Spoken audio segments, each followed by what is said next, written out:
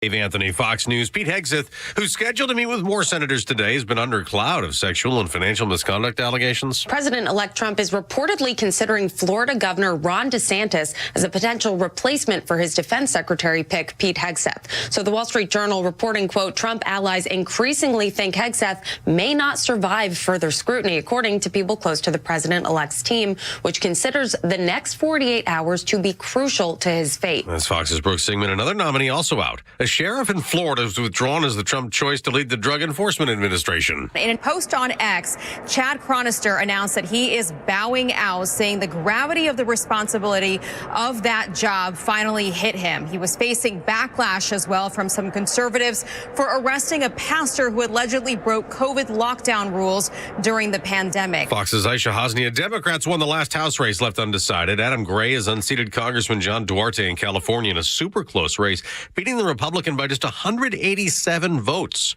The GOP will still have the House majority in the next Congress, but only by a few seats. Political chaos in South Korea. Hours after President Yoon Suk-yeol declared martial law, it was lifted, overruled by angry lawmakers in Parliament. And Fox's Jonathan Savage reports. Now, opposition parties have begun the process of impeaching the country's leader. President Yoon deployed troops, accusing the opposition of being criminals and anti-state forces. He said he was worried about North Korean communists taking control of South Korea. A Chinese national in the U.S. illegally has been arrested. Shenghua Wen charged with buying guns and ammo and other military supplies and shipping them to North Korea. Missouri killed a killer last night, executing Christopher Collings for the rape and murder of a 9-year-old girl in 2007. His last words in a statement before a lethal injection, "I'm sorry, I'll see you in heaven one day." America's listening to Fox News. An official message from Medicare. Medicare plans change from one year to the next. And this year, it's important for you to review your current coverage and compare all your options during Medicare open enrollment. Compare health plans, drug coverage, and costs. See if you can save some money, and don't forget to make sure your drugs are covered. Open enrollment ends December 7th. Visit Medicare.gov or call 1-800-MEDICARE. Paid for by the U.S. Department of Health and Human Services. When they say free, they mean check the fine print. Big wireless carriers offer free iPhones, but only if you trade in a $1,000 phone, pay $100 a month for service, and a hefty activation fee. That's a lot for free. Pure Talk has a better option. Get a new iPhone 14 with unlimited talk, text, 15 gigs of data, and hotspot, all for $50 a month. Dial pound 250 and say keyword Pure Talk to save an additional 50% off your first month. The Morning Extra, only on Extra 106.3. Morning, y'all. You're waking up on a cold Wednesday. I'm just impressed you're here. Buddy, I can tell you, when I was walking from my car into this building, I zipped my jacket up all the way as high as it would go, and I pulled it up so it would be up just under my nose. I look like a cartoon character. Not gonna lie, I did zip mine up. Dude, It is freaking when I knew it was cold when Rhino was like, I'm gonna break out my heavy coat. Yeah. When Rhino says it, I was like, oh my God. Yeah, I was I wore my little rug sweater today, and I was like, all right, it's a little cold. I might have to start looking. Everybody be ready if you haven't gone outside yet. Go crank your car. I made it a point yesterday afternoon. I was basically sitting on E. I was like, I can get gas in the morning. I was like, no, I'm not going to. Yeah. I'm going to go get it right now because I don't want to be outside. Did the exact same. It's funny you say that. And that was my line of thinking. I'm getting all 400, and I'm at quarter of a tank, just a little below quarter of a tank. And I knew I probably had enough to, to get to working back, but I was like, I don't care. I'm just going to do it. I'm just going to fill up now. That way I don't have to fool with it, because if I get on the interstate tomorrow morning that's not thinking, and then I'm going to be freezing to death, no freaking thank you. You'd be like a statue outside of Truist Park. Be like, there's Bobby. Yeah. Who's this guy from Dalton? He looks just like a Iceman over there. He's got his Tim Walsh flannel on. That's right. He's over there. He's over there running pick six plays at the ballpark. This is how I know you know football. Yeah. Yes, that's you got right. the flannel going. Yeah, and I know how to run a pick six. I'm telling you. And I would do it right over there at Truist Park. You run a mean pick six. At Truist Park. Yeah. Yes, I do. Yeah. You ran a pick six for a home run last week. That's exactly right. It's just keep it because there's so many there. God, I'm glad that guy's not going to be our vice president. Dear Lord, that would have been god awful. That would have been worse. Like Biden's bad, but Kamala and Walz would be even worse. Yeah, if you can be worse, but just awful. There's just nothing worse. Just imagine this stupid tweets about football. Yeah. Here at the national championship, looking forward to the face-off. Yeah, exactly. Just dumb stuff all the time. Just trying to fit in, trying to find his place just because he has no idea what he's talking about. Good Lord. I woke up this morning. I went to bed last night and then woke up again this morning with these allegations about Pete Hegseth. And the fact that he, was drunk while he was working, sitting on the curvy couch there at Fox News Channel. And they're unsubstantiated. They're they're anonymous sources. They're reporting this, and you should see, and I'm sure you did, the line of Fox News employees, starting with our friend Joey Jones, and then running through everybody you've ever heard of at Fox News Channel, saying this is all complete bull s. It really is. This is a witch hunt. This is somebody who they don't like because it's an outsider. It's a disruptor. It's someone who actually served this country as a hero, and they treat him this way. But I don't expect anything else from the left or anything else from the leftist media at this point. I expect them to break down everybody that Trump puts up. That's what they want to do, and they haven't been quiet about it. They've been upfront about it every single time. The fact of the matter is this.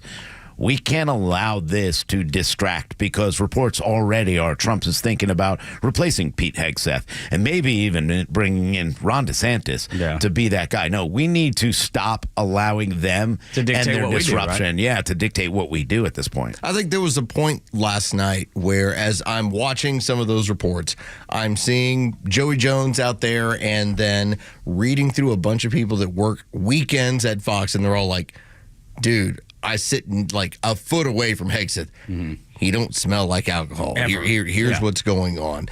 I listened to the Rogan podcast from last night when it was Mike Benz, and a guy who had worked in the Trump administration and was on the forefront of building some of the stuff that was going on from 2016 to 2020 when it came to intelligence work. And this is an op from the intelligence community. That's all this is. Yes, all right. But that's why I'm weirded out or surprised that Trump's even flinching on this. Because he knows. He's been chased down this exact same way. He knows what this is. Everybody knows what this is at this point. Yeah, I that's why I'm hoping that the reports of him thinking about replacing him are just kind of rumors at this point. I would hope he wouldn't back down for this. Yeah, absolutely. You've seen this. And now you have Joe Biden, who's also telling you that the justice system is weaponized against political people, no matter which side you want to play with. But if you want to play with their words, that's fine. Stop it. Don't allow them to continue this. The only way to stop them from these ridiculous diatribes is to ignore it at this point. If he fails confirmation through the Senate, so be it. But put him up and allow the process to take place. Do not bow the knee to the Democrats who are just making noise and making up lies like they've done for the past 4 years. The intelligence community works both ends. So what they do is they float the story that gets you all worked up. Then they also float the story of, well, Donald Trump's looking to do this. Mm-hmm. So now they've got both ends covered, and it basically puts you in this place where you feel like, hey, I'm boxed in. Here's what I have to do. This is what we do around the world. And now we're doing it at home. We've been doing it at home for the better part of the last 5-6 years. So it's no surprise that anyone who might be looking to make a change to the intelligence community, to the DOD, or anything along those lines, they're going to catch this sort of discussion. Yeah, but I want Trump to stand firm through this. So, and you're probably right. The whole DeSantis thing is probably nonsense as well, but I want to see Trump get out in front of this and just say, hey man, this is our guy. We're not, all this is crap. We know it's crap. Yeah, I would hope he would, and I think he will. I think he is not afraid of a fight. He's been in every single fight, and he's been fighting for 5-6 years already. Or, well, let's go back to 10 years. He's been fighting over 10 years, this establishment. So continue the fight. And you need to sit down with Pete Hegseth, too, and you need to say, hey, stay the lane. Stay where you need to be. You are qualified for this job. You're a hero to a lot of people in this country.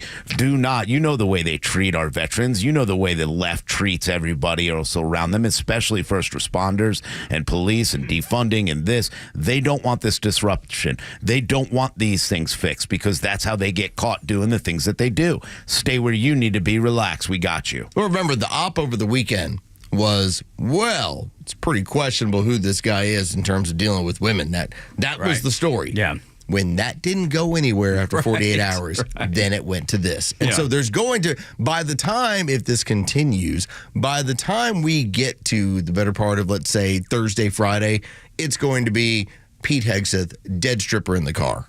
All right, like that's where this is all going, where it's going to be ramped up because this person represents a change within the community and tearing it down. But I don't see conservatives very concerned about it. At least if you look on social media, if you follow some of the news coverage, most people aren't flinching with it. So I guess I go back to my statement. I'm hoping that Trump is not flinching either, and I don't feel like he is, and I'm hoping that everything stays the course because he is the guy we need. Yeah, it's no wonder that a lot of conservatives and Republicans aren't, really falling into this trap anymore because they've seen it. They've heard this. They've done this. They've seen the attacks, not only on, their colleagues, but some of them on themselves. And they see how ridiculous and the lies that they are and the distractions that the left is doing. The left is doing one thing and one thing only, stopping progress and stopping us from making this America First agenda. They don't want an American First agenda. They want a communist socialist society, so they will do whatever they can to try to usher that back in. Well, the intelligence community, how this works, and just to let everybody know that here's how the game goes. If they have something on you, then they're interested in confirmation. If they don't have anything on you, they're not interested in confirmation because at that point they're going, man, what if this guy really actually goes at us and starts stripping away our funding? We spend billions of dollars in pet projects.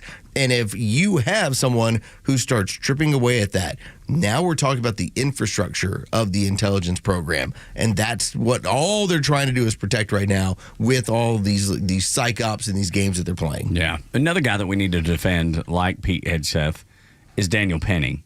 This dude deserves an absolute medal, and I know that's not an original idea. I've seen it blow up on social media. He doesn't deserve to be prosecuted. He deserves a medal. He deserves to be applauded for what he did on the subway that day, and the fact that this man was threatening, the man that he put a chokehold on was threatening people and said, I don't care. I'm willing to die. I'm willing to kill y'all.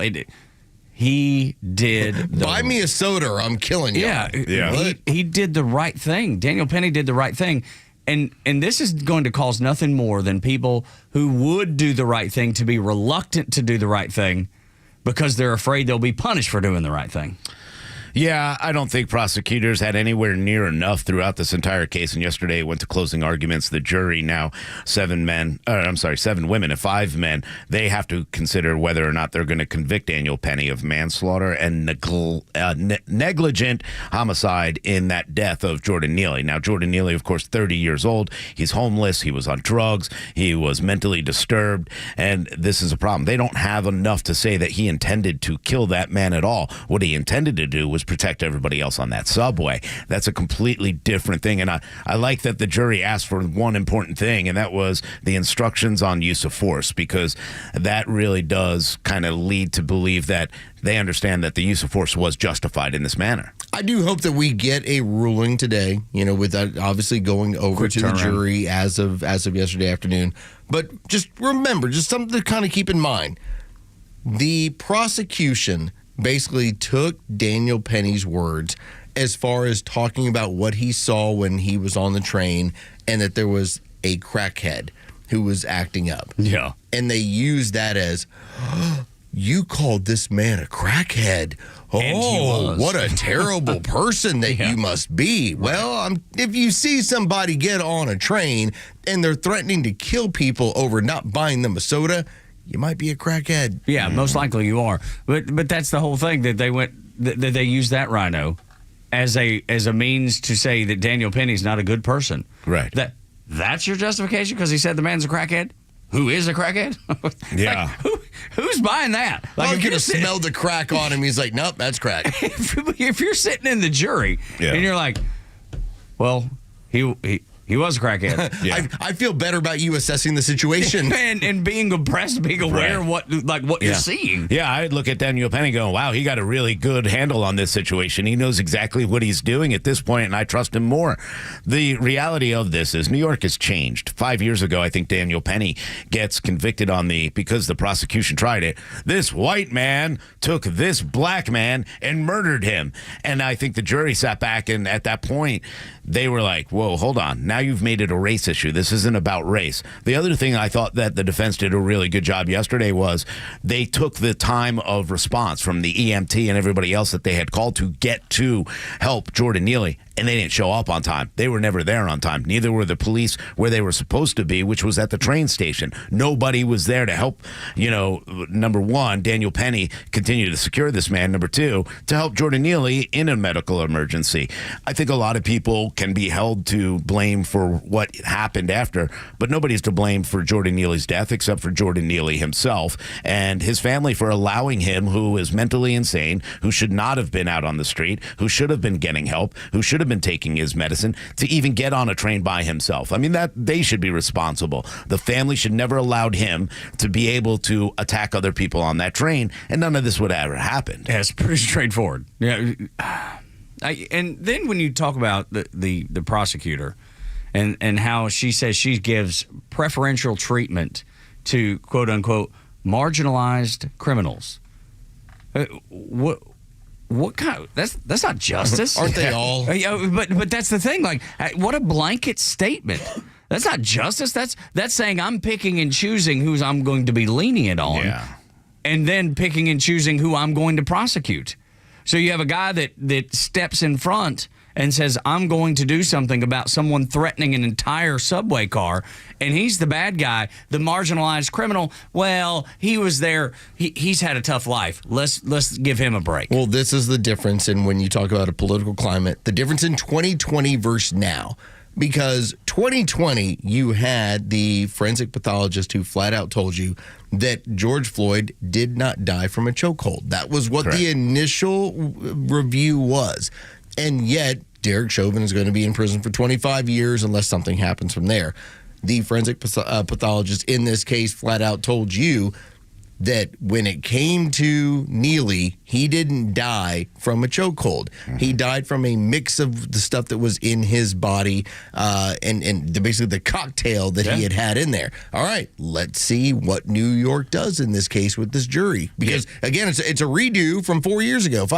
It really is. And it's the same exact thing. Distract from what this person was and who he was and try to play on the heartstrings and play on the emotions. When the district attorney yesterday, and her name, I think it was Daphne. Hang on, I got it in front of me. Yeah, she in her opening statements, she tried to make it emotional about Jordan Neely and said he took his last breaths on a dirty floor of a train. Daphne Gorin. Yes, thank you, Daphne Gorin. Homeless people tend to do this stuff. Yeah, and like that was a big deal for him. This guy ate pizza off a floor. Like he's worried about laying on the ground. Like they're trying to play this game. Like this man was a upright, stand-up citizen that he was just coming from work, going to his family. That's not who this man was. So stop playing games. It's not that, look, he doesn't deserve to die. No, nobody deserves to die. But there was no way whatsoever that Daniel Penny was trying to kill this man. He was trying to save everybody else from this man killing or hurting someone else. Sometimes violent, homeless people, they die. That's 100% correct. All right. Now, whether they do it to themselves with drugs and alcohol, or they get themselves in a situation where they attack someone and someone's not afraid to defend. And sometimes there's a Marine that helps facilitate this, that helps out in the matter of making sure that, you know what, this is the problem that you got going on. The Marine's going to subdue you, and you happen to die this way. Now, I know it sounds a little bit cold and heartless, but you know what? We're in the truth-telling business at this point. And sometimes a violent homeless person passes on. Yeah. And that's it. That's all. So let's see if the jury will now look at it the same way. I hope so. But the witnesses, The witnesses. The witnesses, when they were asked by the police on camera, we've seen all the videos, they were like, dude, we're glad he did what he did. Yeah. We were scared of this man. Yeah. This dude was threatening everybody. And they all were thankful for Daniel Penny. Every one of the witnesses. I didn't see one witness that the police interviewed on camera that said anything other than that. He was asking for someone to get help. He wasn't saying, I'm going to kill you, I'm going to kill you, I'm going to kill you. That would be a different story. He was asking those witnesses, hey, get some help too, get some help. They wanted to help this man get off that train. That's all. Next, the Talkmaster Neil Bortz joins us. The only place you hear him is Extra 106.3. We'll be right back with old Bortzy.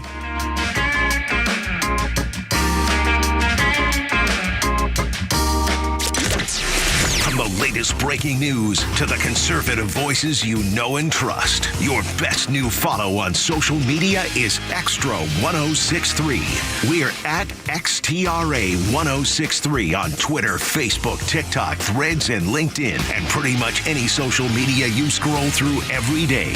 And we drop exclusive giveaways, new daily content, and the latest breaking news from Georgia and across this great nation. Interact with your favorite Extra personalities. Get the latest on our live events and so much more. Follow at Extra 106.3 across all your social media and keep up with Atlanta's only conservative voice. When I walked from the car into the building here at Extra 106.3, I mentioned it just moments ago with Rhino and Los that it was 25 degrees outside. I just happened to look at the thermometer. It's 24 degrees outside now. Good Lord. We're trending in the wrong direction. And if you don't have a HVAC system in your home that is up to the task of keeping you warm when it's 24 degrees outside, call Central Heating and Air Conditioning. If you're feeling the cold in the house, don't let it get you down. Stay warm with Central Heating and Air Conditioning and Carrier products, the best in the business. Working with the best in the business. They're designed, those Carrier systems, to keep you comfortable even on the coldest days. Right now, you can save $2,000 on a new Carrier system. That's right, $2,000 off to stay warm all winter long. And we're not even to winter. Winter doesn't start till like the 20th or the 21st. Carrier systems come with excellent warranties for added peace of mind, too. At Central Heating and Air Conditioning, they pride themselves on better service through knowledge. Turn to your Atlanta Carrier experts today. Central Heating and Air Conditioning, 770-GET-HEAT, centralheat.com. Are you tired of dealing with drafty, inefficient windows? Do you have certain rooms in the house that you can't keep cool in the summer or warm in the winter? Hi, I'm Dan Watkins with All Four Seasons Garage Entry Doors and Windows. It's time to upgrade these old windows. Replace them with double-pane, beautiful, energy-efficient windows. Your new windows will help you regulate a perfect temperature throughout your house. Start saving big money on your energy bills and improve the curb appeal of your home. Give us a call today at 770-517-7078. I've been with EMC Security for over 10 years, and their service and support are always fantastic. There's nothing better than a business that understands that great service earns loyalty, unlike companies that rely on contracts. Plus, their prices are unbeatable, and they're always focused on solving any issues quickly. It's time to experience long-term satisfaction and true customer care. EMC Security, exceeding customer expectations since 1998. Visit emcsecurity.com for a free quote. Hey homeowners, Tug here with some exciting news. Southern Exteriors is your one-stop solution for top-notch exterior services, from roofing to siding, windows, gutters, and more. No more waiting. They can start on your project immediately. And with an in-house warranty division, Southern Exteriors stands by their work for years to come. From leaky roofs to faded siding, trust Southern Exteriors for a quick and lasting transformation. Don't wait. Transform your home today. Call 877-9-SOUTHERN or visit southernexteriors.co now. Southern Exteriors, quality and precision you can rely on for over 20 years. Convenience is defined as the state of being able to proceed with something with little effort or difficulty. Well, at RBM of Atlanta, we embody this philosophy. Meet our Mercedes-Benz pickup and delivery service. It gives you back time and money. Does your Mercedes-Benz need service? If so, we'll pick up your vehicle that's requiring service from your home or office and bring it back to our dealership for the required service. With over 100 appointments available every week weekday. Over 50 appointments on Saturdays and more than 200 courtesy vehicles in our fleet. We're here to serve. We'll work around your schedule. We're here to save you time, energy, and money. RBM of Atlanta is a J.D. Power 2023 Diamond Dealer of Excellence for the customer sales experience and Georgia's only 9-time Mercedes-Benz Best of the Best winner. We're proud to be Atlanta's Mercedes-Benz connection since 1964. Pickup and delivery service restrictions do apply. Ask your service coordinator or service advisor for details. The stories that matter to you. These are your Georgia headlines. Presented by RBM of Atlanta, your Mercedes-Benz connection since 1964. Good morning. Here are your top stories in the state of Georgia for today, Wednesday, December 4th. Conservative nonprofit Judicial Watch benefits from Fulton County Superior Court Judge Robert McBurney's ruling. Judge McBurney has ordered Fulton County DA Fonnie Willis to turn over documents related to her election interference case. These documents include communications sent to Special Counsel Jack Smith and the U.S. House January 6 committee, previously chaired by then Speaker Nancy Pelosi. DA Fonnie Willis has 5 days to comply with the order. Colin Gray, father of the alleged Appalachia High School shooter, seeks dismissal of all 29 counts against him. Gray's attorneys have filed motions to dismiss, arguing that the indictment lacks sufficient detail to proceed to trial. The defense contends that no legal requirement exists for firearms to be locked away, challenging the connection between Gray's actions and charges, such as second-degree murder. A hearing date for the dismissal the request remains pending. And in sports, the Georgia Bulldogs position themselves for a spot in the first ever 12-team college football playoff. After their thrilling 8-overtime win against rival Georgia Tech, the Bulldogs jumped 2 spots to number 5 in the nation. Next up, they face number 2 Texas in the SEC championship game this Saturday at 4 p.m. With your headlines, Scott Rhino, Extra 106.3. Doug Rhino and Los on the Morning Extra and Extra 106.3. Welcome, Neil Bortz. I understand we had a little bit of trouble connecting with you, sir. Well, they had me hooked up to 680 The Fan instead of y'all. Oh, no. You were catching a whole lot of Falcons talk. I wish they would have let you go live on that one. Yeah. What would you have said about Atlanta sports over there on the Fan? A bunch of jock sniffers. Look, this goes back to Roman times. It does. Just Google and study the concept of bread and circuses. The Roman politicians back there said, we're really doing a lousy damn job of running this empire. So we got to distract the people. So we're going to build a coliseum, and we're going to build this big racetrack for chariot races and all of that. And we're going to spend taxpayers' money doing this. And then we'll stage all these extravaganzas, and we'll have lions killing people and people killing lions, and it'll distract the people, and they won't really understand what the hell we're doing to them. And that's what why do you think all these stadiums get built by government and taxpayer funds? Mm-hmm. It's just a you want me to keep going? I love it. A history lesson. We're going to go insert this over at 680, actually. Yeah, it's a continuation of bread and circuses. The politicians absolutely suck at their job, and so they rape the taxpayers with high taxes and build these massive stadiums for for the entertainment. The modern day gladiators, the NFL, the NBA. And every one of these team owners should build their own damn stadium. Amen. And pay property taxes on them. Talkmaster is our guest right here on the Morning Extra, and I will tell you, Neil, I was thinking about it over the weekend. I thought this is going to be my opportunity to hang out with Neil. Texas A&M is going to be Texas. They're going to show up here in Atlanta. They'll play Georgia. And then Aggie did not deliver for me. I've got to ask you about that a little bit here. What do you mean they didn't deliver? They didn't show up. No, they didn't. That's right. Yeah. I went to bed at the halftime. I said, screw this. But remember my favorite book, The Subtle Art of Not Giving an Obama. Yeah. And so, it's entertainment. That's all it is. It's entertainment. And besides, I'm going to be in Hungary when that game takes place on Saturday night. Goodness gracious. You doing that riverboat cruise? Yeah, it's the Christmas market tour of the Danube. Oh, that's cool. Well, that's awesome, Yeah, dude. so go find some old commentaries and run them as evergreens. I'll record a few. Okay, all right. Well, will you be available to call in from the Danube next week? I'll sure try. Yeah. Okay, I mean, I'm just wondering. I'm just trying to plan for next week. That's Bring all. your sat phone. Now, I think that when I first connected this morning, before they switched me over to the jock sniffers, that I heard you talking about your advertisers and your listeners that aren't afraid of being on conservative radio, right? Right. Yes, sir. Yeah, okay. What happened after that? I don't know. But I suffered, well, I didn't suffer. Hell, I had a good career, and I'm still living on other people's money. But I had a real problem with syndication of my show for two reasons.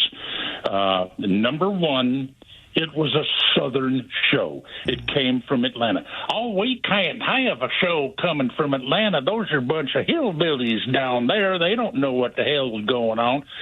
And we actually had radio stations that would not take the Neil Bort show because it came from the South. Well, I hope they're out of business. One was KDKA in Pittsburgh, and they're not out of business. Wow. Too bad. I wish the worst for them. And then the other one, I love Belinda right down to the core of my soul, but she does sound a little bit like she might be from the South. And so that was just more proof that it was a Southern show because you could hear Belinda on the air. But that was part of the charm, no? That's right, I know it. But you know what's funny is when I first came down here, too, and I was working at a sports station, and it was pretty new. At that time, they would say, hey, you need to tone down that New York accent. They don't like you carpetbaggers talking sports. So, it goes both ways, I think. Well, it's disgusting. By the way, you guys need to check out a Facebook page, okay? And I'm going to try to find HAYSIKS or something like that. Yeah, it's something like that. I'll find it and get it to you somehow. It sent me over to Hayes, Kansas. I know. But this is this girl who lives in Appalachia, and she talks like that, and she is absolutely stunning. And you've got to get to that website and see this. This lady. I'm sorry, I yes, can't find it right now. Girlfriend Aaron, he said I have to go look at this site now. All I'm doing is what Neil asked me I was told that Neil wants me to stalk this young lady. Okay, have you guys talked about Emo, Ontario yet? No. Far away. Oh, my goodness. Did they wear eyeliner? Okay. There's only 1,300 people in the town. Oh, is that the Pride, the cancellation? Yes. Okay, yes. Yeah, we did not talk about it, though, so go all out. Oh, you just saved it for me, huh? Yes, sir. That's what we were doing. 1,300 people. And so the edict came down. You will issue a proclamation in your little Canuck town, it's bordering Minnesota, of 1,300 people. You will issue a proclamation honoring Pride Week. And you will fly the gay pride flag in your township. Well, number one, they don't have a freaking flagpole. So they were going to have to go out and buy a flagpole and get an LGBTQ, what the hell, Whiskey Tango Foxtrot, a flag, and we're gonna fly that. And the town said, sorry, we're only 1,300 people. We don't have the budget to put up a flagpole. And by the way, there's we don't know that we have any proud gay people here anyway. Maybe so. They refused. So some Human Rights Council in Canada has fined this town $10,000. My Lord. Well, you know, it's something similar happened. I think it's in New Jersey, where the city council said you couldn't have the American flag anymore, and they, a man came in there with the American flag to protest that, and I think they shut down the whole meeting just because they were like, "You will not have the American flag." That's just as bad. government. Yes, that's the problem right there. I'm a libertarian, but if there was an anarchist party, I tell you what. Every billboard singing anarchy. Oh, dressed in all black, like emo. That's exactly what this is. Yeah, very emo. Emo, Ontario. Just Google it. You'll get. You had the story, but you saved it for me. This is ridiculous. I don't care what you kiss with, and when. But damn it, you don't force other people to celebrate your lifestyle or your sexual preferences. Yeah, the forced acceptance is ridiculous at this point. I mean, it's okay to tolerate, and a lot of us tolerate it, but the forced acceptance is a problem. Oh, I know. Don't get me started. My wife is mad at me. Why is she upset with you, Neil Boards? What did you do? What could you have done? It's this forced acceptance, and she says, you've got to stop talking about that because you sound like a raging bigot. Rice, is it, you know what, I am over the top over this crap about Verizon and pretty much every advertiser on TV insisting that we must, somewhere in the advertisement, show a relationship with a black man and a white woman. Yeah, you've got to do it, and that's more of the George Floyd fallout. And while we're at it, let's sit here and imagine how many lives were saved when he took the eternal celestial dirt nap, because by now certainly he would have managed to kill some people. But I'm just so sick of this moral exhibitionism from, oh, look, we ain't racist. We're anti-racist, and we're going to show everybody this by depicting and making it appear that, the only legitimate couples out there are black men and white women. So that's my story, and I'm sticking to it. So, you also were talking about your safes. Yes, sir. Yeah, I can't even get into mine. I can't either. Well, I couldn't. When we sold our place at St. Regis, I had a very interesting safe there. It looked like a column. Okay. Cool. Yeah. Oh, so it blended in with the rest of the house? That's fancy. Yeah, it just looked like structure. But you go on it and you'd knock a certain code and the door would open. Wow, that's cool. Lee, look at that. That's like MacGyver or was that James Bond. Was that next to the Neil Boort statue of David? Look, I posed for that statue. Did you ask for extra? Put at least one ab in there. So you can help me out a little bit here, Da Vinci, can't you? Exactly. Right this general midsection area. We'd like to make that the size of a third leg. 1 more inch. And then I heard you all talking about hair. We talked about hair. I don't know. Well, I mean, I guess it's always a discussion point on this show. Yes. Maybe at that point somebody had thrown the switch.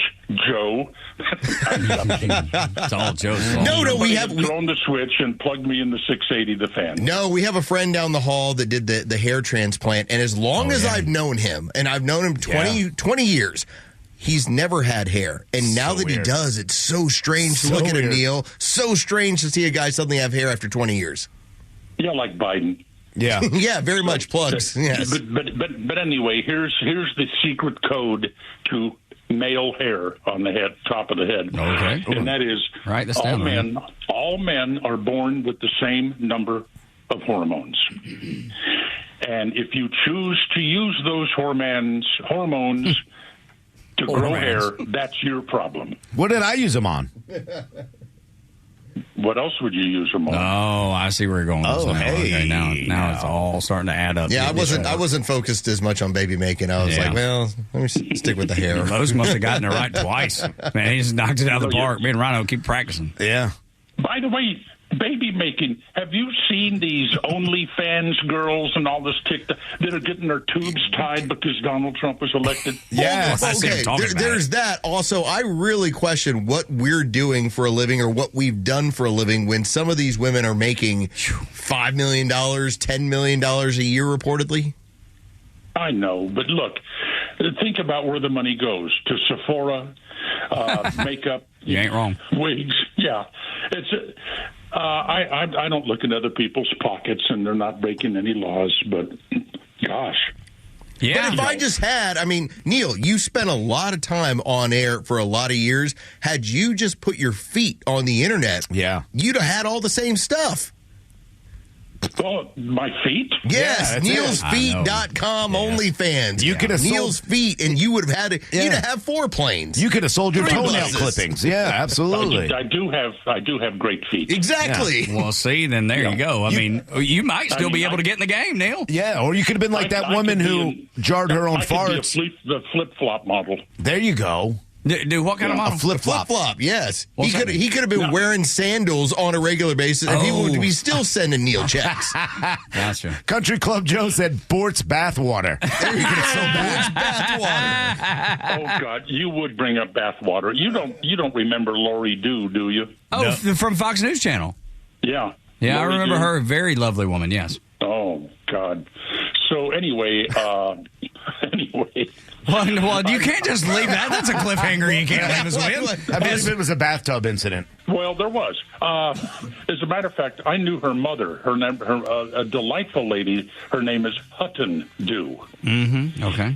And anyway, so one time I happened to mention on the air that I might be coerced into drinking Lori Dew's bathwater. Okay. So damned if Hutton Dew and her daughter Lori Dew don't show up in the studio one time with a mason jar full of Lori's bathwater.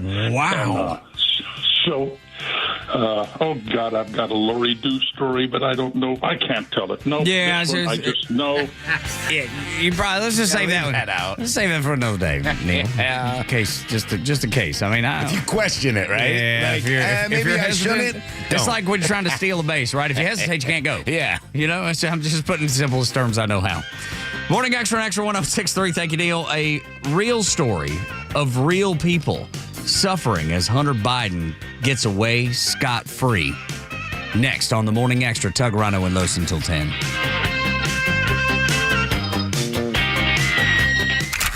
Following this historic election, the news from the left is louder than ever. Toxic personalities don't have political affiliations. Which means you need voices you can trust to make sense of it all. Extra 1063 is dedicated to earning that trust every day with trusted local and national voices, Atlanta radio legends like Neil Bortz and the Kimmer, and the international resources of Fox News.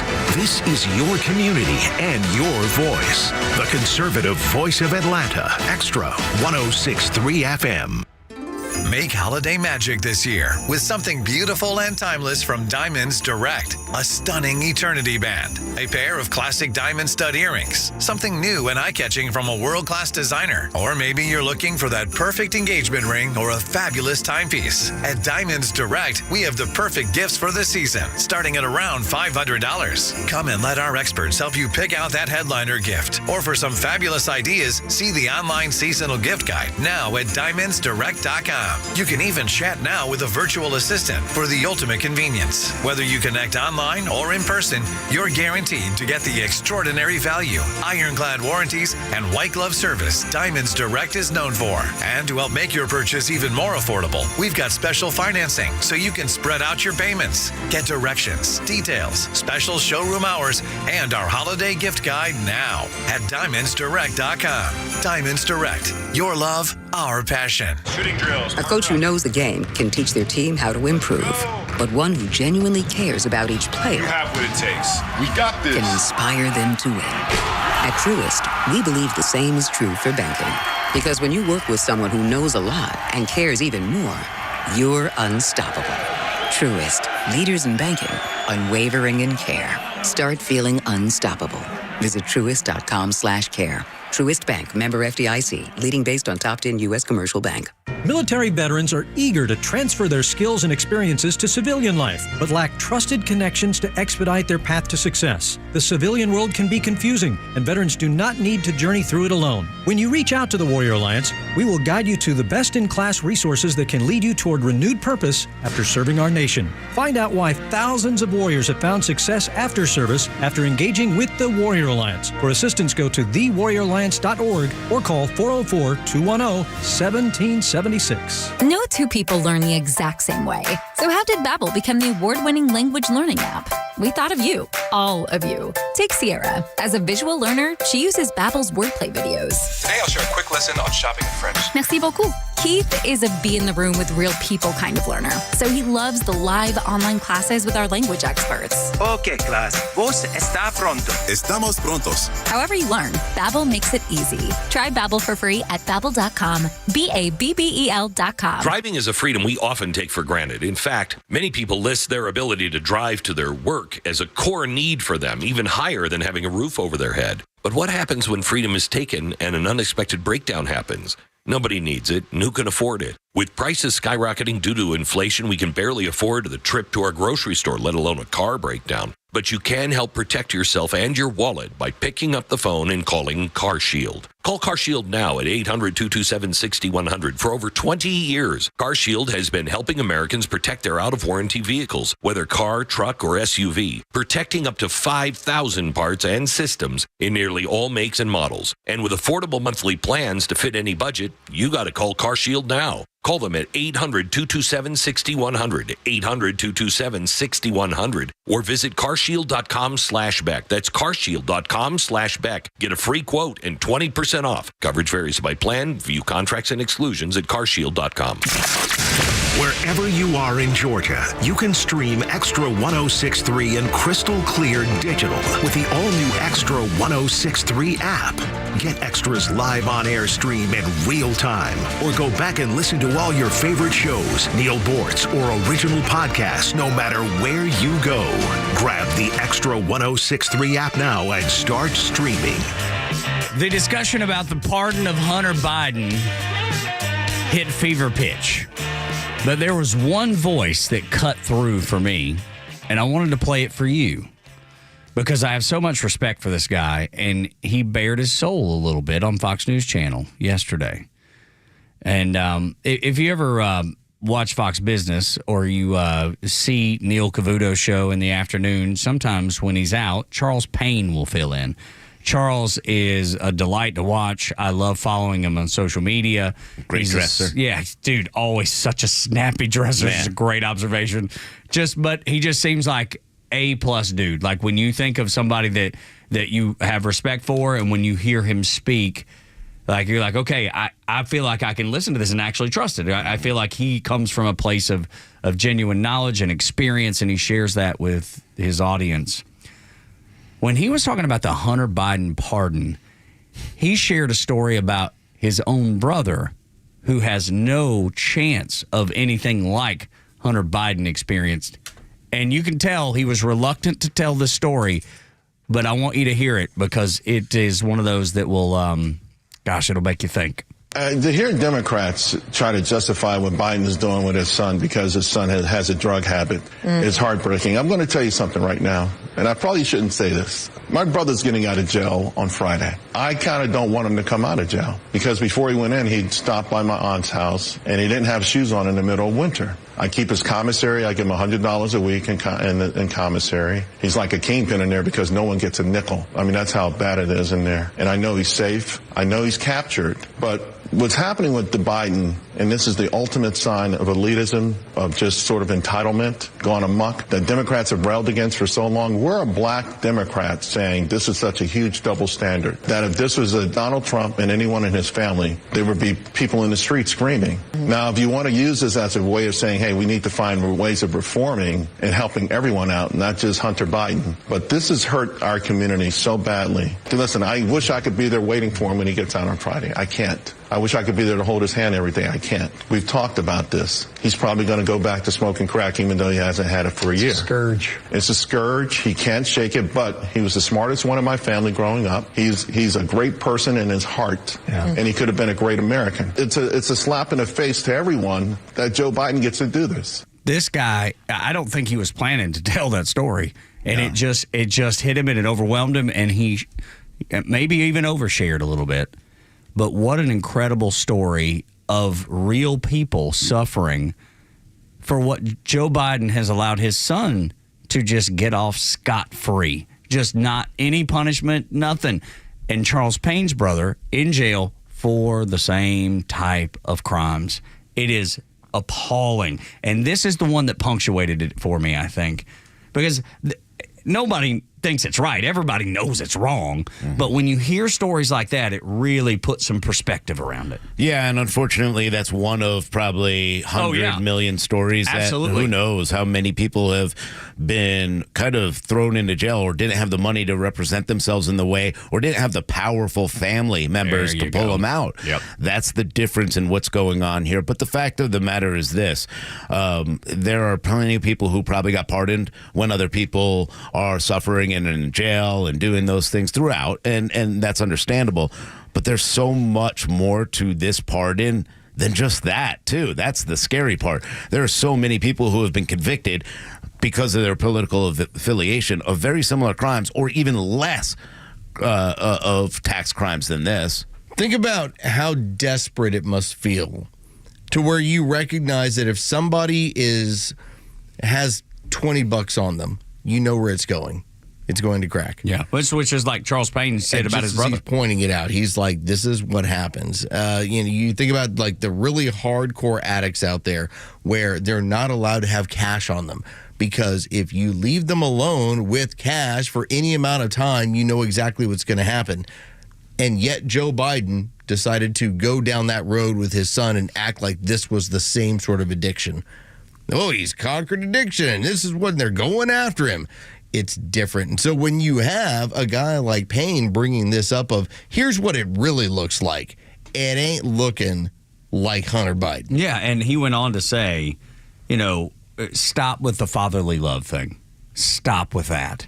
He was like, and I don't know, but maybe there is a lot more to that tax evasion that it would be uncovered if there was a new administration to investigate it. He was like, I expect that that's probably what that is. Yeah. And we all know that. Yeah. I mean, come on. You wouldn't give blanket immunity. Exactly. You'd be like, you have immunity for this charge and this charge. Exactly. Right. For 11 years, blanket immunity.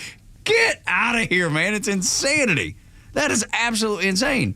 And to see Charles Payne to bare his soul a little like that, I think that moves the needle because I think that connects with real people. Joe Biden, Hunter Biden, they don't connect with real people because they don't live in the real world.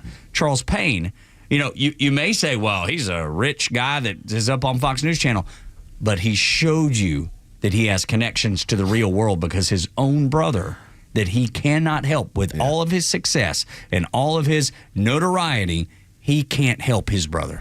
To hear him bring up, he's getting out, and we know what's going to happen. Dude, absolutely. How desperate is that? And how hard was it for him to say that on national television? I don't think I could about my brother. Or, at that point, I'd be like, hey, this is a family issue. I'd keep it inside probably. So, yeah, very strong and very hard for him to probably talk about. And now, of course, he's a bad guy because, well, he's on Fox News. He's conservative. Yeah, right, of course, yes. It doesn't matter. The color of his skin doesn't matter at this point. This is a human. This is an American. And this is what many Americans, it doesn't matter what color they are. It doesn't matter what they're going through. A lot of us have dealt with people in our lives that have dealt with these kind of problems, crack addictions and all this. Loving family members stick by their child. I don't believe the father is, the whole father, this is a father's love, blah, blah, blah. That's what Charles said. said. If there was a father's love, you wouldn't take a picture in front of your dying son's bed as a senator and use it as a photo op. Your child would not be, all your children at this point would not be where they are today. Drug addicts, human traffickers, sex addicts. One of them wouldn't be writing in her diary that you showered with her. So that kind of nullifies the whole Father of the Year award that they continue to give him to me because I think there's a lot more to him as a father than someone else. And it's got to stop because you can't sit here and do what Joe Biden did, which was say the entire system is weaponized against my son, but not weaponized against a guy who actually didn't do anything but pay taxes on a hush money payment that they labeled as a legal fee because he paid a lawyer, and we just don't like that label. So we're going to give him 34 convictions for the same thing, writing attorney fees. You can't play this game. Do you guys remember Josh Hamilton? Yeah, the baseball player. Yes, Josh Hamilton, who was the number one overall pick in I think it was like the 2000-2001 draft, and got hardcore into drugs. And he was a guy that they wouldn't allow to hold on to cash. He wasn't allowed to go to the gas station without a card and basically was not allowed to just have like loose change on him. When he finally kind of hit his moment, which was he went to go have dinner with a teammate, After it was over with, the guy was Ian Kinsler, was like, "Are you good? You getting in the car?" He's like, "Yeah, I'm getting in the car." He got in the car. When Kinsler drove away, he jumped out of the car and he ran across the highway to go to the bar. Yeah. And then proceeded, you can still find the pictures online of him laying on the bar top and then goofing around with two women. They're spraying whipped cream all over his chest and all sorts of stuff. Okay, imagine if that is the way you feel, where I can't even keep an eye on my kid because I know what's going to happen. And that was the way that you had Joe Biden try to make his son out to be. Yeah. Yeah. Or like, he can't be trusted. Here's the problem. Here's the reason why I am making sure to issue him this 11-year pardon. Yeah. Because of his drug problems. But yet you let him handle millions and millions of dollars worth of transactions. You made him the bag man for your entire criminal syndicate. And probably because he felt like he was dirty enough to do it. Sure. Well, also he knows, wait a second, if I make this guy the bag man, we could keep other people out of the limelight because, well, it's my son. I could protect my son. And again, there's no doubt in any of our minds. We talked about it before everybody else. When we said this is the golden parachute, Joe Biden will not walk away until he gets a pardon deal for his son and is able to do it. And that was the workaround. And they made it happen. Everything is kind of transparent. All at the same time, they're trying to hide it. Fonnie Willis cannot hide what is coming for her, however. And that'll be the discussion after the Fox News update here on the Morning Extra. Tug, Rhino, and Los until 10. After that, Beck, Clay, and Buck, noon to 3. And then 3 until 6, the local afternoon show with the Kimmer. Pete and Flounder, the Kimmer Show. Only on Extra 106.3.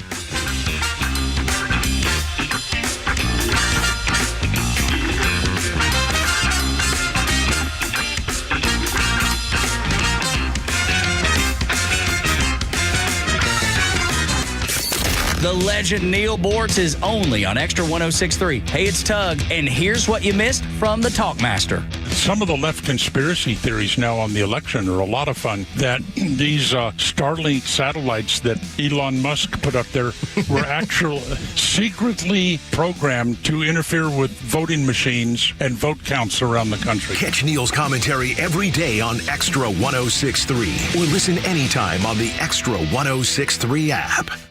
Atlanta Braves single game tickets for the 2025 season are now on sale. Get your tickets for some exciting matchups next season, like when the Phillies come to Truist Park during the opening homestand in April, followed by the Dodgers and Padres in May, the New York Yankees in July, and many more. He lashes one into left field. That'll drive in 2 runs, 3-0 Braves. And fans can also look forward to some fan favorite specialty ticket packages next season, including the brand new Hello Kitty ticket package in April, where fans will receive a Hello Kitty figure with a light-up bow, the Star Wars package that includes a Braves astromech figure, and the Military Appreciation package, which includes an Army Green t-shirt. Plus, you can go ahead and reserve your spot to play catch on the field for Father's Day. But hurry, it sells out fast. So give the gift of Braves baseball this holiday season, and don't miss out on a home schedule packed with star power. Visit Braves.com/packages to learn more and purchase today. Atlanta Braves baseball. We are Braves country. Hey there, I'm Tara, owner and publisher of Our Town Monthly, Cobb's premier lifestyle magazine, where you'll find familiar faces, local voices, and community businesses like Vera Whole Health. Hi, I'm Reggie. We at Vera Whole Health aren't your average primary care provider. We offer behavioral health clinicians, health coaches, nurses, and registered dietitians. Our staff coordinates each patient's individualized needs through a highly care team of providers. Also, we are so thrilled to offer services to Blue Cross and Blue Shield members in Georgia and are now accepting new patients. As a matter of fact, you can even get same-day or next-day appointments as well as virtual care options for easy convenience. We'd love to meet you. Reach out to heyvera.health/anthem or just call 404-850-0045 to schedule today. Thanks, Reggie. easy, all-in-one care, all in one place. Sounds great to me. We love our advertising partners, and remember, our town is your town at Our Town Monthly. You know the old expression, I love it when a plan comes together? Well, with our First Liberty Notes, this has been so true. Hello, I'm Brant Frost, founder of First Liberty Building and Loan. You hear about our family's company all the time right here on the station. For over 30 years, we've been the local lender who said yes when the big banks say no. A couple of months ago, we opened up our First Liberty Notes program to Main Street investors just like you, and the response has been just incredible. Folks from airline pilots to physicians to even pastors are now earning 8 to 13% interest rates while helping to fuel the growth of local small businesses. If you're a qualified investor with a minimum of $25,000, you too could be earning 8 to 13% interest. We'd love to have you join our First Liberty family today. Go to firstlibertyga.com and see if our First Liberty Notes are right for you. Go to firstlibertyga.com. That's firstlibertyga.com. First Liberty Notes are not obligations of or guaranteed by any financial institution and are not secured by any collateral. They are not FDIC insured or guaranteed by any government agency. You could lose money. SEC accredited investor status must be verified. Securities not offered in any jurisdiction in which it is unlawful. If you notice any cracks in your foundation, they are not going to go away. They need to be addressed as soon as possible to reduce additional costs that come with repair. Ramjack is the best company in the industry for repairing your foundation. We have the highest quality products in the nation. So, if you are experiencing foundation problems, please contact us at ramjack.com/Atlanta or call us at 770-502-8881. That's 770-502-8881. WFOM and W292EV Marietta, a Dickey Broadcasting Station. This hour is presented by Van Sant Law, vansantlaw.com. Another Trump nominee is out and yet another may follow. I'm Dave Anthony, Fox News. The president-elect's pick to take over the Pentagon may not make it to the cabinet, like Matt Gaetz, who was replaced by Pam Bondi as Attorney General nominee. Fox's Peter Ducey reports. Pete Hegseth is still President-elect Trump's pick to be the defense secretary, but because Republican senators remain unconvinced about explanations they have heard or have not heard yet about these unconfirmed reports of bad behavior in Pete Hegseth's past, Trump is now considering Ron DeSantis, according to the Wall Street Journal. That's DeSantis, of course, is Florida's governor. A Florida sheriff, meanwhile, is backed out as the Trump pick to lead the Drug Enforcement Administration. Chad Chronister faced a conservative pushback over his arrest of a pastor during the pandemic for holding church services violating COVID restrictions. The Supreme Court this morning will take up a big transgender rights case, considering a challenge to Tennessee's ban on puberty blockers and other gender-affirming treatments for kids. We're looking for the court to hopefully affirm the right of states to be able to regulate these types of medical procedures, especially on children. We know the science is unsettled. There are potentially long-term harmful side effects of these surgeries and use of these medications. Tennessee Republican State Senator Jack Johnson. Critics argue those kinds of state bans are transgender discrimination. The last uncalled House race has been called, and it's a win for Democrats. Adam Gray has unseated Congressman John Duarte in California by just 187 votes, but Republicans will still hold a very slim House majority in the next Congress. Political drama in South Korea, where the president may be impeached. The shock decision by President Yoon Suk-yeol to declare martial law has ended up with President Yoon himself on the brink.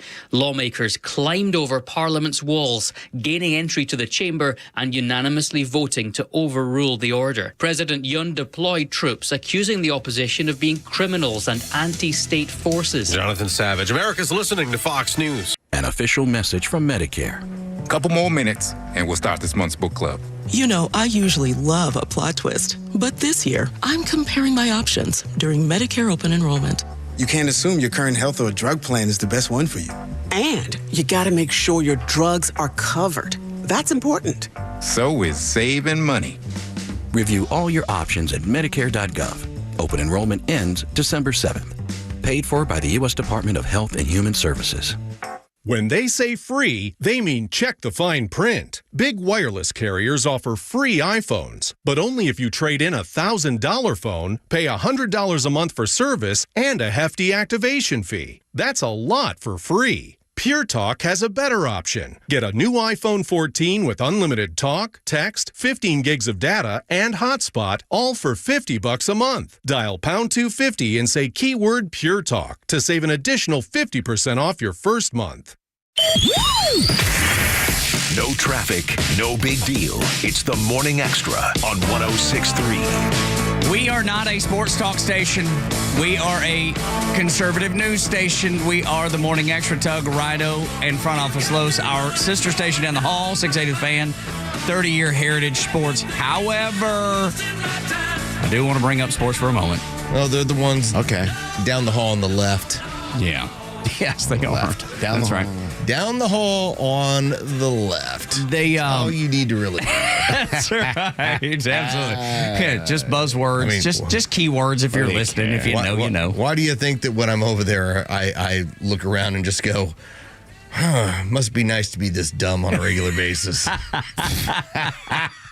And all of us have done that, so we're allowed to say that, right? That's right. I mean, if you're able to wonder to yourself, like, how can you be this passionate about college football? And again, Stephanie, our listener, I get it. College football rankings are important. I love it, dude. But if you were this concerned about, I don't know where your tax dollars were going, as you are about your college football playoff rankings, maybe we would have a stronger country. Absolutely, 100%. So down the hall on the left is down the hall on the left. Yes, that's right. And we tend to trend right here, trend in the correct direction. But. Except for Buck Ballou.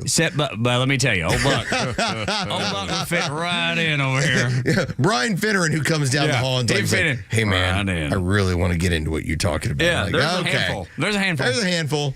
But so the college football ranking did come out, and I was looking at it, just trying to figure it out because I don't understand it, y'all. I still do not understand it. Can I help you this? Because I've been doing this with my wife on a regular basis. Yes, absolutely. Yeah, so please help because I don't get it either. It's like, hey, I like this team a little bit better. Well, I don't think I don't think you're ever going to figure out the methodology of putting in, and it's just whatever they want to do is what they want to do, and that's what they're going to do.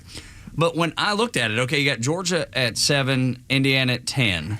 So Georgia this weekend will play Texas in the SEC championship, and then they'll move on and win or lose and play Indiana.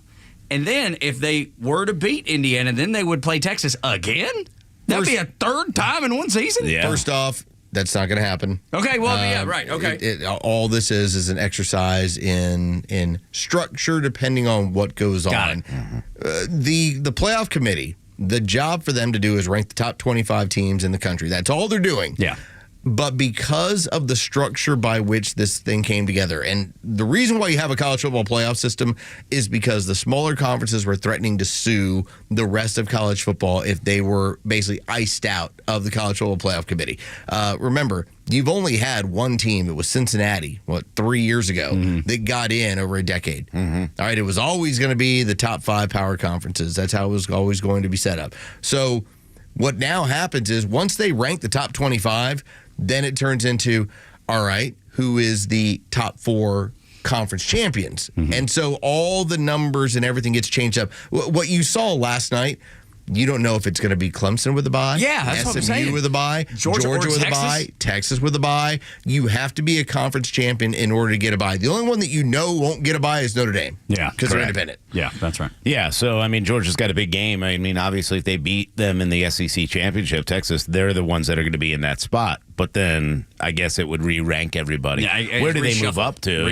Yeah. So anyway, I saw a lot of people complaining online about not knowing why they choose, how they choose. It's kind of like Fonnie Willis a little bit. I don't know how she chose to go down the path of pursuing. Well, if it, right. Stephanie, our great listener, Stephanie, up and coming. She's got something here for us. By the way, I just wanted to point out, I was just pointing out, Stephanie, that some people are really worked up about college football playoff rankings. She called you out? Is that what she's doing? I was not pointing you out specifically. I was just saying. You did mention her specifically. That down the hall on the left, because Stephanie is a big consumer when it comes to the Fan, that sometimes, because that's going to be like for 4 hours today, it's like the college football playoff rankings. Nothing more. If you were more concerned about, I don't know, who's on your, sits on the board of your school district, maybe your kids would be a little bit smarter. Down the hall on the left is a little bit different. Let's rank things in order of importance. But I'm glad she was into it. So go dogs, Stephanie. I love it. That's right. That's so funny. No, that's right. But back to Fonnie Willis, because you're right. I set that up saying I don't know why. Right? Yeah. So, however, I completely know why. But the thing is, Rhino, when it comes to her, dude, she's got some splaining to do. Boy, does she. She is probably shaking at this point because she's so upset that they've...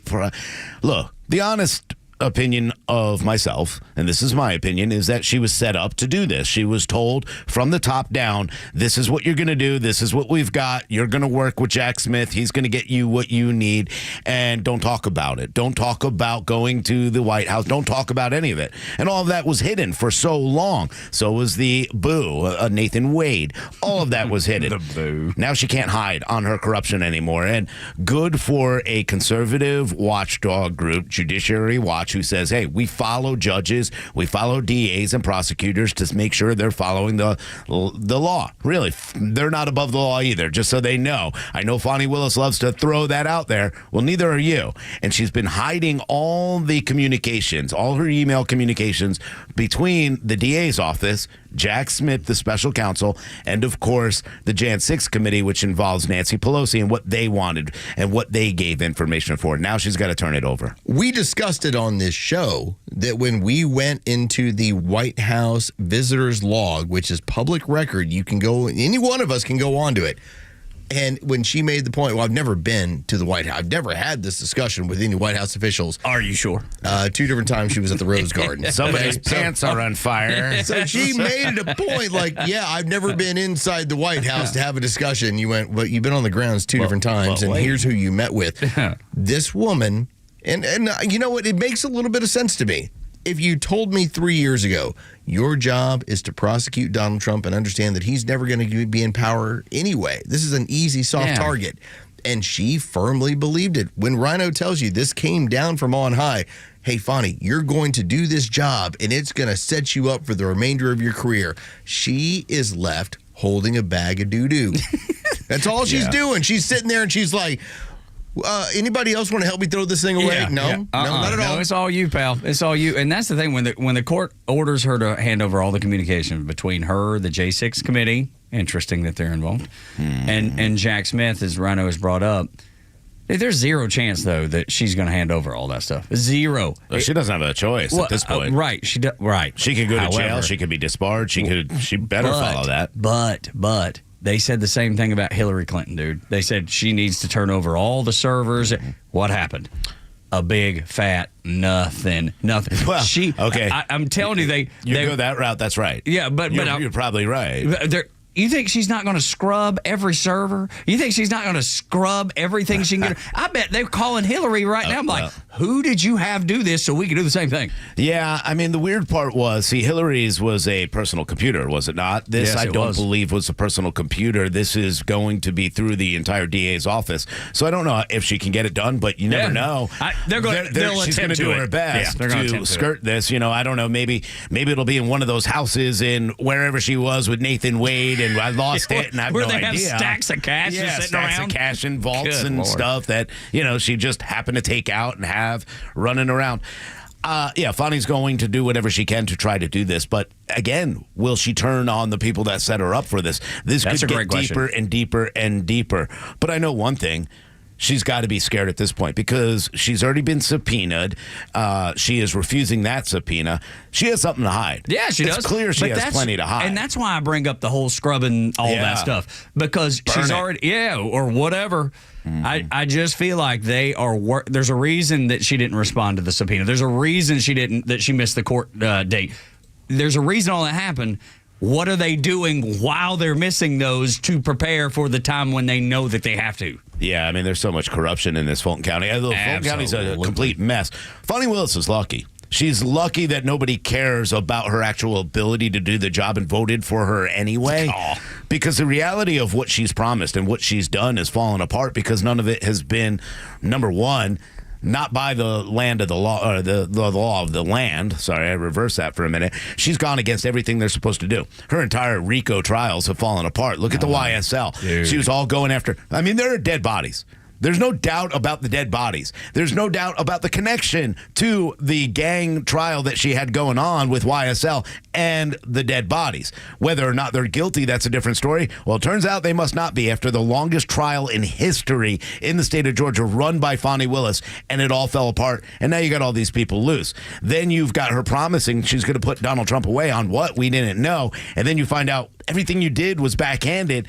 She's lucky to be in this position in the first place. Imagine the pressure that comes from the cult when the D.C. case falls away, when everything in New York falls apart, when everything in Florida when it comes to securing documents falls apart.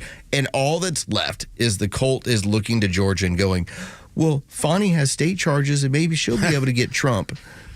All right. You see where this is going. She's the last hope, and you recognize how weak it is. And when you have Congress now being the ones that are like, hey, Fani, why don't you give us this information we're looking into? I'm telling you, she's the last one at the party, man. No, of course. But don't you agree that they're hiring Hillary's folks or somebody like that to try to cover, burn, disguise, get rid of? Trying. Yeah. They're going to try. Or I also think she's doing this. Hey, Boo, Nathan, what's up? Remember the cabin that we disappeared to?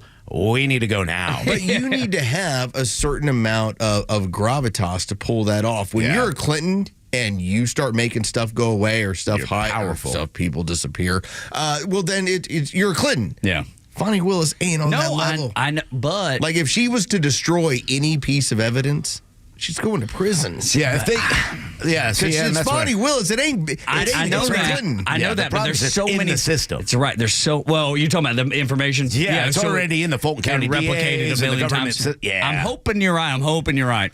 I just and Carlos is right. I don't trust. I just don't trust y'all. Let me tell you, and let's lay it out here. She is a black district attorney in a party that doesn't like black people unless they do what they're told. Right. She's going to prison if she does that. If they turned on the Democrats will turn on her. Imagine if they would turn on somebody very powerful that had 14 million votes to run to be for a second term. And they shuffled him away as quick as they did. If they turned on him, you think Fani Willis stands a chance down here in Fulton County? No, they're going to turn on her as quick as they possibly can. She becomes a scapegoat. And don't get me wrong, this is what she knew was coming. You have the ability. We're going to protect you as much. She fell into the trap. We're going to get you to the next level. You want to be governor of Georgia? Oh, yeah, sure. Oh, yeah. You want to come to work in the White House? They promised her the world. Yeah, look what we did for Keisha Lance Bottoms. We got her out of a sticky situation in the corruption that may have or may not have been happening in Fulton County. She's out. We're bringing her to the White House. We got you, girl. Don't worry about it. Then things go sour. Well, okay. We didn't tell you about if you F this up. She's calling people trying to, hey, what do I do here? It just goes to voicemail every time. Ding, ding. The number you have reached has been disconnected. That's right. She's getting no answers. Yeah. She's sending texts. People are like, who are you reaching? I don't know. Or they're like, I don't know who you're trying to reach. This is a different number. I'm telling you, somebody basically handed her a giant bag of doo-doo and then ran off. And Fani Willis right now is holding on to this bag. Gross. And she's looking around and she's like, is somebody coming back for this bag? Yeah. Does anybody want this? Like, no, it belongs to you now. It's all yours. But it was a Yves Saint Laurent bag. It looked great on the outside. I don't know what that means. Is that like fancy? Oh, yeah. That's like one of those expensive girl ones. Of course. I saw that on TikToks. There you go. See, there you go. Here's something I wanted to share with you. The folks at Axios, they want you to know that you are not the media, even though that Elon Musk has declared it. You know that the citizen journalist is the media. Axios wants you to know that cannot be the case because, quote, reporting matters. What does that mean? Where you get your news matters. And that it's vetted by professional journalists. That matters. Is this a joke? I know. I had the same reaction. Are you reading this from the Babylon Bee? You would think. No, I'm reading it from freaking Axios themselves. Jim Vanderhey, he argued that America without clinical, fair, deep, and fearless reporting will perish. And he said this at the National Press Club. He said, yes, the press has had missteps every now and then, here and there, but the press is free and fair. He says you need to distinguish between good reporting and the media. So what he's trying to do, because we say it all the time, the media, you can't listen to the mainstream media. He's trying to shake it up. He's trying to say that the media, they are something else. Axios doesn't fall, and we don't fall under that. We're not the media. He's trying to shake that, I guess, that branding for Axios. And we've said it here a million times. Mainstream media is dead. It cannot be revived. I'm fine with it. He said you can't believe this is the humdinger here. Jim said, you can't believe everything you see online. And I say to that, you're right, you can't. But you can never believe anything you get from the mainstream media, including Axios. So there, I'll take whatever I can sift through on X, on Twitter, and feel better about it than anything that I'm going to get on any of the networks or any of the newspapers, including Axios. That's where I stand on it. And I believe that that X is just as good a platform at vetting information with community notes as anything Axios will do, fellas. That's what I believe. Yeah, I mean, you can go back and, after I saw you put this up yesterday, I went back and looked at all the articles he wrote. Boy, you wouldn't believe the misinformation he's put out there. Just occasional, Rhino. Just occasional missteps. Look, it's an occasional. Look, they're just facts, and he messed them up just a little bit. Jumbled occasionally. He mixed things up. The dictator. Like whatever. He was on that train, the dictator train. Reporters are important for one reason and one reason only, and that is if their constituents believe them, and if the people actually read them and believe it. You're only doing this because a majority of the American people don't believe what you're saying about reporting mattering and don't believe the fact that you're actually journalists. They believe you're sensationalists at this point. It's become this transformation. Carlos, yourself, and I have worked in the sports industry for a long time. They're journalists in sports, and you get to know these people.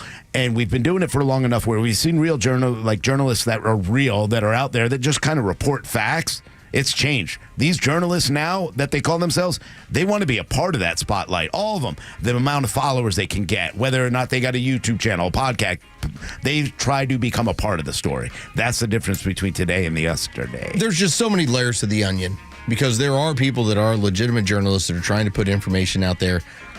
And what happens is the American government throttles them.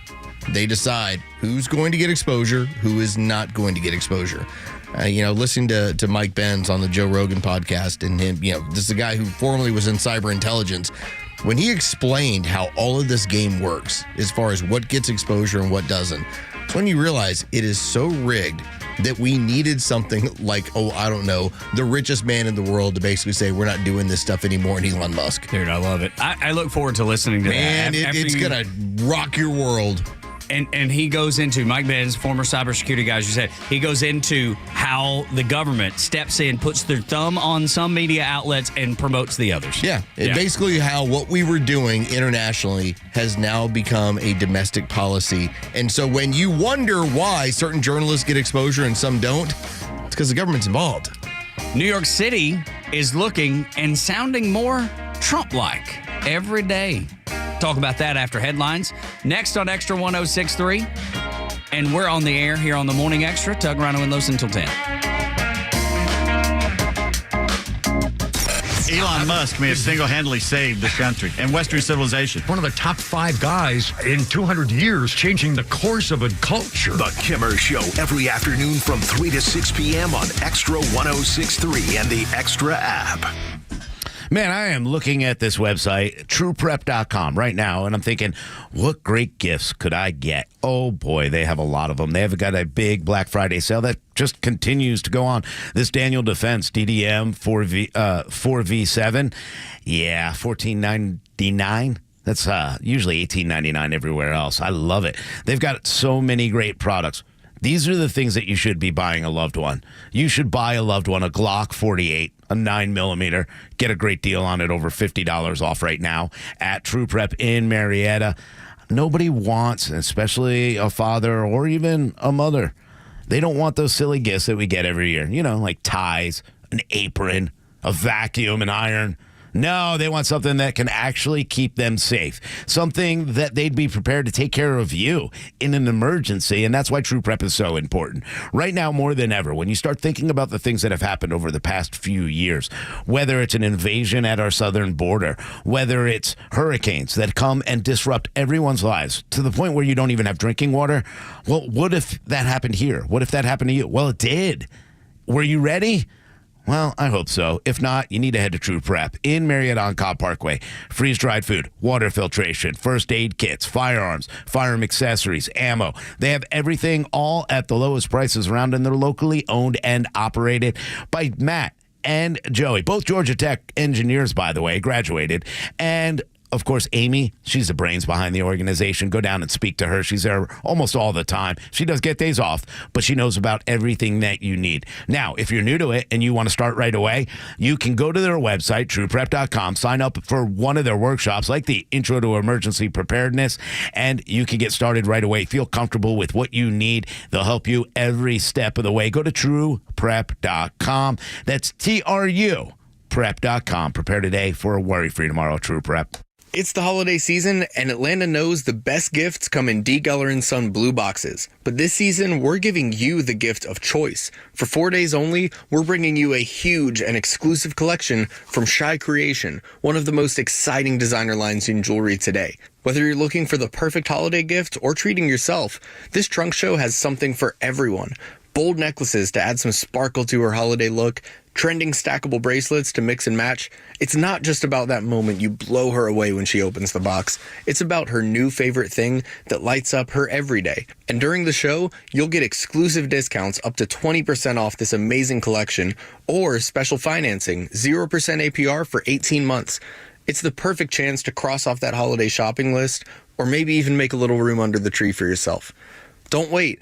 These designs are only here December 5th through 8th at D. Geller & Son Jewelers in Atlanta, Kennesaw, and Sandy Springs. RSVP online at dgeller.com. You want to get better at shooting without spending money on ammo or taking your valuable time at the range? Get yourself a Mantis X. 94% of shooters improve within 20 minutes of using Mantis X. I'm a good shot, and I improved dramatically in 20 minutes. The Mantis X is an at-home training system that you use with your own gun to do dry fire practice. It's a very high-tech, but it's simple to use, and it will give you real-time feedback on your shooting technique. You attach it to your gun, kind of like a weapon light. You download the easy-to-use app, and you follow the instructions. That's it. You can use it at home, dry firing, or at the range with bullets in your gun if you want to spend that money. The U.S. Marines, Army, Special Forces all use Mantis X, and that's part of what makes them the most effective force in the world. I use Mantis X because I'm a gun owner, and I need to be able to hit my target in an emergency. Mantis X. You'll be shocked at how quickly you improve. MantisX.com. That's MantisX.com. The stories that matter to you. These are your Georgia headlines. Presented by RBM of Atlanta, your Mercedes-Benz connection since 1964. Good morning. Here are your top stories in the state of Georgia for today, Wednesday, December 4th. Conservative nonprofit Judicial Watch benefits from Fulton County Superior Court Judge Robert McBurney's ruling. Judge McBurney has ordered Fulton County DA Fonnie Willis to turn over documents related to her election interference case. These documents include communications sent to Special Counsel Jack Smith and the U.S. House January 6 committee, previously chaired by then Speaker Nancy Pelosi. DA Fonnie Willis has 5 days to comply with the order. Colin Gray, father of the alleged Appalachia High School shooter, seeks dismissal of all 29 counts against him. Gray's attorneys have filed motions to dismiss, arguing that the indictment lacks sufficient detail to proceed to trial. The defense contends that no legal requirement exists for firearms to be locked away, challenging the connection between Gray's actions and charges, such as second-degree murder. A hearing date for the dismissal request remains pending. And in sports, the Georgia Bulldogs position themselves for a spot in the first-ever 12-team college football playoff. After their thrilling 8-overtime win against rival Georgia Tech, the Bulldogs jumped 2 spots to number 5 in the nation. Next up, they face number 2 Texas in the SEC championship game this Saturday at 4 p.m. With your headlines, Scott Rhino, Extra 1063. 7 o'clock hours brought to you by Van Sant Law Group. You had an accident, make the right call. That would be to vansantlaw.com. So there for, I don't know, quite some time, I felt like New York City was involved, complicit in this whole moving of illegal immigrants across the country. They were hands-on, at least that's the way it looked. And then all of a sudden, when things caught up and the money wasn't there and they couldn't afford it and they saw crime going through the roof, the mayor of New York City made a very bad mistake. He spoke up. Mayor Adams then, if you recall, right after he spoke up, house was raided. I mean, like all this stuff started happening to him. You're like, well, wait a minute. What the world's going on? I'm not saying that he is clean and no responsibility at all with what happened in New York, because I do believe he has a lot of responsibility. But there's that moment when he goes, oh, my God, what I have been doing has been wrong. And now Mayor Adams, which there's, I think what was the number? Almost 60,000 illegal alien criminals in the city of New York alone.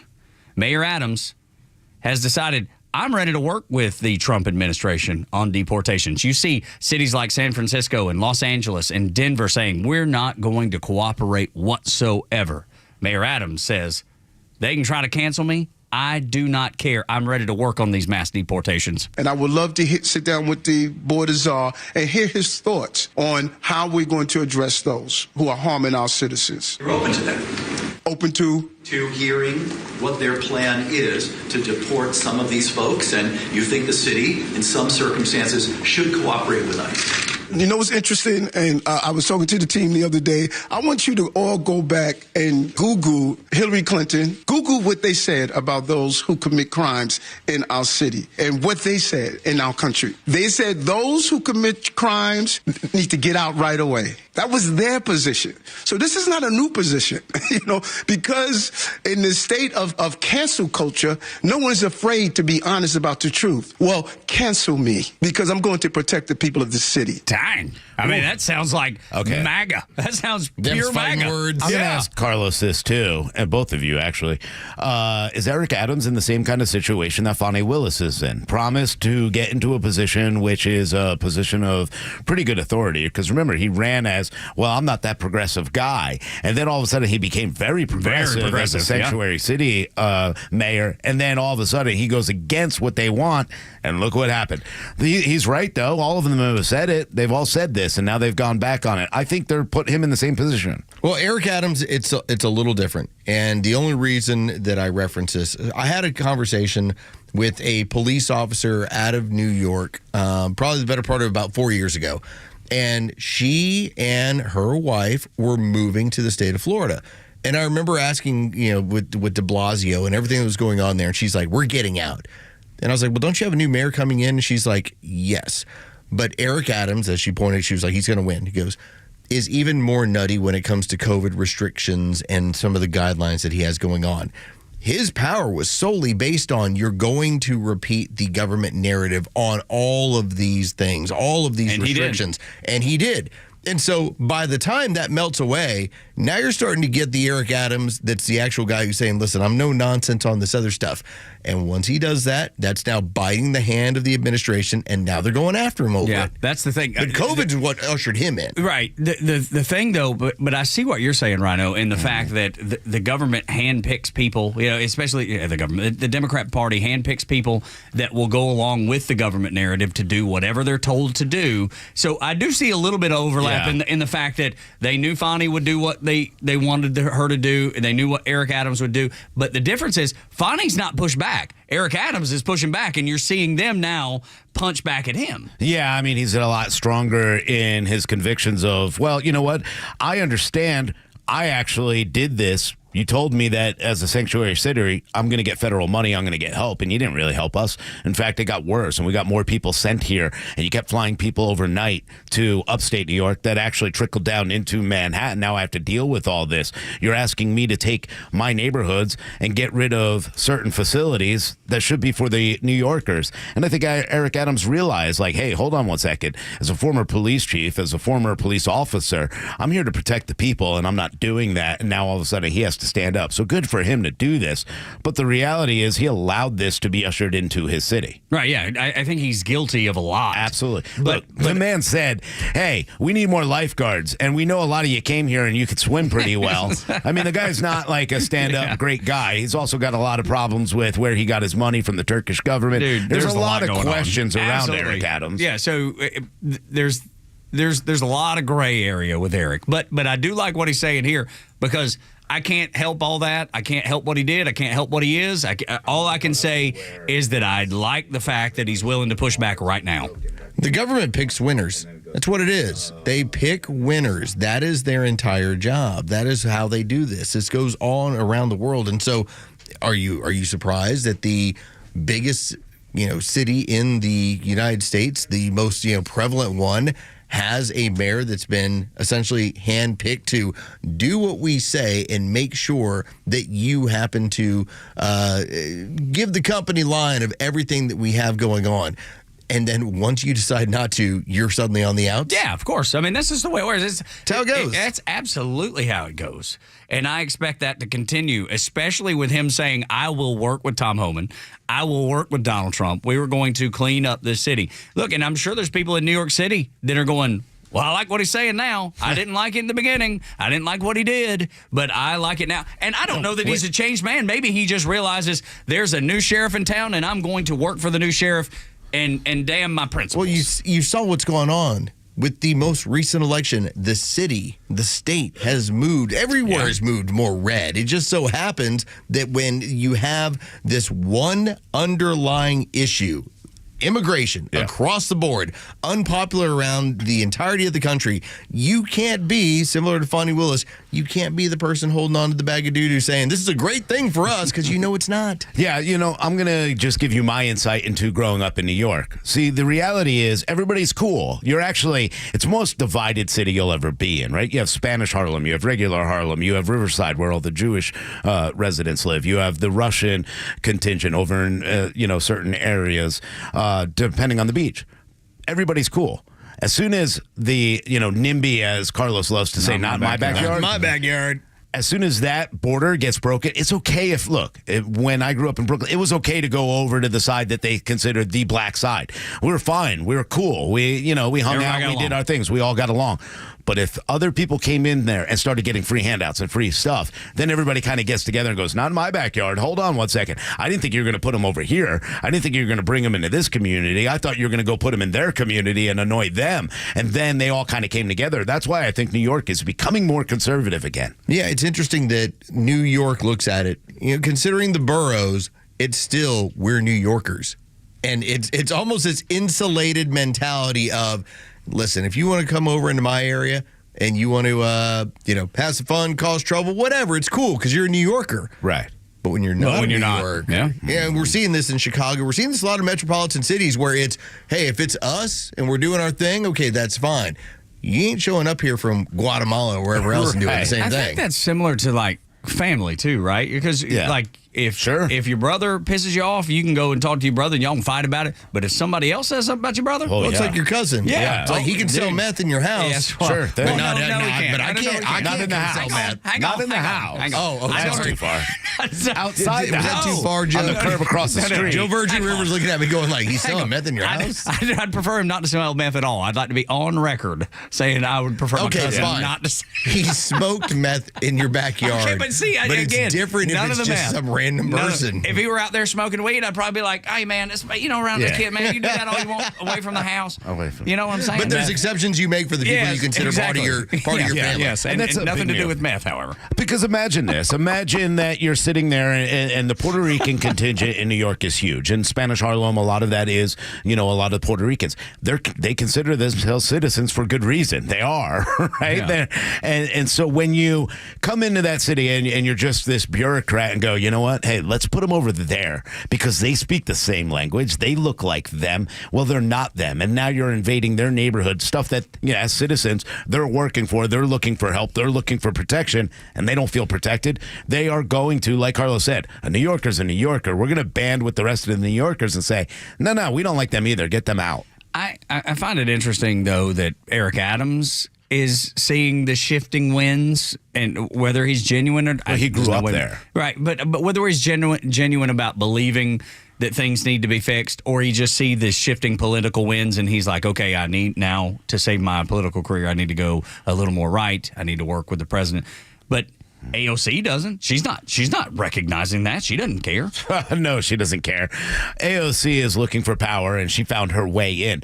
AOC is the only progressive who has really kind of moved that way, and I think it's a lot different than Eric Adams. I think Eric Adams was trapped on the other way. I'll play your game for a little bit, but I think this is wrong, but maybe you'll do it right.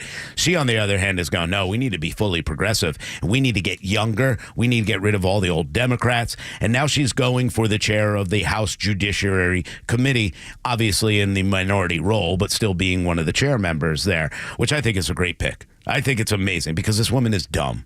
She is completely stupid, and you want to put her on there.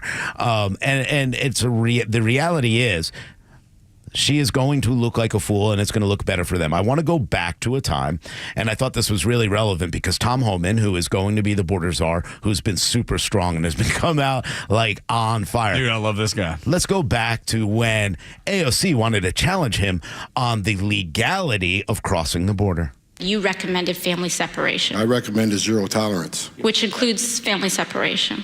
The same as is with every U.S. citizen parent gets arrested when they're with a child. Zero tolerance was interpreted as the policy that separated children from their If I get arrested for DUI and I have a young child in the car, I'm going to be separated. When I was a police officer in New York and I arrested a father for domestic violence, I separated that father Mr. from his Holman, with family. all due respect, legal asylees are not charged with any crime. When you're in the country illegally, it's violation 8 United States Code 1325. Seeking asylum is legal. If you want to seek asylum, you go through the port of entry, do it the legal way. The Attorney General of the United States has made that clear. Okay. Boom. Yeah, Okay. Okay. You got me. Nothing else to go Well, on. because she never has anything to go on. These people are trying to play on your emotions. It's nothing to do with the law. It's nothing to do with the right thing for America, the right thing for the border, or even the right thing for people trying to come across.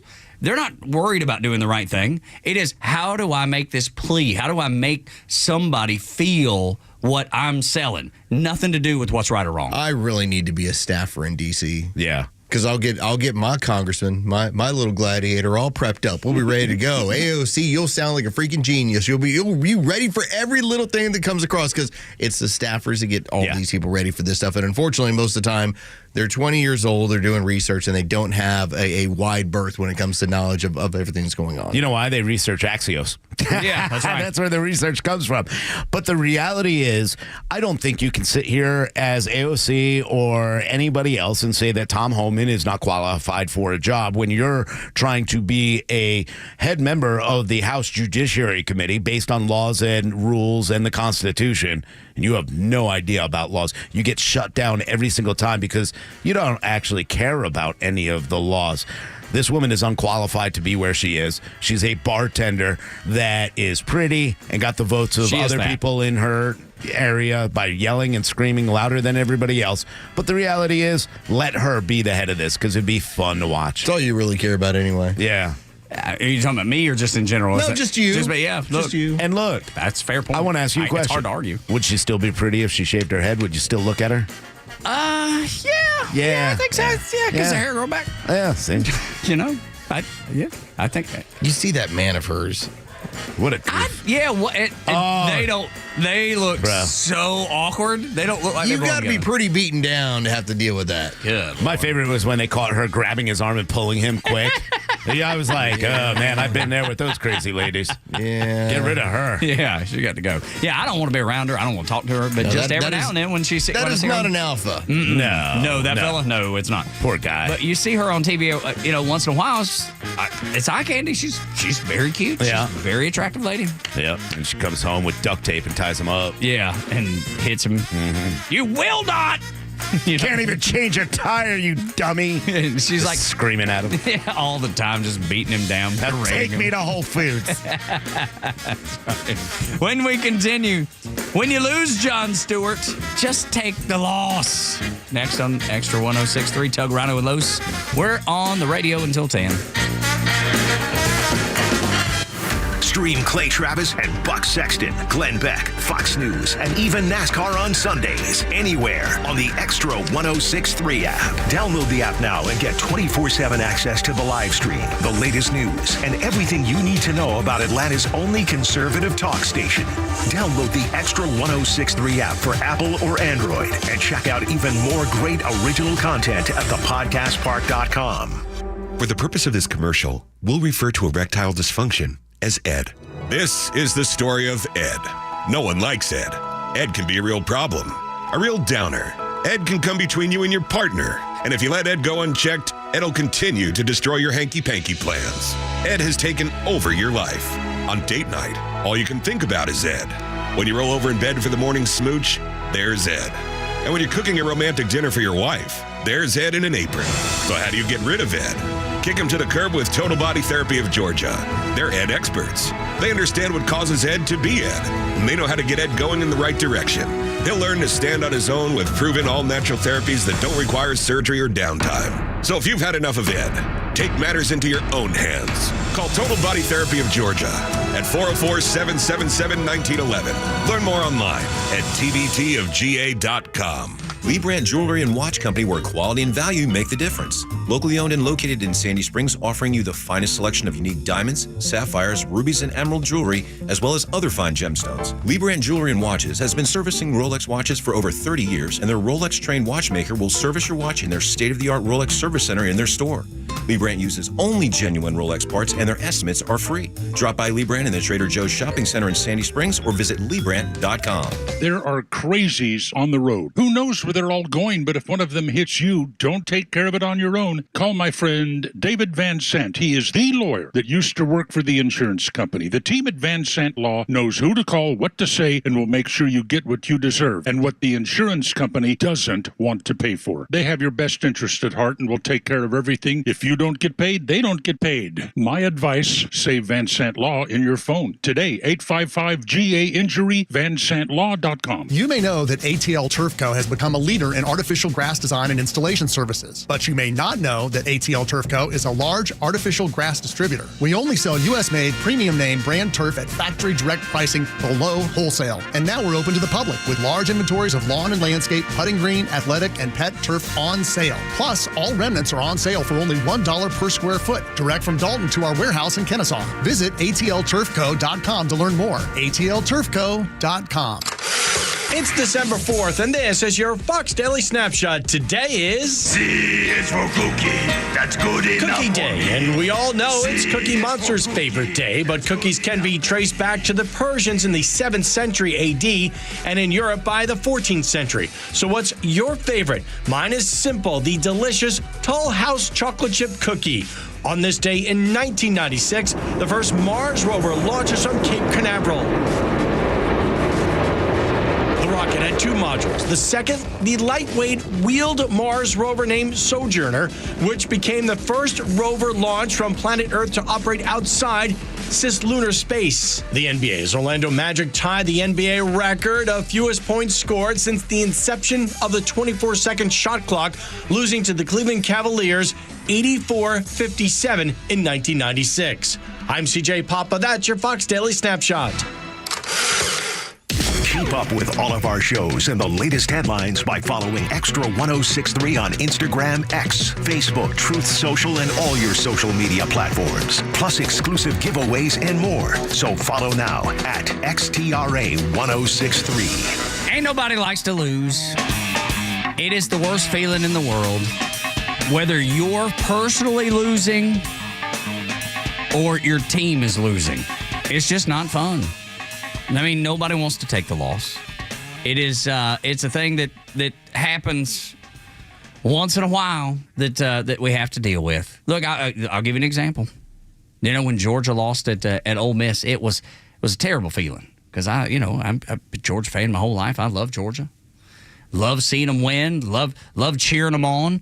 But sometimes you have to take the loss, and I expect that most people feel the exact same way I do. That losing sucks. Yeah. And Jon Stewart, when you lose, you lose. Faith in the rule of law. Finally, Democrats have a moral perch from which they can judge without shame, hypocrisy, or nuance. Breaking news, President Biden has issued a pardon for his son, Hunter Biden.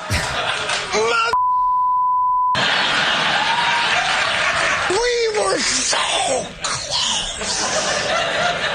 But you know what? Good. Get fine. It's good. It's right. It's his right. He's an 82-year-old man. Doesn't want to spend the rest of his life visiting his son in prison. Republicans get away with all the time.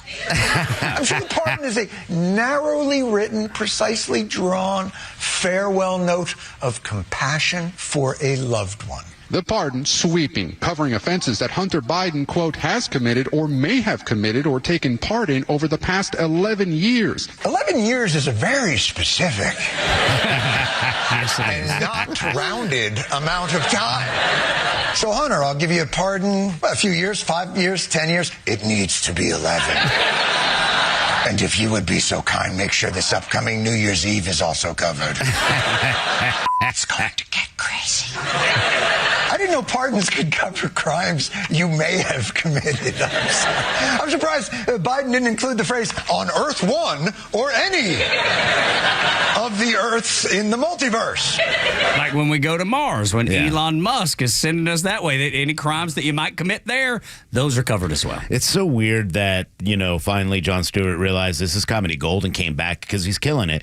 And I think, when you look at Bill Maher, when you look at Jon Stewart, when you look at people that, even Michael Moore, as crazy as that man is, some of the things he said, and I know he's not a Trump guy, but he's like, we're losing this because of these reasons.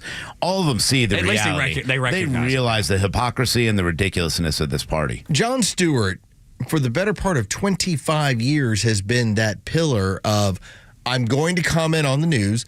Largely, I'm going to look at it as a leftist, but it's going to be based in comedy and some sort of reality, too, though. But for the longest time, this is where younger people, people our age now, were getting their news. They weren't getting the news from the network. They were getting it from Jon Stewart on The Daily Show every single evening. Now, granted, it's now just one day a week, but still, Jon Stewart, when he starts making fun of you and you're of his political side, you've lost that middle. You've lost that age group who now looks at you like you've got on a clown mask. Yeah, but the reason they had to bring Jon Stewart back for that one day is because nobody else does what Jon Stewart does. Nobody else is willing to, Tuesday through Friday, say things that are real. They do not have the same sort of... He's built up this credit system with these people that when he says what he says, they go, he's not kidding around.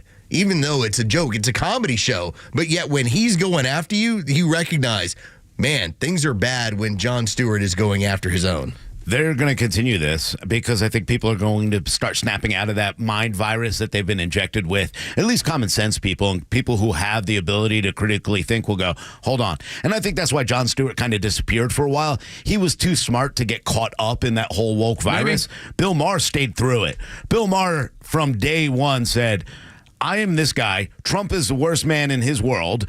But in reality, guys, hold on. They're telling us we should take our kid who all of a sudden said, I like the smell of this candle, and say, let's cut his penis off.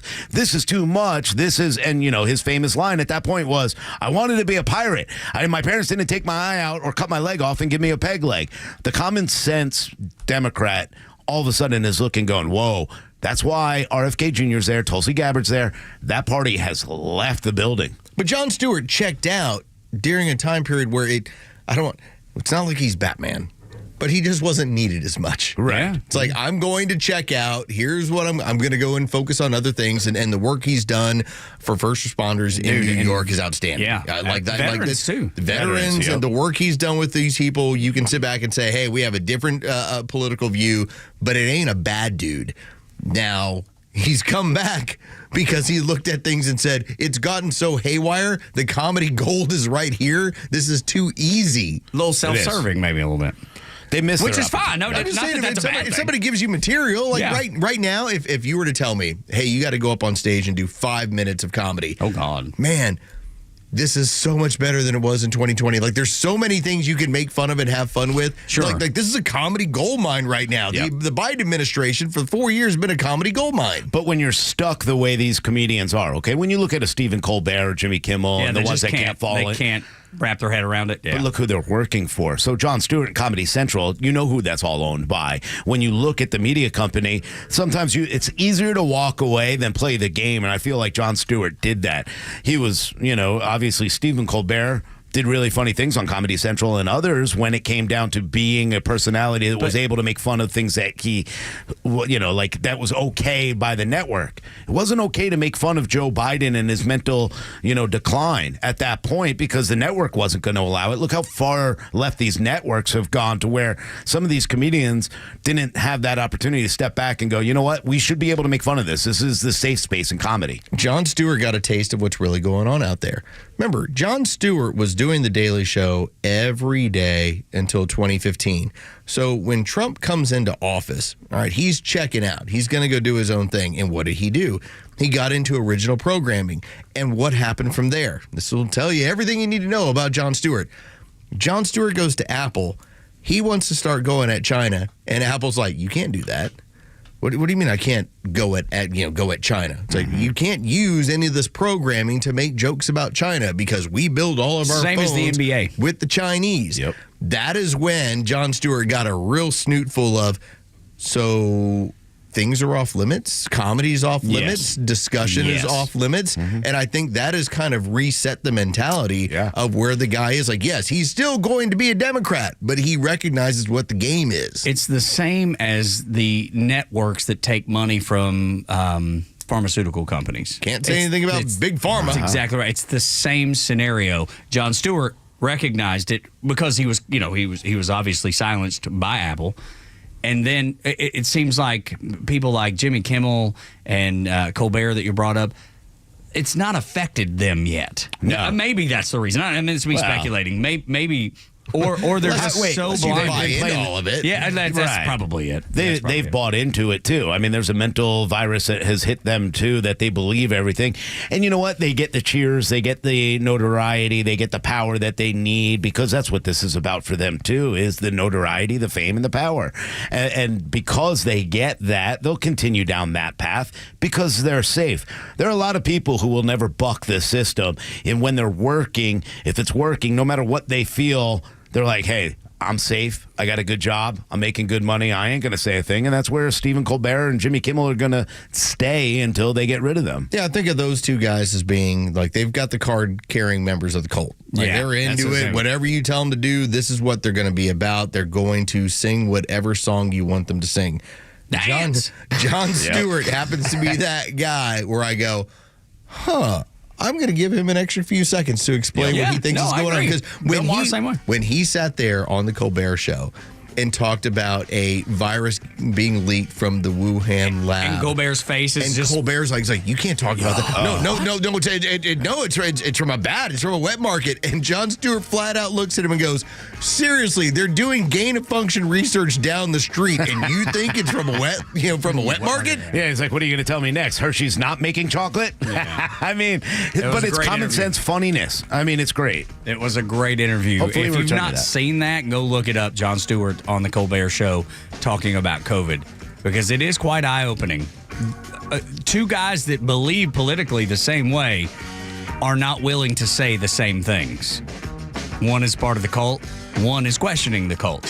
When we continue on Extra 106.3, do you remember back when Leslie Stahl had Donald Trump in an interview and she said, no, you're wrong. None of this is true. We're going to play it for you. We'll remind you next. It's time for the Bortz Report, exclusively on Atlanta's only conservative news and talk station, Extra 106.3. So the word of the year for 2024 is brain rot. Apparently something you get from too much time on social media. I thought it should be literally, because the kids these days, everything is literally this. I was literally that. I was literally doing, God, it gets nauseated. But we need a phrase of the year. I have two candidates for you. These phrases, I believe, are designed and became part of the American lexicon in an effort to dampen down the idea of merit or accomplishment. It'll make sense to you in a second. These phrases get on my last good nerve, and I do have a few good nerves left. One of them is the less fortunate. It's applied to our homeless people, vagrants, whatever, and it creates the impression that these people, the homeless, the drug addicts, they just weren't lucky. It has nothing to do with merit. It has nothing to do with character or principle. It's all about luck. If you can pay your rent, make your car payments, feed your children, you're just lucky. If you can't, well, you're just less lucky, the less fortunate. The other phrase that irritates the Obama out of me is giving back. In today's lexicon, you can't just give because you're a generous person. You can't just give. No, you're giving back. And what does this mean? Whatever you have that you're giving was given to you in the first place, not earned, not the result of hard work. It was given to you. So when you give it away, you're giving back. Do these people ever listen to themselves? I'm talking to you, news anchors. Okay, enough of me. I'm going to go spread this joy elsewhere. Neil Bortz, Extra 106.3. At Diamonds Direct, we have the perfect gifts for the season, starting at around $500. Come and let our experts help you pick out that headliner gift. Or for some fabulous ideas, see the online seasonal gift guide now at DiamondsDirect.com. You can even chat now with a virtual assistant. We've got special financing, so you can spread out your payments. Get directions, details, special showroom hours, and our holiday gift guide now at DiamondsDirect.com. Diamonds Direct, your love, our passion. Hey Roswell, looking for the perfect bite this football season? Head on over to Nucky's Hoagie's Roswell Corners, where every sandwich is crafted with love by us. The Sub Sisters, Stacy and Shannon. Whether you're looking to cater a football tailgate party or grabbing lunch to go or dining in, we've got delicious Nucky's menu items for you. When you bite into a Nucky's Hoagie, you'll taste the difference. The softest hoagie rolls ever, with the freshest ingredients that'll make your taste buds dance. Make Nucky's Hoagies in Roswell Corners on Woodstock Road your new favorite sandwich spot. No two people learn the exact same way. So how did Babbel become the award-winning language learning app? We thought of you, all of you. Take Sierra. As a visual learner, she uses Babbel's wordplay videos. Today I'll share a quick lesson on shopping in French. Merci beaucoup. Keith is a be-in-the-room-with-real people kind of learner, so he loves the live online classes with our language experts. Okay, class. Vos está pronto. Estamos prontos. However you learn, Babbel makes it easy. Try Babbel for free at Babbel.com. Babbel.com. Daryl says if you want to confuse your doctor, put on rubber gloves the same time he does. And all is good and pants off. The Kimmer Show every afternoon from 3 to 6 p.m. on Extra 106.3 and the Extra app. WFOM and W292 EV Marietta, a Dickey Broadcasting Station. The 8 a.m. hour is brought to you by Central Heating and Air. Matt Gaetz has company. I'm Dave Anthony, Fox News. Another Trump nominee joins the Attorney General dropout, withdrawing from consideration. The president-elect's picked to head the DEA. And another could be next. Defense Secretary nominee Pete Hegseth. Trump is considering replacing him with Florida Governor Ron DeSantis. So here's part of what the Wall Street Journal is reporting. Quote, Trump allies increasingly think Hegseth may not survive further scrutiny, according to people close to the president-elect's team, which considers the next 48 hours to be crucial to his fate. Fox's Bill Malugin near the Trump estate in West Palm Beach, Florida. As for Chad Chronister, who backed out as the next leader of the Drug Enforcement Administration, the sheriff in Florida faced Republican opposition over his arrest of a pastor during the pandemic for violating COVID rules. We finally have the last House election result. Democrats win a California race they've been too close to call. Adam Gray will unseat Congressman John Duarte. He won by just 187 votes. Republicans will still have a House majority, likely with Mike Johnson still Speaker. However, it's going to be a slim one with Matt Gaetz not returning, and Republicans Elise Stefanik and Michael Waltz in line to leave to join the Trump administration. But not before they vote for Speaker on January 3rd. Still, just a couple of defectors could create headaches for Johnson retaining the Speaker's gavel. The departures of Stefanik and Waltz means the House could be 217 to 215 for months. Tight numbers could make it hard to govern. That's Fox's Chad Burgum at the Capitol. The Supreme Court will take up a big transgender case this morning, a challenge to Tennessee's law banning treatments for children. It will be the first time the nation's highest court will consider restrictions on puberty blockers, hormone therapy, and surgery for minors. The case could have an impact on the laws in the 24 other states with bans in effect. Critics argue the bans have forced minors seeking gender-affirming care to travel long distances. That's Fox's Ryan Schmelz. America's listening to Fox News. An official message from Medicare. Medicare plans change from one year to the next. And this year, it's important for you to review your current coverage and compare all your options during Medicare open enrollment. Compare health plans, drug coverage, and costs. See if you can save some money, and don't forget to make sure your drugs are covered. Open enrollment ends December 7th. Visit Medicare.gov or call 1-800-MEDICARE. Paid for by the U.S. Department of Health and Human Services. When they say free, they mean check the fine print. Big wireless carriers offer free iPhones, but only if you trade in a $1,000 phone, pay $100 a month for service, and a hefty activation fee. That's a lot for free. Pure Talk has a better option. Get a new iPhone 14 with unlimited talk, text, 15 gigs of data, and hotspot, all for $50 a month. Dial pound 250 and say keyword Pure Talk to save an additional 50% off your first month. Finally, there is conservative talk in Atlanta, Georgia. Lord, the conversations that go on this show behind the mic or behind the breaks sometimes will trump the things that we should be talking about. It won't in this case, but we were just talking about how the stuff that gets added to your food sometimes sets you off. It messes up your tummy. It messes with you. My wife was somebody who yesterday, she tried a different form of liquid IV. A different flavor, basically. Okay. She likes liquid IV to get some extra electrolytes. Yeah, sure. And she's sitting at her office desk and she goes, "No, I'm dizzy. I don't feel good." Oh, no. That's and as it turns out, when she went to go over to the label, it was one of the liquid IVs that actually uses stevia, the artificial sweetener. And for some reason, she's one of those people that just sets her off. Oh, no. So you never know what gets put in your food. I love stevia, and I use stevia for my coffee every single morning. It's the one thing I put in it. So, I do get the natural one. But I'm also one of those people who know I'm lactose intolerant, and I like ice cream and cheese, and I'm going to make sure our bathroom's close enough. I'm going to suffer today. Yeah, and I'll suffer through all this. Yeah, absolutely. I've done that before. I have a stomach of cast iron. I'm so jealous. Man, y'all can feed me anything in the world, and I just never struggle with it. Yeah? My wife... Challenge accepted. Yeah. My wife... Let's do this. Yeah. She none of the fast food stuff, Crystal, Waffle House, when people were like, that's going to make your tummy, or Taco Bell. And I'm like, nothing. Oh, so you like Thai hot?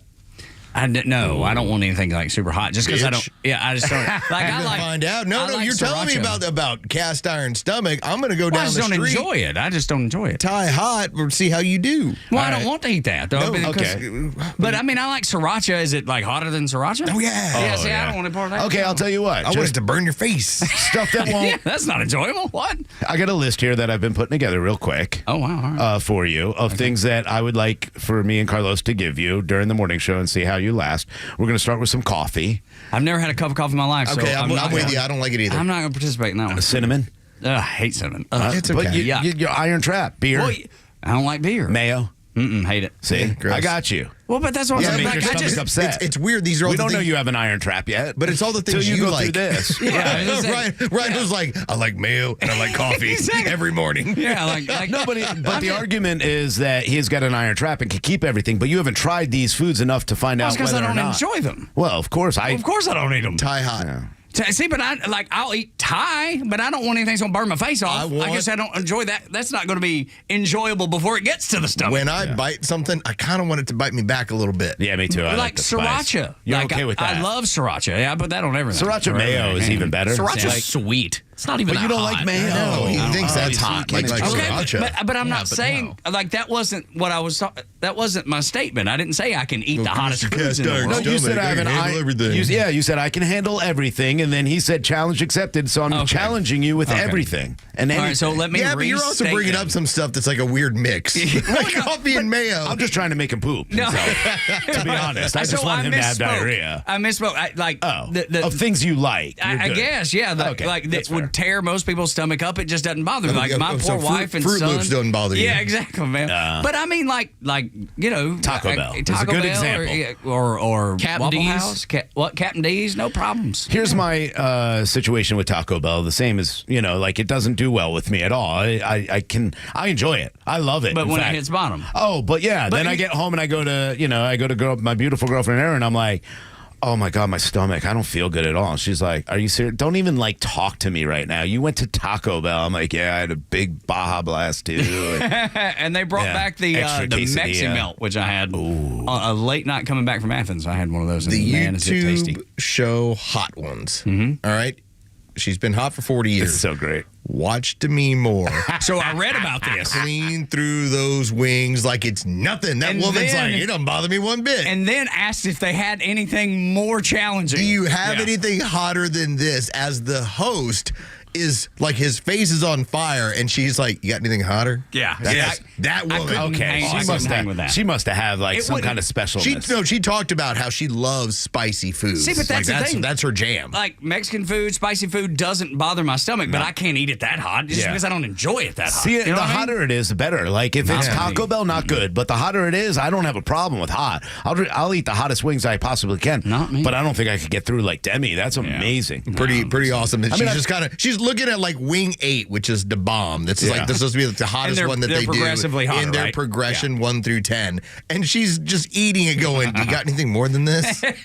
Man, it's pretty awesome. Yeah, she's a badass. We need to do that one morning. And she just like try to do a full 2 segments. She's in her 60s. And she's so pretty. She looks like she's 40. Yeah, she looks great. She is. Yeah, she have work done though. I don't have any idea. I'm sure she has, but she's also like that. That's a woman who has stayed real. Well, that's a woman who has stayed. The boobs aren't. Oh, okay. I don't. That's fine. Whatever. I don't know. I don't know that. I don't care whether they are or not. Believe me. But that is a woman who made it a point that even after she'd been in the movie industry for 20, 25 years, she's like, let me take it up a notch and look even hotter than when I started off in the 80s. Yeah. She's Batman. Like she went from pretty to, oh my God. Yeah, she's super sexy. And I bet with her ability to be that strong and that that tough, because I'm not. She could actually be a Navy SEAL, like in the movie. Look, that movie she did was a G.I. Jane. Yeah. Is that the one? Yeah. She shaved her head. She was so hot. Dude, by the way. Yes. Just so you know. You know, we were talking about that early last hour. Women shaving their head. Dude, Demi Moore, when she had her head shaved, was just as hot as when she had long hair. That's so correct. And what was the other, striptease? Holy smokes, don't get me started on that. Let me tell you, I could not watch that movie because I was like, no, there's no way. This is too hot. That lit the world on fire back when she did that movie. Yeah. Holy cow. What year was that? Like, that's early 2000s, Early 2000s, right? late 90s, early 2000s. That kind of movie would turn me into that guy who has a Hollywood map looking for her house kind of crazy. That was 1996, so even before then. Mid-90s, yeah. I mean, you go back and look at her because she was part of the Brat Pack. Yes. Like, she was part of that crew, and then as the rest of them kind of, they all had careers, but she had like the career. Yeah. Like, she went like 30 years. Yeah, she's amazing. Ghost. Unbelievable. Yes, all those. 8 o'clock hours brought to you by Central Heating and Air Conditioning, your Atlanta carrier experts. 770-GET-HEAT, centralheat.com. Do y'all remember 60 Minutes trying to back Donald Trump into a corner when he was bringing up the Biden stories and all the corruption that was going on? Yes. And that's not true, Mr. President. Yeah, exactly. All that kind of stuff. I'm going to let you hear the first bit of a conversation that he had with Leslie Stahl. Leslie Stahl. And then I'm going to pause it just for a second because we need to reset the fact that what you're hearing next is kind of off camera. You know, this is 60 Minutes, and we can't put on things we can't verify. You won't put it on because it's bad for Biden. We can't put on things we can't verify. Leslie. Yeah, we can't verify. Hunter Biden laptop. Now, this is all the while the FBI knew it was real. Yeah, it's been verified. And everybody knew that this was real. And then the conversation behind the scenes, off mic, off camera, was recorded as well. And it is so interesting. I want you to hear some of it. Listen to this. You know what you told me a long time ago when I asked why you keep saying fake in the media? Yeah. You said to me, I say that because I need to discredit you so that when you say negative things about me, no one will believe. I don't have to discredit you. But that's what you told me. You've discredited yourself. You told me that. Leslie, you've discredited yourself. When you say that you're not going to cover Biden, you're going to ask him what flavor ice cream he has, okay? That's not Instead of why did Hunter get $3.5 million from Moscow? Instead of why is an energy company paying your son $183,000 a month or whatever they're paying him, and he has no experience in energy? You discredit yourself. I don't have to discredit you. So this story about Hunter and his laptop, some repair shop found it. The source is Steve Bannon and Rudy Giuliani. I don't know anything about that. I just know it's a laptop, and they haven't. And you're making this one of the hottest, most important issues in your rallies. It's a very important issue to find out whether or not a man's corrupt who's running for president, who's accepted money from China and from Ukraine and from Russia. All these I think things that's have an important been investigated and discredited. It's incredible the way you can try and say this and sit there and look me in the eye and say it. He accepted money, his family, from Russia, from Ukraine, from China, and from other places. His brother, who didn't have experience, became a big builder in Iraq without experience. Take a look at what's going on, Leslie. And then you say that shouldn't be discussed. I'm saying it's the biggest scandal out there, Leslie, and you don't cover it. It's the big, and he's everything Is he wrong? he said was exactly right. But you had the built-in media protecting the Democrats, as they always do. You had Leslie Stahl, who is either willfully ignorant or not a journalist at all, not willing to investigate as a journalist, which is what your job is, not willing to go and try to verify the laptop. Talk to the FBI. Now, were they going to tell her the truth? Probably not. But everybody else figured it out. Catherine Herridge didn't have a problem figuring it out. Miranda Devine wrote a book about it before this interview. Unreal. To hear it backstage, though, to hear it off mic when they're really debating, that would have been the best thing that they could have put on. Oh, that's dangerous. And Bob Barr had the information the entire time. Yep. Yeah. And yet you had the establishment Republicans within the party making it a point, we've got to get rid of Donald Trump. I'm telling you, when you listen to Mike Benz, when you listen to that Rogan podcast of hearing all the stuff that has gone on in this country in terms of our use of cyber attacks against people that this government does not agree with, how they end up structuring it. One of the biggest things they do is they decide what's going to be the truth and what's going to be misinformation. And in 2020, when we didn't have a free internet, Leslie Stahl was echoing what she considered misinformation, and that immediately took it off the table, and you couldn't talk about it any longer, that laptop. That's ridiculous, too. I love that he said, no, you discredit yourself. I don't have to discredit you. Which is so true. Because they've all done this to themselves. A lot of the media members did.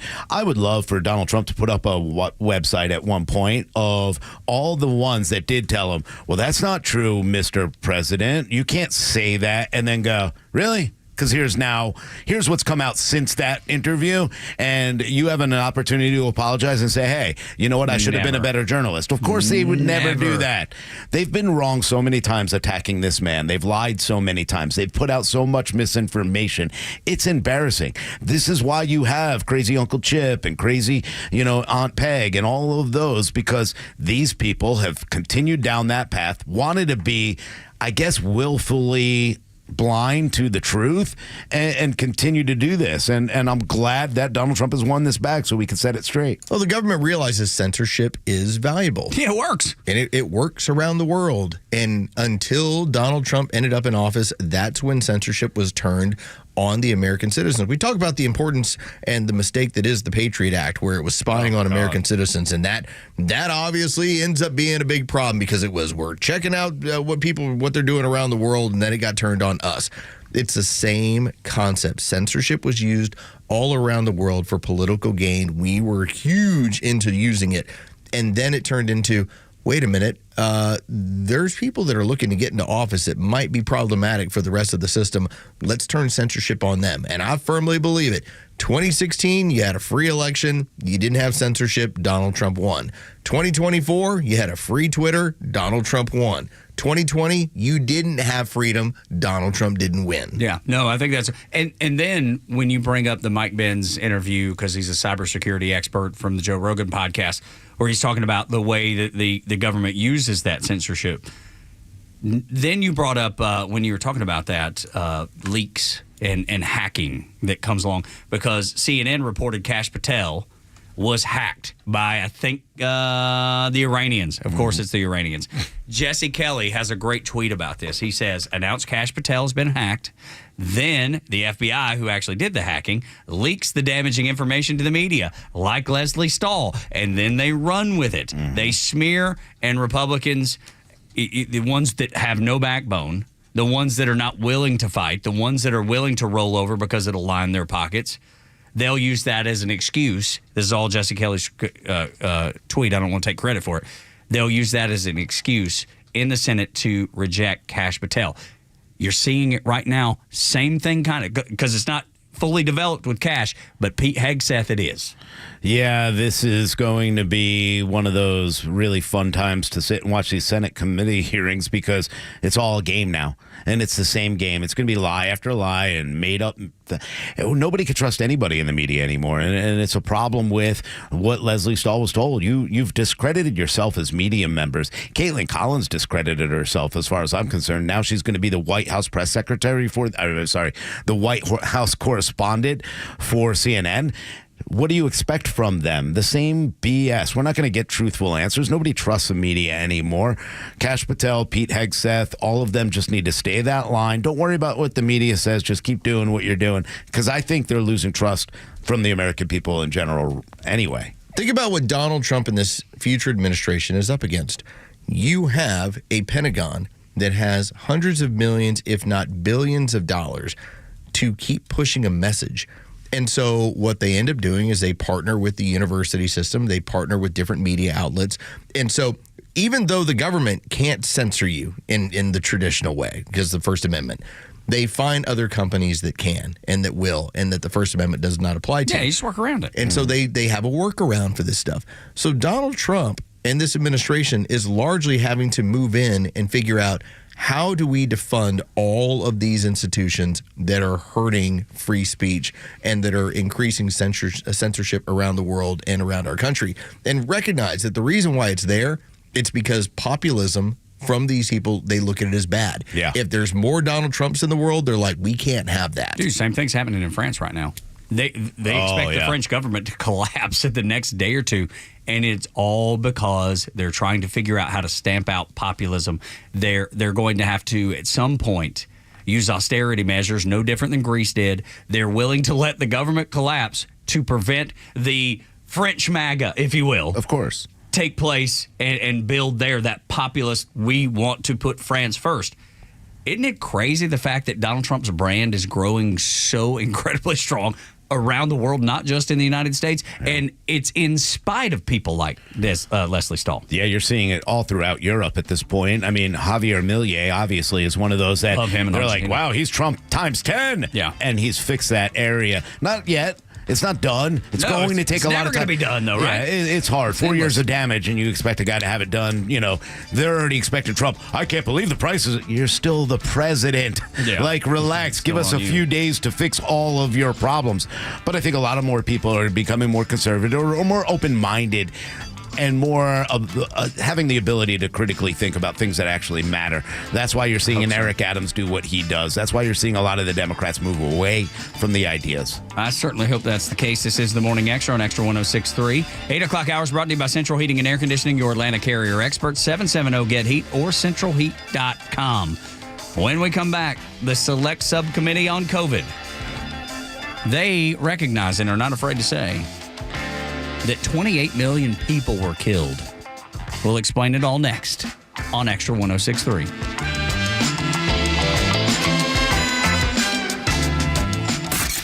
The legend Neil Bortz is only on Extra 106.3. Hey, it's a Kimmer. How's it going? Here's what you missed from the Talkmaster. Interesting week, don't you think? A lot of celebrating, a lot of whining, a lot of blame placing. One real high point is now I think we can all be assured the Hyena's day as a political player in America is severely limited. Catch Neil's commentary every day on Extra 106.3 or listen anytime on the Extra 106.3 app.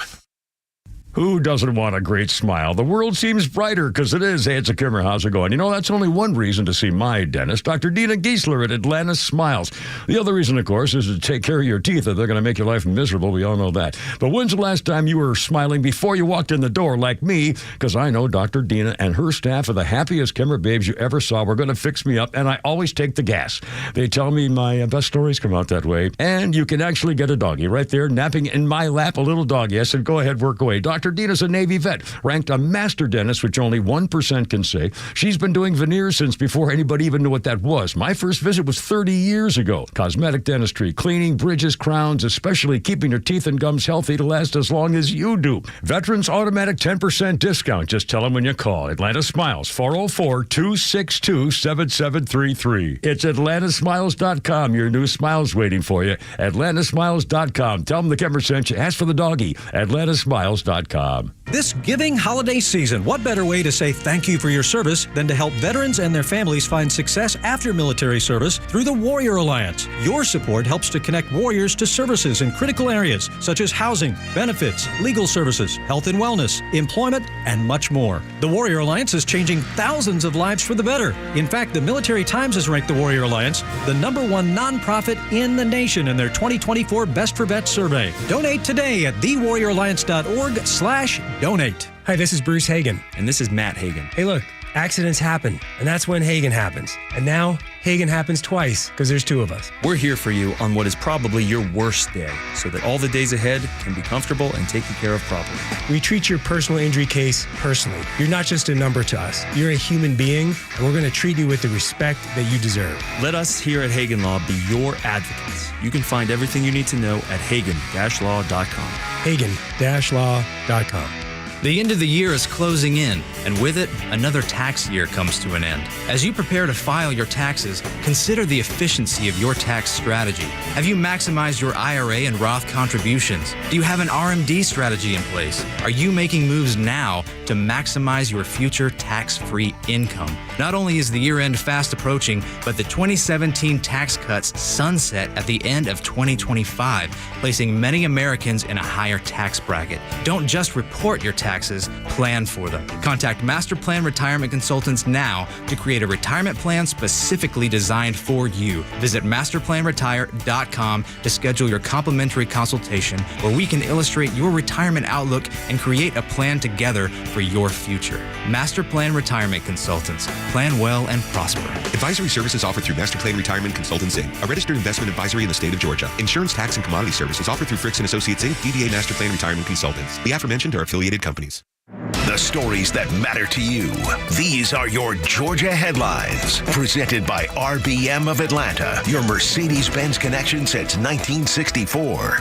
Good morning. Here are your top stories in the state of Georgia for today, Wednesday, December 4th. Conservative nonprofit Judicial Watch benefits from Fulton County Superior Court Judge Robert McBurney's ruling. Judge McBurney has ordered Fulton County DA Fonnie Willis to turn over documents related to her election interference case. These documents include communications sent to Special Counsel Jack Smith and the U.S. House January 6 committee, previously chaired by then Speaker Nancy Pelosi. DA Fonnie Willis has 5 days to comply with the order. Colin Gray, father of the alleged Appalachia High School shooter, seeks dismissal of all 29 counts against him. Gray's attorneys have filed motions to dismiss, arguing that the indictment lacks sufficient detail to proceed to trial. The defense contends that no legal requirement exists for firearms to be locked away, challenging the connection between Gray's actions and charges, such as second-degree murder. A hearing date for the dismissal request remains pending. And in sports, the Georgia Bulldogs position themselves for a spot in the first ever 12-team college college football playoff. After their thrilling 8-overtime win against rival Georgia Tech, the Bulldogs jumped 2 spots to number 5 in the nation. Next up, they face number 2 Texas in the SEC championship game this Saturday at 4 p.m. With your headlines, Scott Rhino, Extra 106.3. Truist Cares for Western North Carolina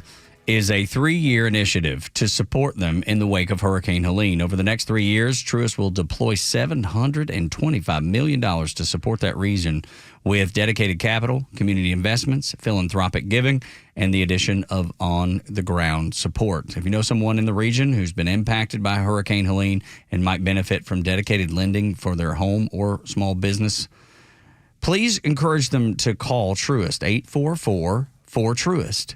Contact their relationship manager or visit their local Truist branch. Morning Extra, Tug, Rhino, and Los on Extra 106.3.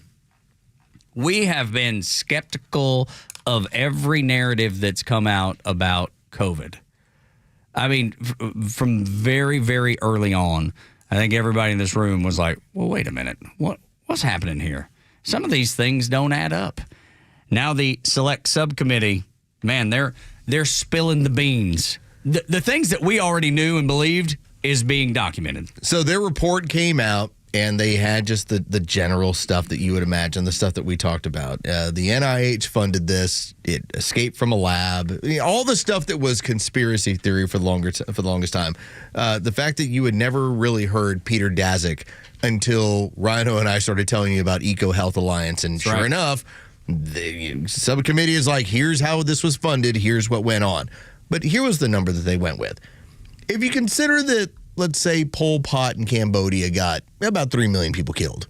If you consider that Hitler, with the launching of a world war, killed about 50 million people worldwide. If you look at Chairman Mao, it's about 40 million people that starved because they decided that we're going to handle the farming in this community. The government will handle it. And again, you had a giant famine in China.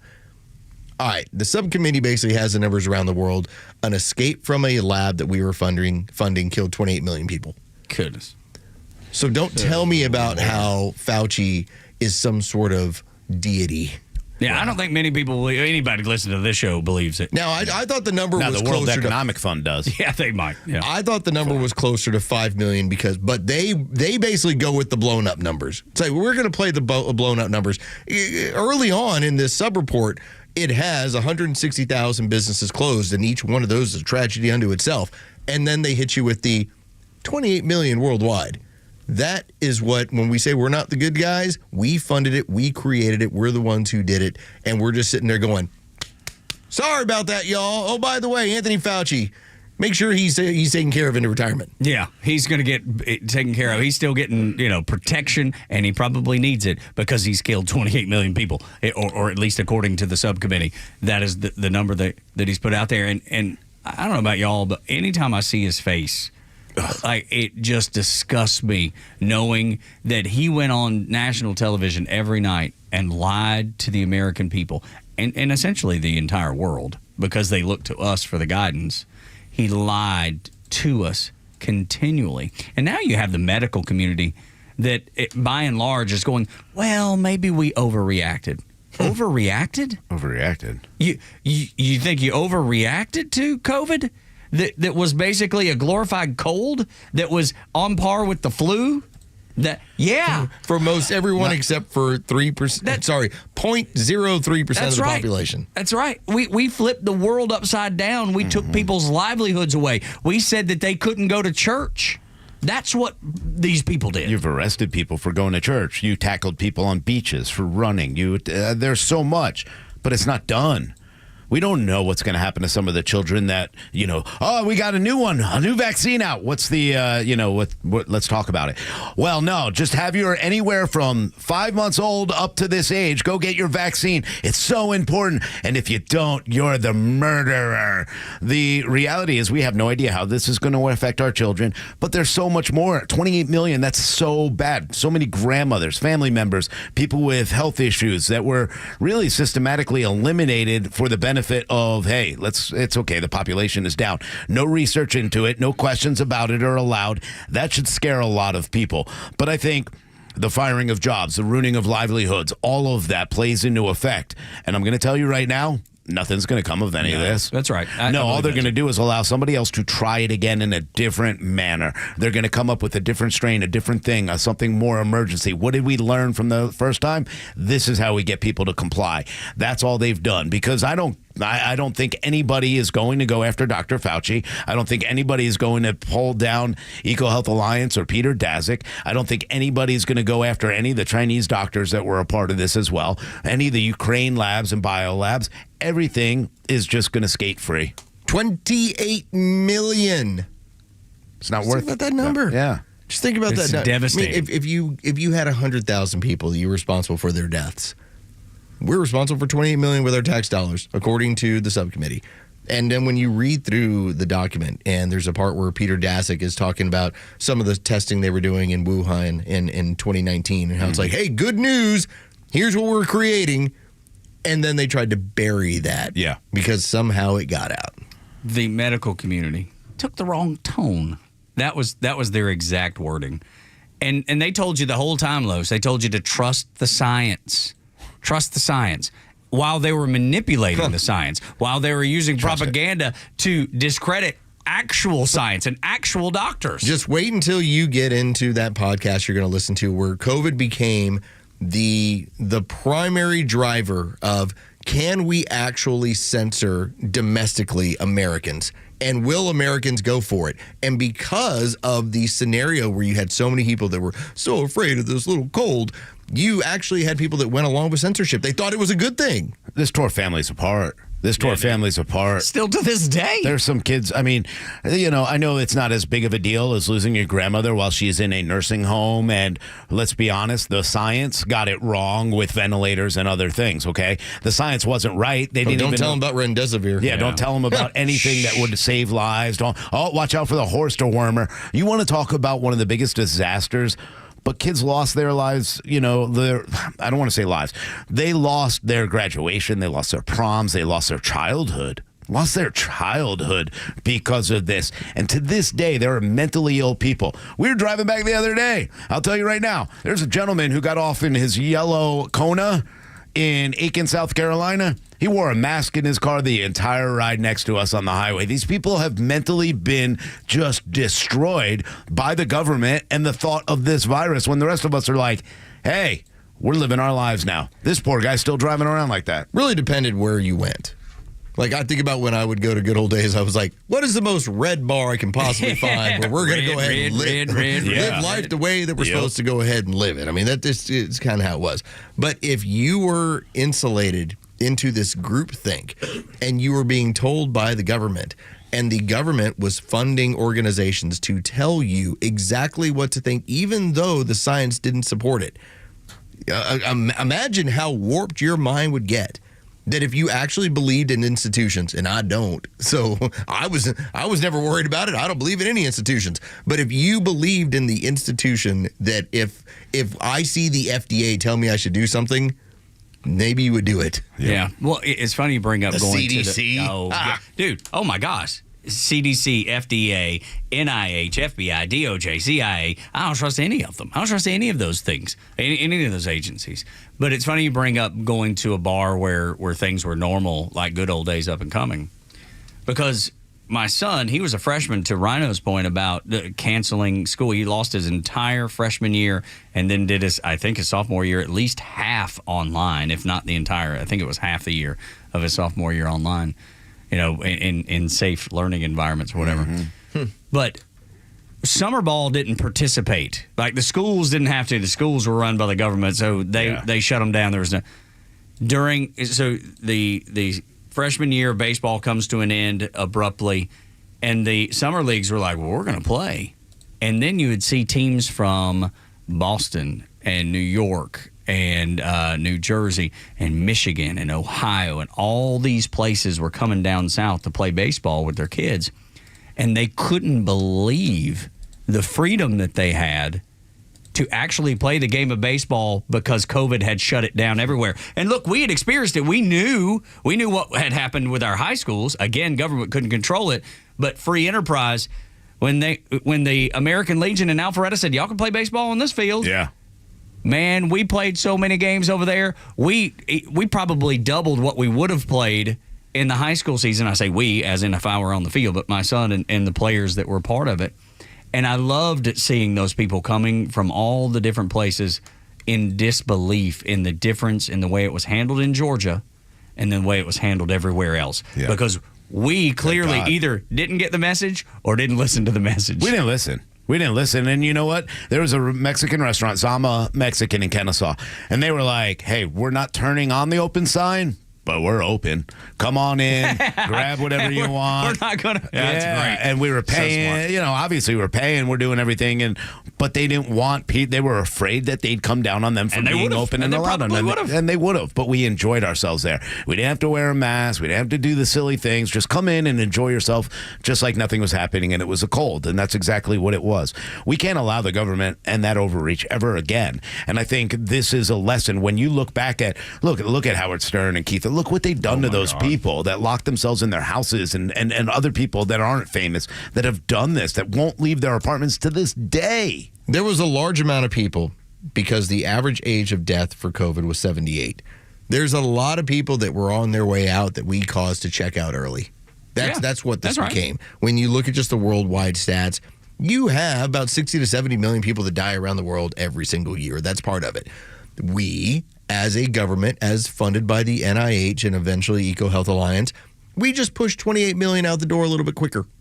Which is crazy because that's what happened. The world's population is actually shrinking. People creating families is shrinking. The number is shrinking greatly.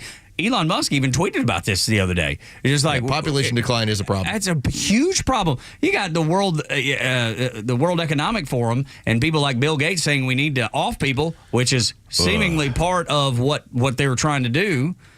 And yet, when you look at the actual numbers, it's the exact opposite. Again, the information is wrong. Is it a problem, though? Like, is it really a problem with some of the people who don't want to procreate right now? Well, yeah, maybe not. Is it a problem? Nah. But worldwide it is. Yeah, I understand that. But at the same time, we have to continue to move on and hope that, people get back to common sense and realize I want to have a family. I want to raise someone that's better than me, because that's the way I, raise my child is. I want him to be better than me in every single way. And I'm not saying I'm a bad person, but I'm not a great person and I'm not the best person. So none of us are. But I would love for him, and he's going to make mistakes. He's already made mistakes, but I want him to be raised in a great way, and we'll raise kids one day and continue down that path of raising good kids who care about their neighbors, their family, and everybody else. But in reality, there are some people who do not need to procreate. So I'm not too mad about that, but there's no way whatsoever anybody should take that out of your hands and put it in a weaponized virus. That's the scary part. That's the difference. No one should be able to population control. Nobody should be able to seed clouds and make weather storms and do this. We've got to stop playing God. You can't say, hey, we have too many kids, let's allow abortion. These kind of things have to stop. I know, Los, you talked about the people that lost family, that were 78 because that was the average age of death. I mean, think about how many people didn't get to spend their last moments with those people because they couldn't go into the hospital. They were stuck in nursing homes like New York. Well, oh, my God, those numbers are, 15,000 people that were stuck in nursing homes under Cuomo up there? They treated them like they were somehow like radioactive. You're right. I know. Remember they told you to take your clothes off when you got home and wash them or whatever. Yeah, it was like the Spanish flu. Yeah, it was, hey, where do we bury them? Let's throw them in the back of U-Haul trucks. I mean, that's the way that Cuomo treated them in New York. And and remember, at that point, Cuomo every day doing his daily briefing. It was a nationwide briefing that was going out all over YouTube and because they felt he had the best handle on this, and he didn't. No, you know why? Because they refused to listen to medical professionals. They refused to use science in order to look at what was really happening. Think about it. We built it. We funded it. We created it. However it got out is how it got out. We manipulated it. Whew, Lord. We did it. Lord. It was us. It would never have occurred if it wasn't for Anthony Fauci and the funding from the NIH and corrupt government. And part of it is Barack Obama basically saying, you're not doing this domestically anymore. So you better take it abroad. They took it abroad. And they're like, okay, yeah, good. All right, cool. We're fine with that. Ukraine and China, we'll see you later. Exactly. Goodness. 8 o'clock hours brought to you by Central Heating and Air Conditioning, your Atlanta Carrier experts. Call them today if you need a tune-up on the system you have, if you need a replacement with a great Carrier system. or if you need a maintenance agreement just to keep your system running at peak efficiency. 770-GET-HEAT, centralheat.com is the website. When we come back, Trump should pardon these most persecuted folks, most persecuted by the Democrats. Tell you who that group of people is next on the Morning Extra.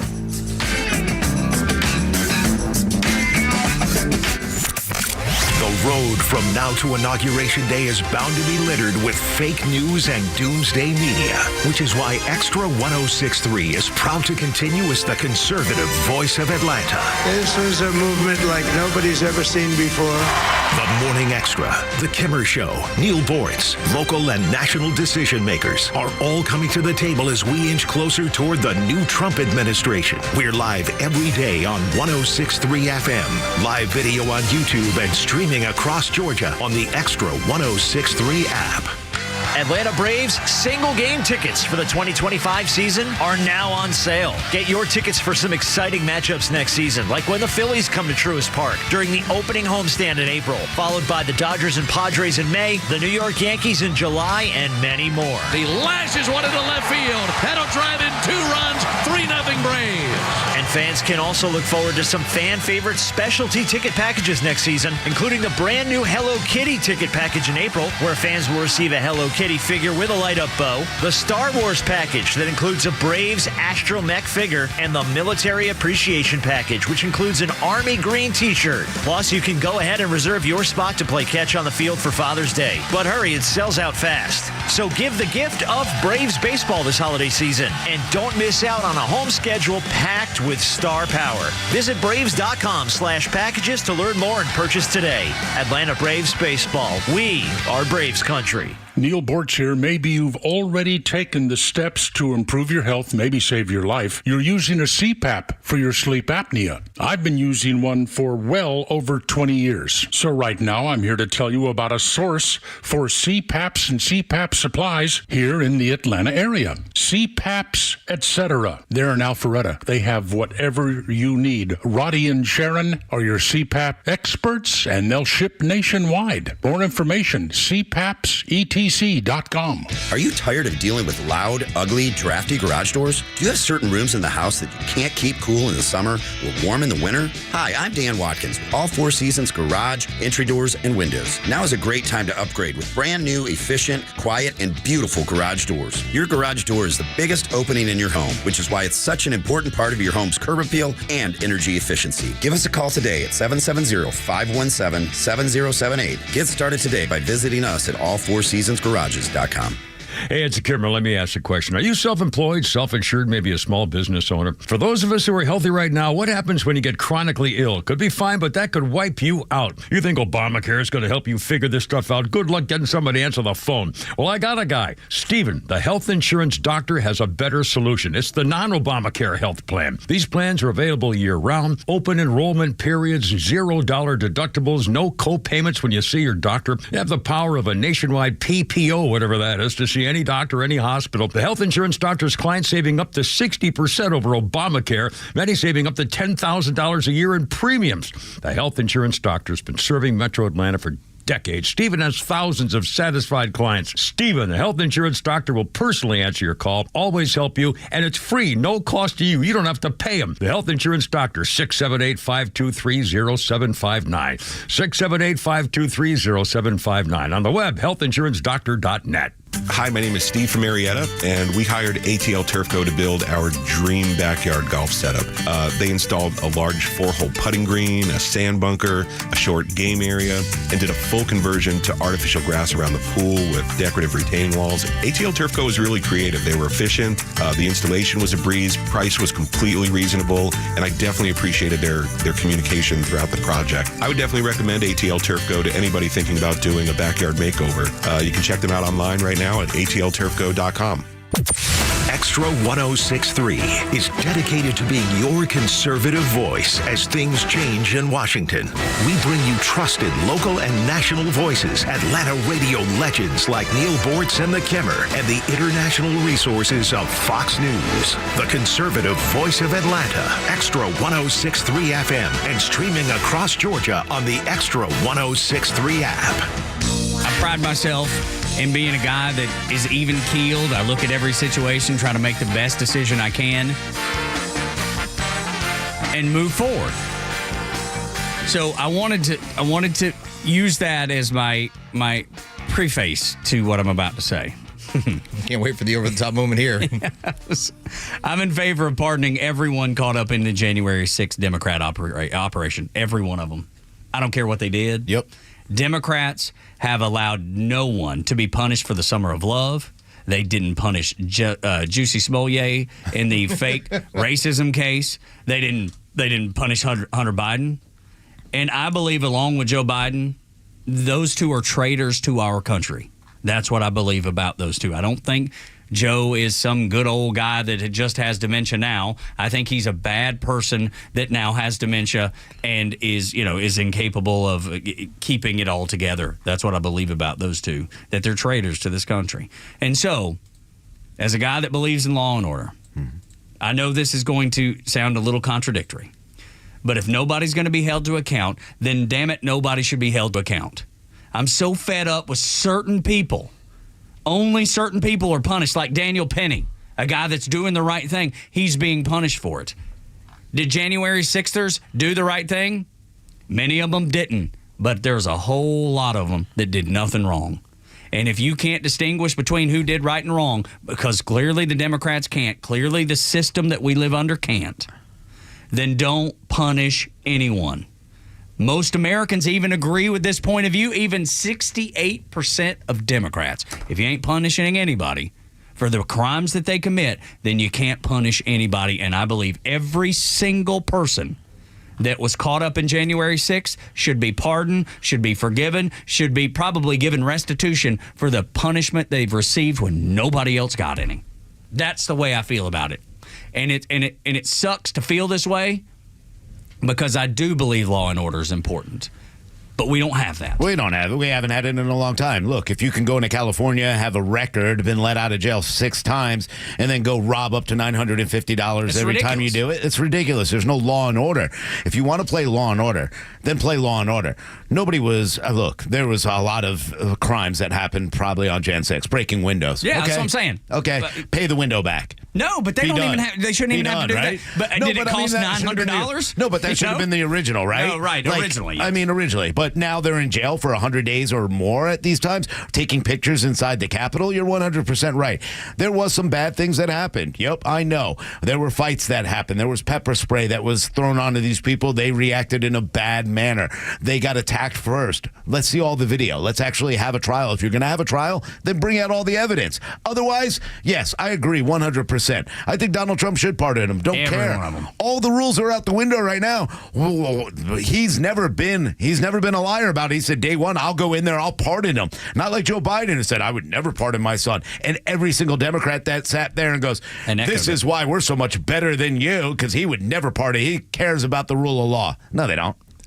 Parading ended up being the term and the law that was used in order to put people into jail or to give them a criminal record. On January 6th. That if they were in the Capitol and were just standing around, didn't matter. It was, you're parading.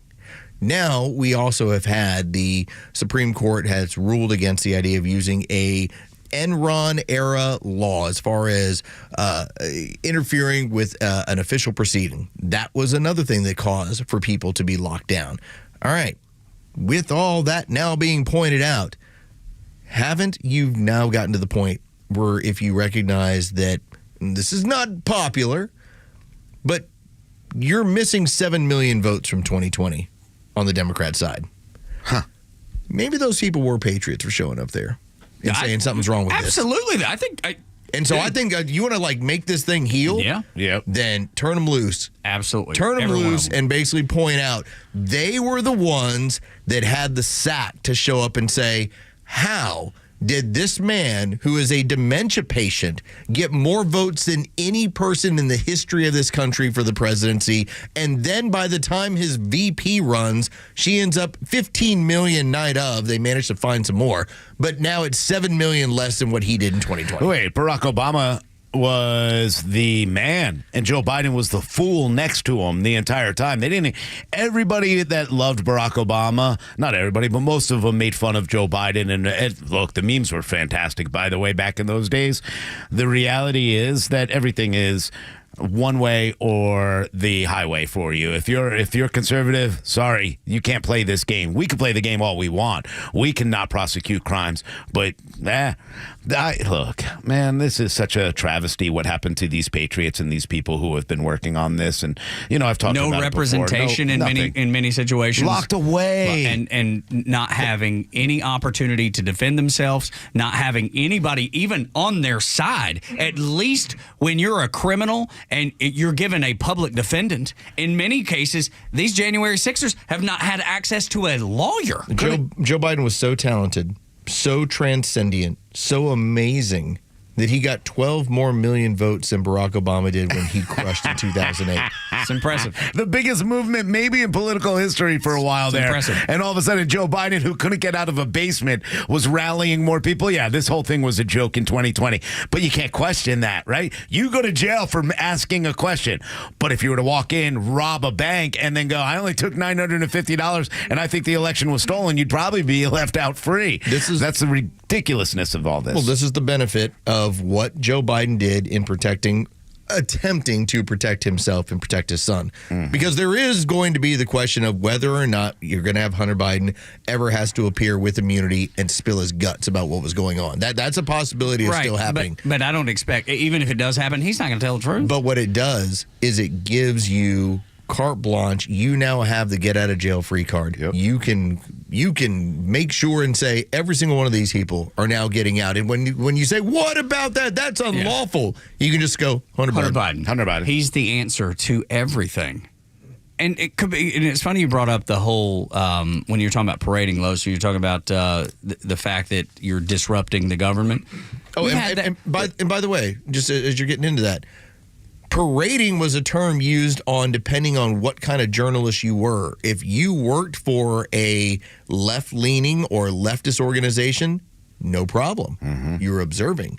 If you were right or middle, you were parading. You're parading, of course, just like the people. But then you think about how many abortion activists have went into the Capitol and taken over the rotunda. How many people have marched into offices? Do you know how they changed that? They started to arrest them and zip tie them and bring them outside and then go, all right. Yeah, bye. Adios. Right. Bye. But not to the ones that walked in there and took pictures. No, it's exactly right. And then Jamal Bowman pulled a fire alarm to actually disrupt a vote that was going to take place. It's obstruction, which is what a lot of them were charged with. And he got off scot-free, much like Hunter Biden. Yes. Pardon every one of them. Or lock up Jamal Bowman.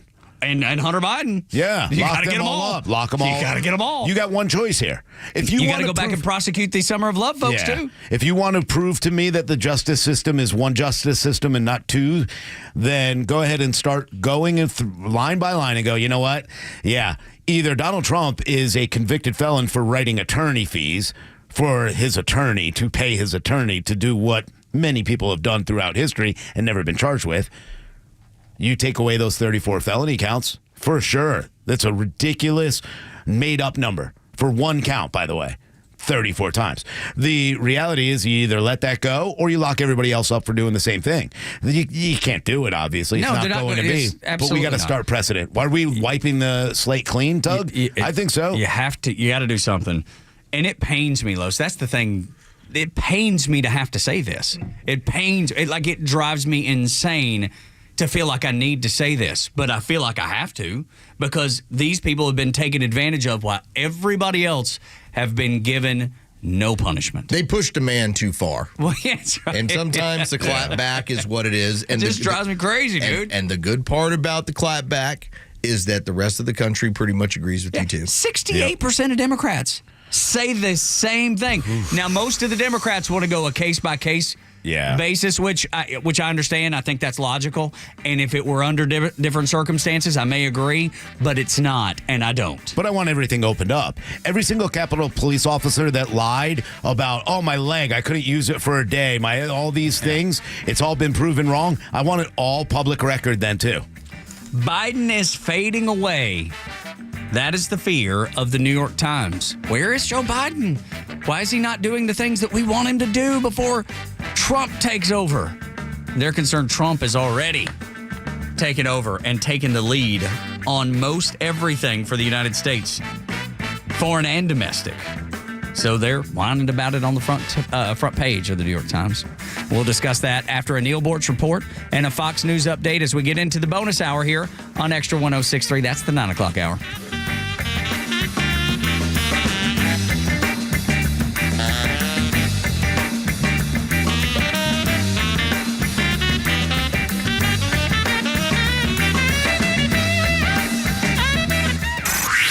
Time for the Bortz Report, exclusively on Atlanta's only conservative news and talk station, Xtra 106.3. So the word of the year for 2024 is brain rot. Apparently something you get from too much time on social media. I thought it should be literally, because the kids these days, everything is literally this. I was literally that. I was literally doing, God, it gets nauseated. But we need a phrase of the year.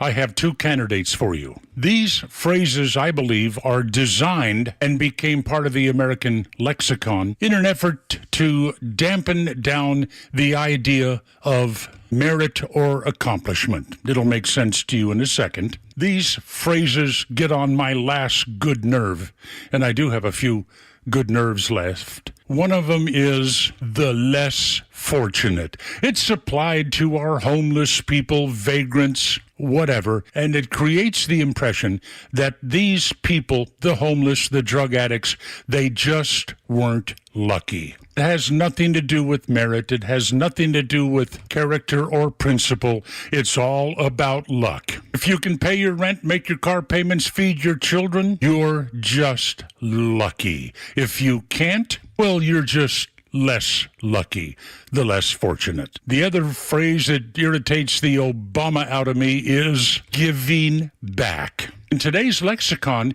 you can't just give because you're a generous person. You can't just give. No, you're giving back. And what does this mean? Whatever you have that you're giving was given to you in the first place, not earned, not the result of hard work. It was given to you. So when you give it away, you're giving back. Do these people ever listen to themselves? I'm talking to you, news anchors. Okay, enough of me. I'm going to go spread this joy elsewhere. Neil Bortz, Xtra 106.3. Hey, it's a Kimmer. Okay, you're driving along. Suddenly you hear that horrible sound of metal and crunching. It's an accident. Even if it's a little minor fender bender, man, that could be a nightmare. First, obviously, take care of yourself. But before you make a deal with an insurance company or anybody else, call David Van Sant with Van Sant Law. You know why? Because he used to work for the insurance company, so he knows how to get the right settlement and right away. Van Sant Law, don't forget, if you don't get paid, they don't get paid. Protecting your interests. Insurance is great, but it's complicated. 855-GA-INJURY or vansantlaw.com.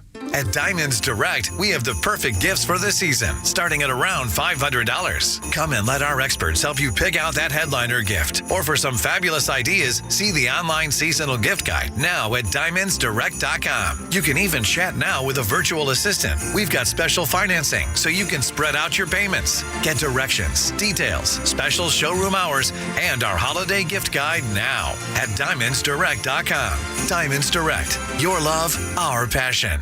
Power up the holiday and give a gift from the top of their wish list.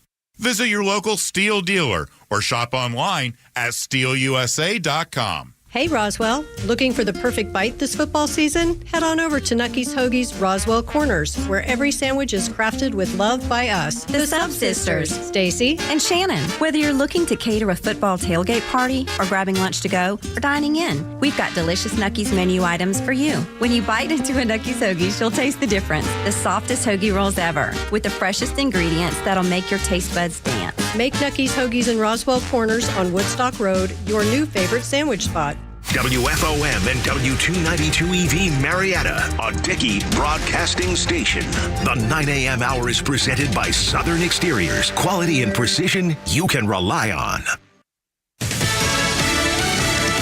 defending her son.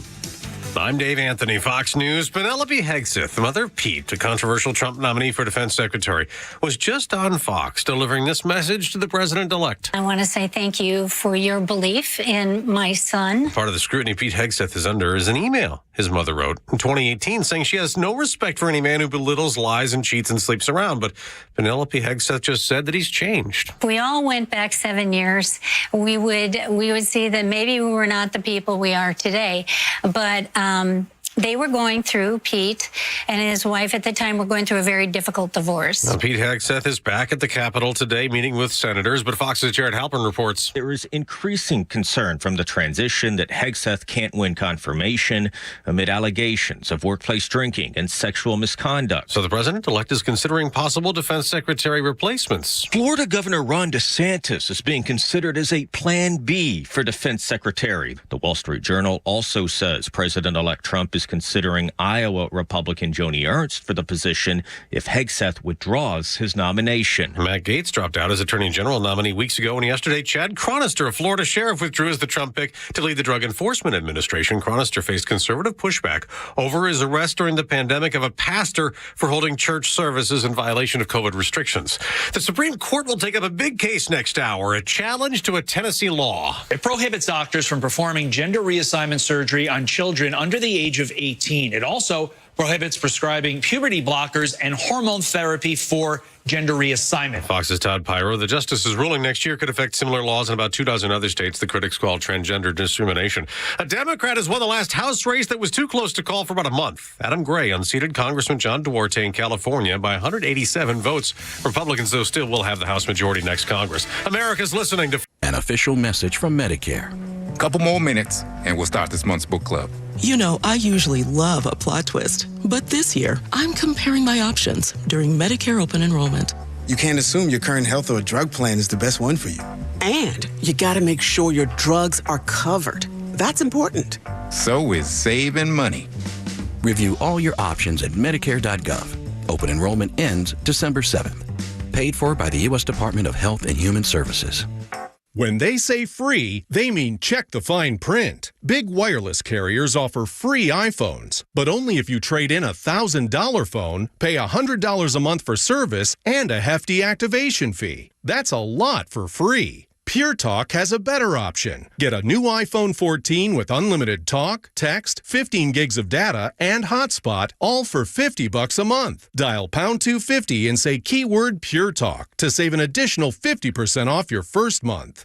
Grow your business organically with Atlanta's fastest growing news and talk station, Extra 106.3. Get started today by emailing sales@xtra1063.com. I missed the summer already.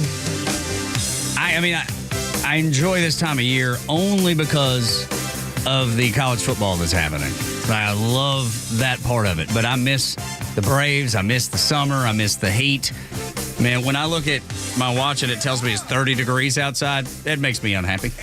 So here's what I've done, and maybe this will help you. Okay. I have taken the things that I do love, which is number one, Halloween. Mm-hmm. Okay, that's good. Mm-hmm. Then I get to Thanksgiving, family, love it. Love Thanksgiving. Christmas, love it. New Year's fun, love it. Then I've got Valentine's Day. Who cares? It's stupid. Nobody cares about that. But then I got a good concert coming up that I planned for February 22nd.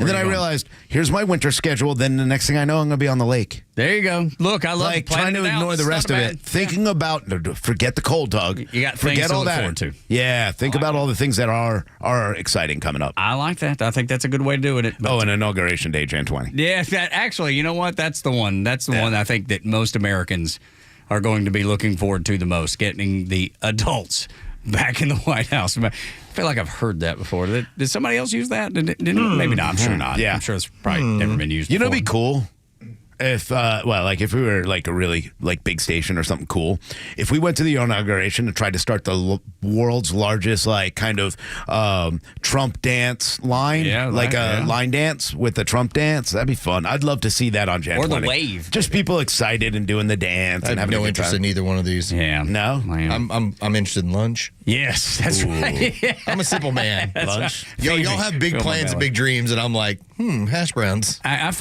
kind of fallen in the middle. Like I do like to have things to look forward to. Yeah. I really, when my son's coming home from college. Absolutely. When baseball season starts. There are things that hit me on the calendar. Coke hour. Yes. Well, yes, Coca-Cola. Nice. It's funny the way you said that sound like Coke Howard, but you said Coke Hour. Coke Hour. Well, because again, in the interest of the adults being back in charge, yes, we are going to look back at this and go, do you really have a transsexual man on the lawn showing off his breast? Do you really have... That was the adults. Do you really have cocaine that's actually found in the White House? Do you really... And we're going to go through like this entire laundry list of all of these comedic joke sort of stuff and say, really, these people did this for 4 years, didn't they? Is this a video of one of the staffers in the Senate room? The Senate hearing room? Is that naked? dude having sex with another man? Yeah, what a crazy... recording it? They recorded it? Just so he could brag, look what I did? Yeah. Pete Hegseth, no, but the guy in the dog mask, now that is intriguing. That guy obviously has the correct ability to be, or what about a head psychiatrist that's a man dressed as a woman? Yeah, right. He's talking about an oxymoron there. Just a lot of, we're going to look back at 4 years and just say, really? You let the teacher's lounge, like in all of its craziness, go full blast on this country? Yes, that's exactly what we did. For basically the better part of 2.5 years, the last year and a half, we've been like, all right, we just can't wait to vote you out of here. The one that as bad as every one of those that was mentioned, it's still the cocaine in the White House, and the excuse that they couldn't figure out who it belonged to is the most glaring of the lies. I mean, the rest of them are, they want to cover it up, they don't want to talk about whatever. But that one's the one that goes, wait a minute. Yeah. You can track somebody that was arrested on January 6th across the world. While they're driving down the highway. Absolutely. You could track them like animals. But you're telling me in the most secure building in the entire world, you don't know who something belongs to, or you don't know who belongs to that bag of cocaine. I really believe it's Kamala Harris. Me too. I've come around. I'm glad you said it. I believe it too. Really? Yeah, I believe they didn't want that to What be makes the you truth. believe it? Because Hunter's the most obvious. Because Hunter would be the easiest one to burn down with this stuff. And Hunter's the smarter of those, I think. What is the one that's going to... First off, if you're going to take cocaine into the White House, I don't think Hunter has the marbles to do that. I think somebody who's second in line as the most powerful person in the world probably feels like it's no big deal. Well, right? I think, So what I think happened was Hunter's been caught before and told, hey, don't do that. Don't bring it here. He knows better. Drug addicts do a better way of hiding he listens so well. Let me tell you one thing by the way, he was into crack. Yeah. He wasn't high in cocaine. Yeah. Yeah, this exactly, and that's the other thing. I think Kamala Harris is running for president. They knew we can't let this out. We can't. That's her entrance. That's where she comes in every day. That's where. So I don't know. Look, she sure seems like the perfect candidate for some I'm days. alleging it, but you have to. Yeah, this is all alleged, by the way. You have to feel like you were untouchable in order to take cocaine into the White House. Yeah. Who's more untouchable than Hunter Biden? Joe. Okay, maybe. That's it, maybe. And Kamala Harris. But that's the point. That's not hiding it. Look, it's in a kid's like, here, I just went and dropped it off. Like a cubby in the back of a elementary school. Right. And I don't know, look, I don't know the price of cocaine, okay? But sure, it looks expensive, that big bag. That was a big bag. And the fact that they're like, well, we can't really get fingerprints off this. Oh, please. Whatever. If it was Donald Trump's son, you'd find fingerprints everywhere on that thing. You would try. You would do everything you could. That's the reality. It's so funny how they bash Don Jr. and Eric all the time about being horrible humans. But you don't look at the people who have problems with, showering with their daughters and, doing drugs and oversexed and hiring hookers. Those are the good kids. In Democrats' minds. Dude, what a great dad he is. In the administration's mind, I think that's probably correct. Look at what they surrounded themselves with. That's exactly what they did. An ounce is $800, Tug? Yes, Lord. Wow. I'm looking up on Google. Well, don't act surprised. Well, I can't pretend. I have to at least pretend, right? Yeah. And that's with 35 to 90% purity, which, you only deal with the purest. Well, that's right. In reality, it could be both.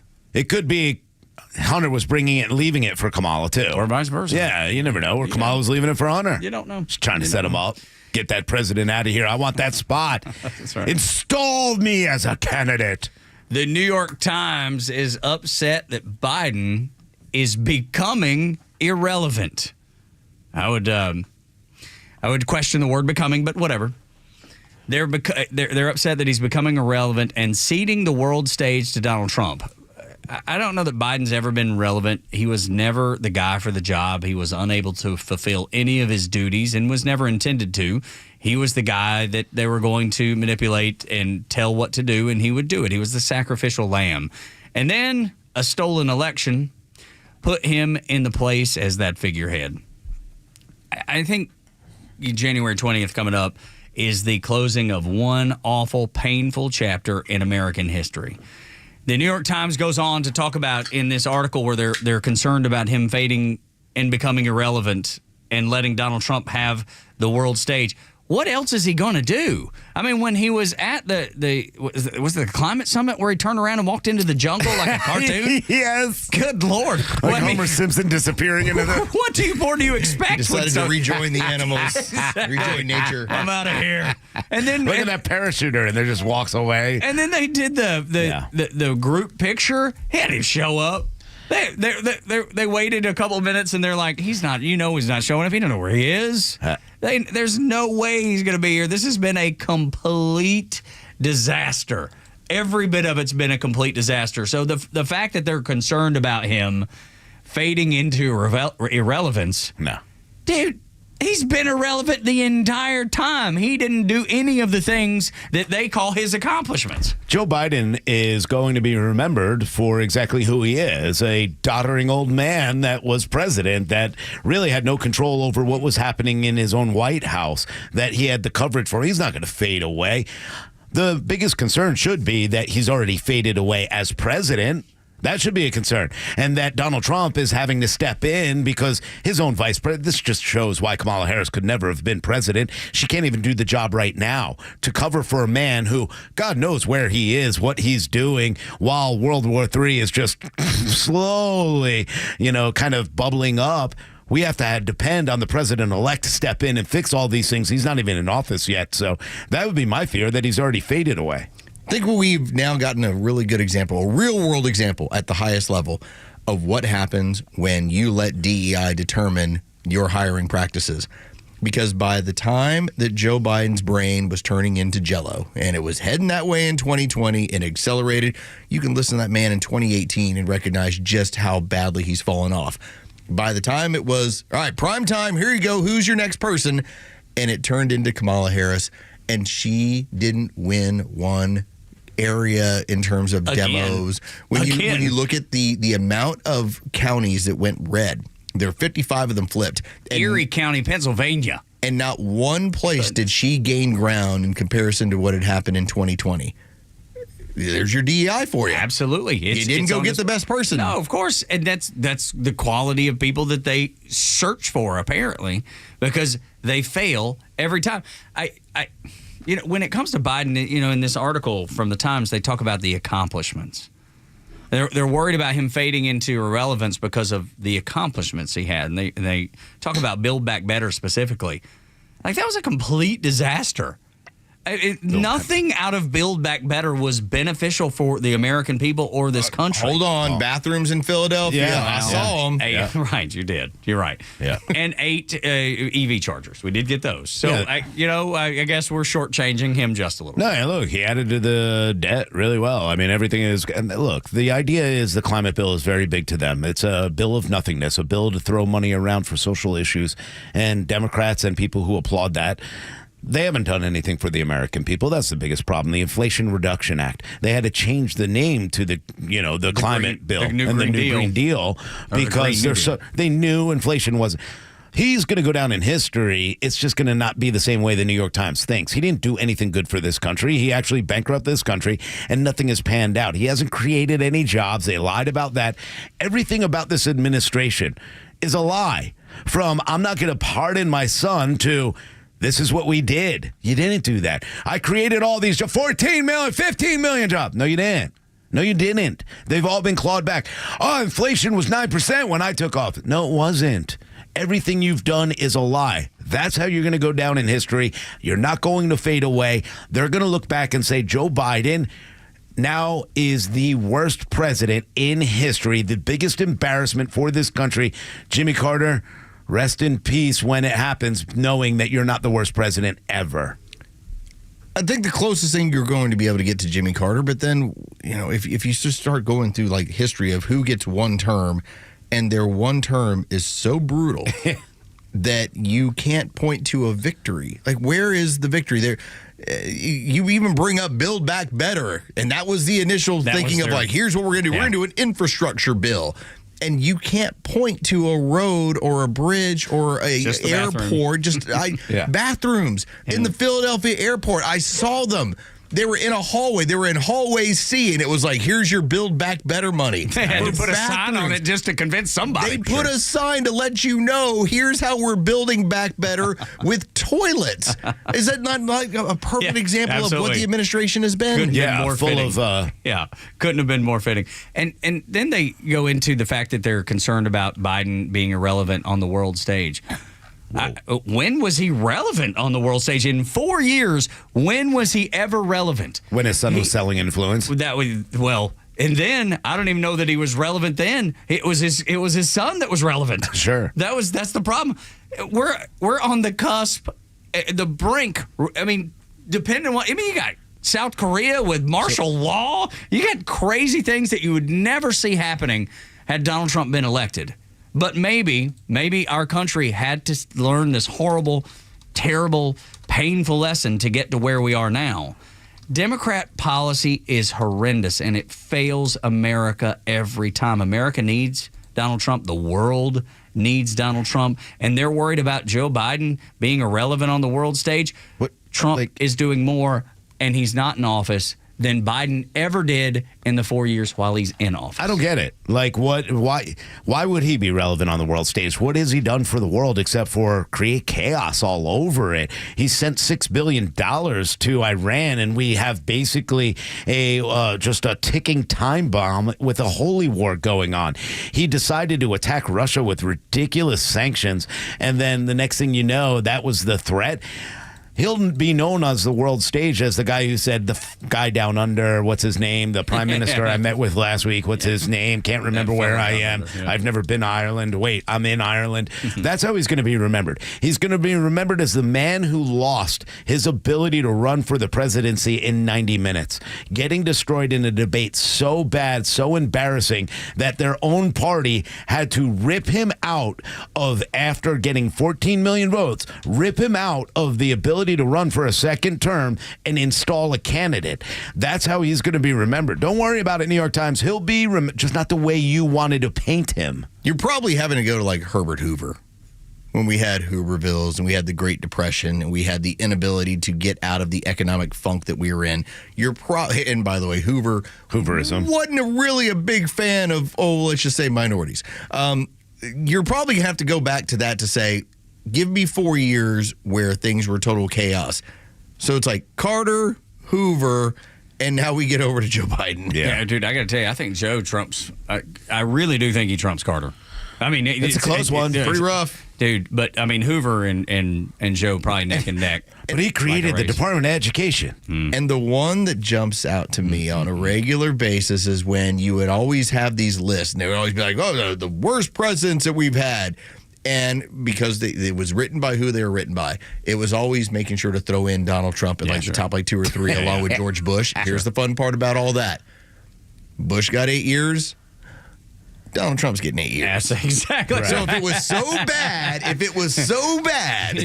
you're going to end up with another 4 years. And the crazy part about the 8 years is that we got a dose of it. Then we got a dose of Joe Biden, and they're like, no, let's go back. Let's go back and do that one again. Yeah, let's go back to that chaos thing that you guys called chaos. We were great during chaos, I guess. And the reality the biggest is, slap in the face, I think. You know, I think of Bill Parcells as that coaching, like that coaching regimes, and you look at it. Donald Trump is going to have that as well. Because not only is he going to get 8 years, I think if he does exactly what we think he should be able to do, and if he's not blocked in every single way, and we can continue down a good path of making America first, I think you see a litany of proteges, as you can call them. The coaching tree. Yeah, the coaching tree of Donald Trump will continue. I think you may be right about that. He's changing this party, whether you like it or not. It's become more of that Tea Party and less of that establishment. 9 o'clock hour is brought to you by Southern Exteriors, your home exterior solution since 1999. They can do doors, they can do windows, they can do roofs, they can do back decks, they can screen in a back deck. They can change the entire outside of your home to make it that jewel of the neighborhood, so when you pull up, you're proud of your home every time you see it. Call them at 877-9-SOUTHERN or go to southernexteriors.co. Southernexteriors.co. Let's make it simple. You know those books, the Football for Dummies books, the Politics for Dummies books, Government for Dummies books. This is Strength versus Weakness for Dummies. Next on the Morning Extra.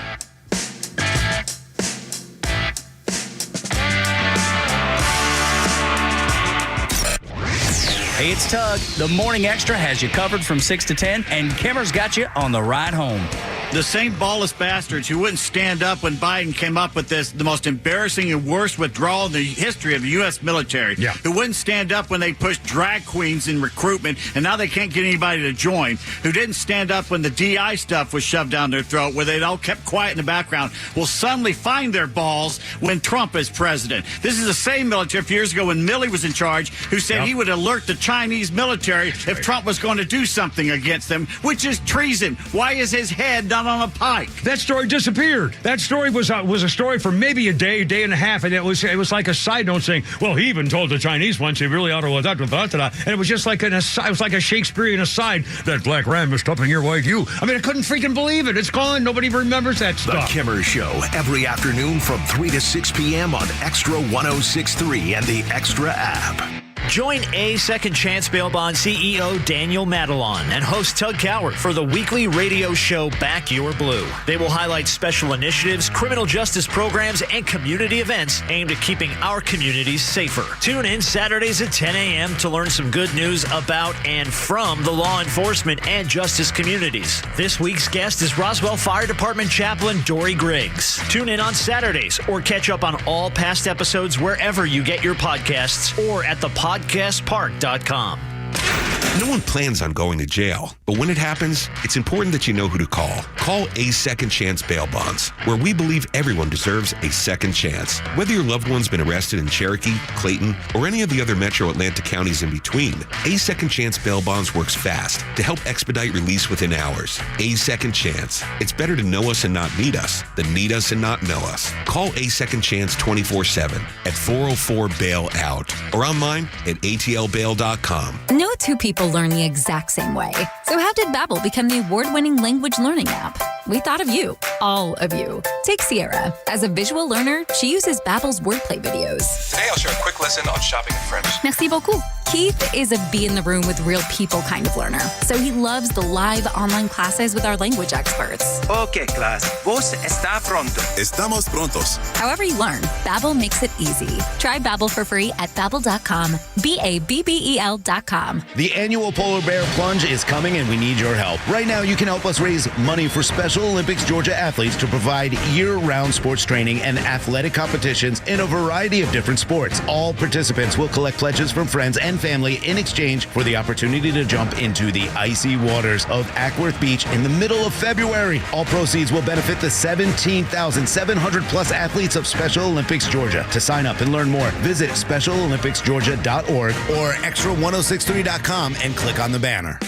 Foundation repair isn't pretty, but at Atlanta Ramjack, we make it easy. If you notice any cracks in your foundation, they need to be addressed as soon as possible to reduce additional costs that come with the repair. Why call us? Foundation repair is all we do. We have highly trained estimators that will thoroughly evaluate your home and only recommend what is needed. If you are experiencing foundation problems, please contact us at ramjack.com/Atlanta or call us at 770-502-8881. You and your buddy. You've been through a lot with each other. The ups and the downs. He's been with you every morning, noon, and night. You've traveled the world together. Heck, he was even with you on your first big date. But have you noticed he's struggling lately? Not performing on the job. He can't even stand up straight anymore. He's wanting to cry out for help, but just doesn't know how. He needs Dr. Deal and Total Body Therapy of Georgia. They can give him the gift of good posture this year, help him stand proud and become all he was meant to be. Now, take him by the hand, look him in the eye and say, I appreciate you, little fella, and we're going to get you some help. We're going to call 404-777-1911. We're going to visit tbtofga.com. We are going to say goodbye to erectile dysfunction forever. Total Body Therapy of Georgia. It's a hard conversation to have, but it's one worth having. Learn more online at tbtofga.com. The stories that matter to you.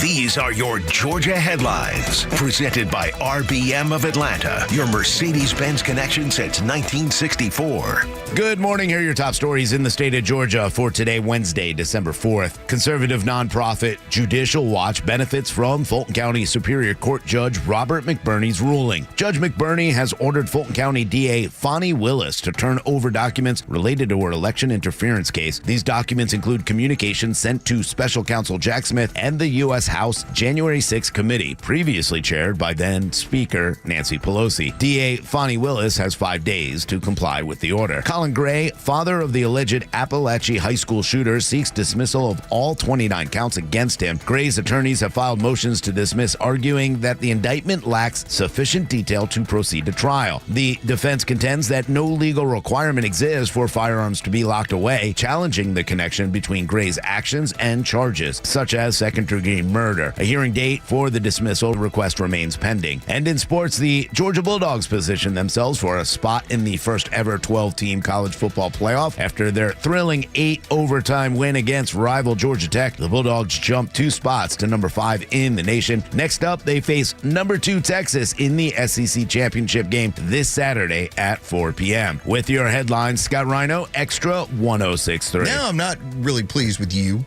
Well, see, because you're pointing out something about when I start joking around about when you give away tickets, and you are very friendly about it. When tickets come your way, you offer it to Rhino and I. I'm just telling you, I think you forget what it's like to have a 10-year-old.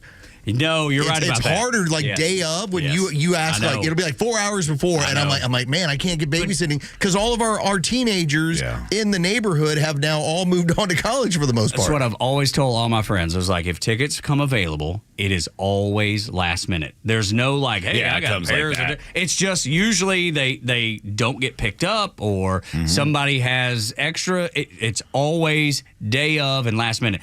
I send that text more to people because I get asked for tickets. I feel like Ticketmaster sometimes. Oh, yeah. People are out of the woodwork. People I go to high school with, they're like, hey, can you get me tickets to see Taylor Swift? Middle name, Joe, Ticketmaster. No, I can't get you Taylor Swift tickets. I just can't. Even if I wouldn't even have an avenue to get this. She's not even a country artist anymore. Is that one of the what are the the untouchables? Taylor Swift is one. Some of the big ones, Morgan. Yeah, all those. Impossible. Zach Bryan. I will say this. I talked to you because, Scott Munn, and you do an amazing show, and Scott Munn's a great dude, and he works with Blackberry Smoke, and we love Blackberry Smoke. And I was like, hey, listen, I'm willing to pay for tickets. We're going to go see him. I don't know. Is it sold out? Whatever. And I know that you had at one point, and Scott were like, yeah, I don't think there are any tickets left. And then it was like the day before the event, you're like, hey, look, you want to go? I got this. And we're like, yes, please, thank you. That's right. It's always last minute like that. So last minute. And I was so surprised that it was even the night before or the afternoon before when they came through. I was like, holy cow, man. It never works out like this. And it was awesome because it was one of the best shows they ever did. I set Los up for failure because a couple summers ago, it was the Darius Rucker show. And I'm like, hey, dude, extra pair of tickets. Do you and your wife want to go? It was like 3 hours before the show. Yeah, he was like, dude, I got kids, man. I can't find a babysitter. I turn around, they're all gone. So yeah, that's always the challenge. If I've got a few days, I can figure it out. In fact, we are doing between the Christmas party for the company next week, the volleyball tournament, and then we're going to go see TJ Miller over at the Punchline. So my mom's in town. We lined that out like a month ago. So awesome. But that's what we have to do is we need a month of warning to line anything out. I know. Yeah, it is a lot. It's tough, man. It throws a wrench in everything. Now, I do find it funny that 3 hours before the show, you got the text. Joe got it 2 hours before the show. I got it 7 minutes before the show. That's not true. How far down the line was I, Tug? No, no. Man. That was not. Normally, you do send it out on a mass text normally, like the whole show, like, hey, does anybody want these? That's right. They come available sometimes. I do appreciate it. It's just, it's one of those where I tell my wife, hey, Tug said he's got tickets for this. And she just kind of looks at me like, we can't do that. Yeah. I know. But it's sometimes fun to dream. I know. Like you're talking about SEC championship. My cousin runs this vending company down in Orlando, and he, I guess, deals with Dr. Pepper. That's his main account. And guess who is the sponsor of the SEC championship? Dr. Pepper? Dr. freaking Pepper. He shot me a text the other night. Yeah. He was like, we're going to the SEC championship. And I was like, let's go! Oh my God, the tickets are now at $111. And I have no... There's That's it? Yeah, they That's keep not dropping. bad, actually. I think yeah, you know what it is. $700. This was based off of we got the playoff rankings last night, and it looks like both teams, no matter what, will both be in the playoffs. And so people are going to go to the playoff game versus it's the dropping the value of the SEC championship Makes game, sense. which I might want to try and go to. Dude, absolutely. And Nobody to find a babysitter. Yeah, really. I mean, like SEC championship doesn't mean much anymore. Dude, and we all knew that the championship games are going to become... Well, why not get rid of it now? I don't know about irrelevant, but close. And at some point, I guess they make too much money. Dr. Pepper sponsorships, they make too much money to let it go altogether. But they got to figure out a way to make it important, to make it relevant. Because I know when Georgia was, like they weren't going to be in, and I was like, that's great. And then Florida messed it all up for you. But there was a series of that, and Florida did help that scenario. And nobody wanted to be in the game. Well, no, why? Everyone was looking at it as it's a bye week. Right. And I was talking to our friend. Week. Yeah, it's. I was talking but to not if you're playing in it. Right, that's the point. I was talking to our friend Brian Hoyt, who worked over down the hall on the left, and he had made the point how, as of 3 weeks ago, he made plans to go to the Great Wolf Lodge or whatever it is. Oh, yeah. The place indoor is awesome. water resort, because he's like, we're not going to the championship game. 3 weeks ago, there was no plan. Because now, Georgia was out. Do you think this will be one of those scenarios where a lot of the players who realize, hey, I have NFL worth, now I am going to play in a playoff game and try to, obviously I want that on my resume. I don't need the SEC championship now on my resume. I need that playoff win on my resume and maybe a national championship. I'd rather sit out. No, you're not going to play in the playoff. With any of that? If you're playing in it, you want to win it because you want the bye week. Because there'd be nothing worse than having to play in this and then you're playing right again on the 20th. So I guess playing for the bye is cool. Well, there's that, but if you're Kirby Smart, and I'll just use Georgia for an example. If you had a player saying, I'm not going to play in the SEC championship, but wants to play in the, like, no way. You're not playing. If you're not playing in that one, you're not playing in the playoff. But if you're a coach that knows you have a great team and you don't want to risk injury to some of your really good. I think Lowe's is right. I think the bye is so valuable. Yeah, obviously, anybody can win in any of these games right now. Georgia, look, 2 years ago, I'm thinking Georgia's not worried or about facing anybody, doesn't care whether they have a bye or not. They knew they were the best team in the country, and they were going to win regardless. I felt that way from the beginning. This year, you don't feel as confident with some of the tough wins that you had to get through, but you're still one of the best teams in the country, so maybe it's different now. But well, there's just no dominant team this year. Yeah. Like everybody can be had. Obviously, Oregon's had a great year. Man, Oregon was on the ropes against Ohio State. Right. That's just what it is. Everybody can be had in this thing. Yeah, except Indiana. Except Indiana, because they're probably the right, Joe. Hey, you shut your mouth now. You get my team out of your mouth. Joe's worried about what would happen. I have to cheer for Texas. Yeah, you need certain things to happen to make sure that Indiana gets in. Indiana will be in. I think they're in regardless, right? Yeah. No? It's a good, because I think a championship game team should not be run out of there, but we'll see. So they say they're not going to, the committee says, quote unquote, they're not going to punish teams for losing in their respective championship games. So as it sits now, Georgia is hosting Indiana in that game, in the first game. Mm-hmm. So I kind of want Texas to win. Well, I kind of want you to shut your mouth. I kind of want to go to that game. Yeah. No, I got you. Yeah, I get that. See how it shakes out. Yeah, you want to see their last game. I get it. That's right. Nailed it. At least they got there, right? Yeah, At least hey, if Georgia Tech can get that close, absolutely. There's always a chance. That's true. I don't really see it, but now my wife is suggesting, what if we just take the kids? Because now the price $400, we're not taking the kids. $300, we're not taking the kids. $100 maybe. Maybe we take the kids. Yeah, dude, I love it. I love it. That'd be awesome. Game. Yeah. They've never done anything like that. That'd be kind of cool for them, you know? Very cool. They would enjoy it. I've never seen Georgia win an SEC championship, ever. I've never. Every one I've gone to. Yeah. And my cousin just really? I've never seen them win. I've never seen them win either. Oh, that's tough. Hey, dude, it sucks. Oh, that would suck. And there's that, and I'm not superstitious by nature, but there's that little bit of me that's just in the back of my head. But you're a little stitious. Yeah, a little stitious. That's right. I talked about this several years ago when I went to go watch the SEC championship game when Georgia played Alabama. Now, this is a year in 2021 when Georgia wins the national championship. Is that the one I watched with your wife? No, that was Auburn. No, that was Auburn. That was, again, we weren't in the building. We were across the street over at Sports and Social. I have seen no victory there. Yeah, but we basically get dropped off by the Uber after Georgia's been beaten by Alabama. And the feeling is you're never going to beat Alabama ever again. And we start walking because we were in a hotel over in the Battery. And as we're walking to our hotel room, next door over at the Roxy was DaBaby. Mm-hmm. There's this line of people that are so excited to see DaBaby. And then there's us, like a group of like 20 of us all moping through the Battery. It couldn't have been more different as far as like, can't wait to see a show. Where are y'all coming back from? Watching Georgia lose. We went straight to the bar and just started putting it away. Good Lord, that sucks. Yes. Yeah, there's the walk of shame. Boy, it hurts, doesn't it? Extra 106.3 is pleased to support the Smyrna Public Safety Foundation's Shop with a Hero and their efforts to make the holiday special for local students and their families. Join us as we work to bring the holiday spirit to these local kids in need. Help us help these students and their families by making a donation to the Shop with a Hero program. Select students go on a $250 shopping spree with local police officers, firefighters, or EMS, paramedics. And then they'll get a great lunch with their family at Truist Park right across the street from us here at Extra 106.3. If you'd like to make a difference, go to SmyrnaPSF.org. That's SmyrnaPSF.org and donate today. Football, you got to be strong, no doubt about it. I mean, the strongest survive in football.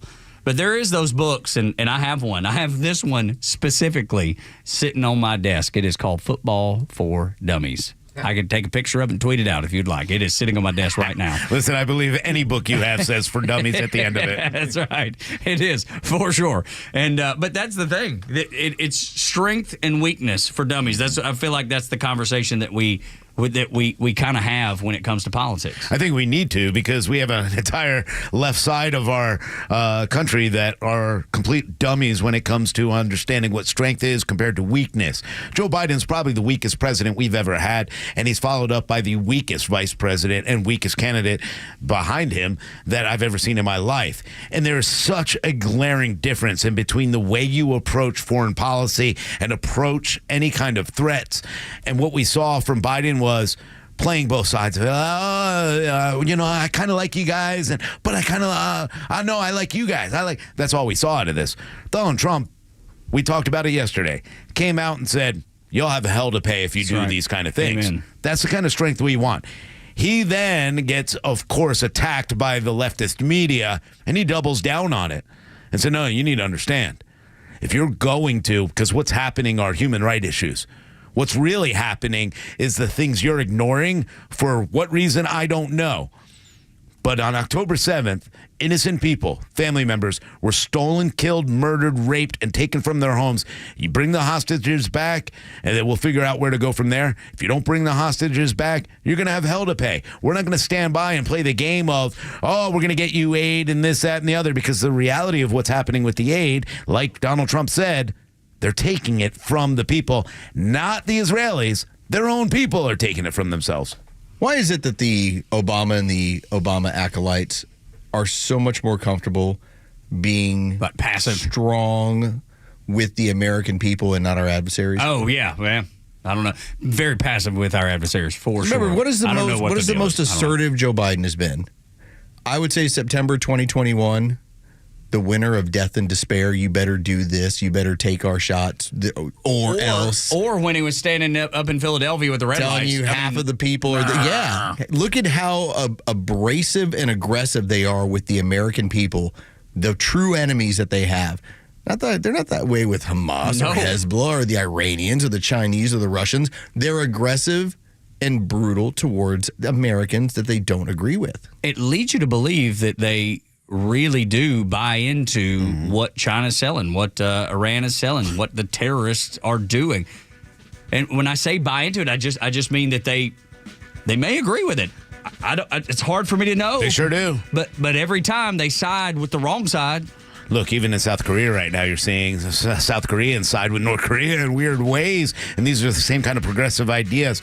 We have to get away from this thinking. We have to get away from, hey, everybody's good no matter what. No, not everybody's good no matter what. Sometimes it takes force. Sometimes it takes strength. Sometimes it takes hurtful words to say, you're going to stop or we're going to destroy you. And that's what I want to see out of my commander-in-chief. I want to see strength.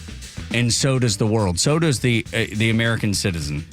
They want to see strength out of their leader, too, because if you don't, you're going to be taken advantage of like we have for the last 4 years. New sheriff in town. No, the separation of church and state is not in the Constitution. It is not required, and sometimes people need to be reminded of that. Next on the Morning Extra, as we wrap up the bonus hour on Extra 106.3.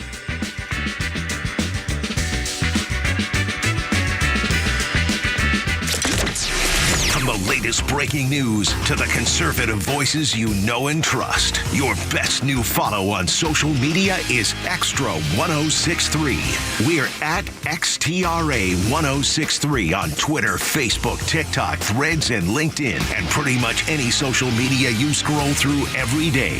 And we drop exclusive giveaways, new daily content, and the latest breaking news from Georgia and across this great nation. Interact with your favorite Extra personalities. Get the latest on our live events and so much more. Follow at Extra 106.3 across all your social media and keep up with Atlanta's only conservative voice. I noticed this when I pulled up at the house yesterday after the show, that most of the trees don't have any leaves on them anymore.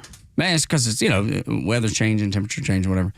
Yet, I raked the other weekend, and all the leaves are back on the ground. Like, where are they coming from? I mean, most of them are gone, and then they just magically appear in my front yard. And you know where else they're showing up? Not just in your front yard, not just in my front yard. They're also showing up in your gutters. So with winter just around the corner, leaves are on the ground or showing up on the ground, wherever they're coming from. Now's the time to get your home ready with Southern Exteriors, whether you're cleaning out those gutters, adding gutter covers, or maybe you want to do both. Southern Exteriors has got you covered, and they got your gutters covered, too. And if you do any gutter cleaning job, they'll give you a free roof inspection as well. You know, we got some rough weather coming. Yeah, this winter weather is rough on your roof. Get that free inspection while they're up there. You don't have to wait. They're big enough to take care of as many jobs as they need to. They've served the Southeast and Atlanta since 1999. Here's how to reach them: 877-9-SOUTHERN if you want to dial them up the old-fashioned way, 877-9-SOUTHERN, or their website, the newfangled way, southernexteriors.co. Hey, Atlanta, it's Mark from the Safe House, and now the security riddle of the day. When times get tough, where do you keep your stuff? Answer, in a quality safe from the Safe House, of course. Don't go to a big box store and get a fake safe. That would be as effective as Joe Biden's fake border policy. For over 30 years, the Safe House has been providing the best quality safes on the market. Brands like Browning, Fort Knox, and Champion. And with the largest selection of safes on display in Georgia, we're confident we can help you pick the right safe to fit your needs. So drop by our huge showroom or go to atlantasafehouse.com. It's Christmas again, and it's that time of year to gather with family and those you hold dear. But what will you bring and where will you go? When it comes to great gifts, there's just one name to know. Solomon Brothers, it's just the right place, because a fine piece of jewelry puts a smile on a face. So stop in today, and you know you won't fail, because at Solomon Brothers, there's an incredible sale. From 1 carat to 6, you'll get the best deal. You'll love how it looks and how it makes her feel. In carats, they start at just under $1,000. You'll find earrings and bracelets or a ring for their hand. And when you give a gift that's from Solomon Brothers, it will be unique and not like the others. So don't miss this sale because it won't last long. Just trust Solomon Brothers and you'll never go wrong. Stop into Solomon Brothers Jewelers today and get 1 carat total weight diamond stud earrings, tennis bracelet, necklace, or rings starting at under $9.99. So shop Solomon Brothers Jewelers or SolomonBrothers.com.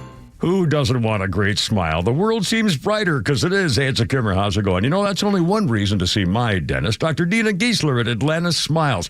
The other reason, of course, is to take care of your teeth if they're going to make your life miserable. We all know that. But when's the last time you were smiling before you walked in the door like me? Because I know Dr. Dina and her staff are the happiest Kimmer babes you ever saw. We're going to fix me up, and I always take the gas.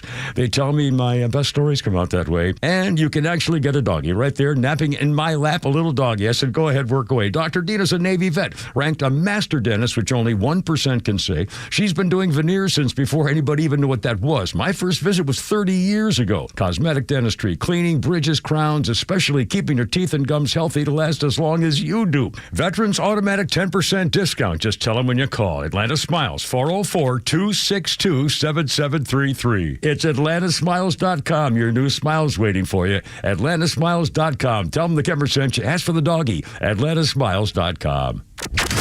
The Morning Xtra from 6 to 10. Glenn back until noon. Clay and Buck from noon to 3. And the Kimmer Show on your ride home from 3 to 6. Plus Jesse Kelly from 6 to 9. And Jimmy Vela from 9 to midnight. The voices you need all day with the conservative voice of Atlanta. Xtra 106.3 FM and the Xtra app. Doug, Rhino, and Los on the Morning Xtra. On Xtra 106.3. We are 47 days away from getting 47 back in the White House. I'll remember you. What's that? Oh, I will remember you. No, so we were talking about great experiences between segments, yes. And we were talking about going to the Rose Bowl. Why you make me cry, man? Because you know I love dogs. Some people get typed into things. And I think Sarah McLachlan is, every time I hear her music. Yeah. In the arms of the angel. Yeah, that's all. There's a the puppy with flies on its eyes. I know. Come on, man. But we're just talking about going to do because I said I'm never going to another cold game again, ever. After that Georgia debacle where I was freezing to death, I'm never going. If it's a playoff game, I'm not going to it if it's outside because I don't want to freeze to death. My wife wants to go to an NFL game where it's snowing. I'm like, you going by yourself? I'm not going. And then we talked about just going to cool events. And Los has been out to the Rose Bowl. We saw Georgia beat Oklahoma there.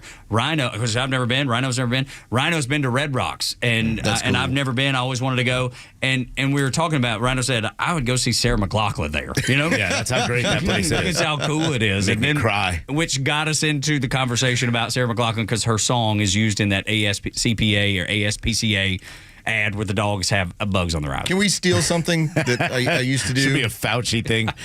No kidding. Yes. And what do you want to lift? So back in the day when I was doing the show over on the sports side, we would have the In the Arms of the Angel that would play, and we would only suddenly fire it if you just started talking about somebody who was like a little old. Like for instance, if we were to say, "Yeah, make sure you listen to the Kimmer Show," give Kimmer a listen, and suddenly it would fire, and we'd have to always be like, "No, he's not dead."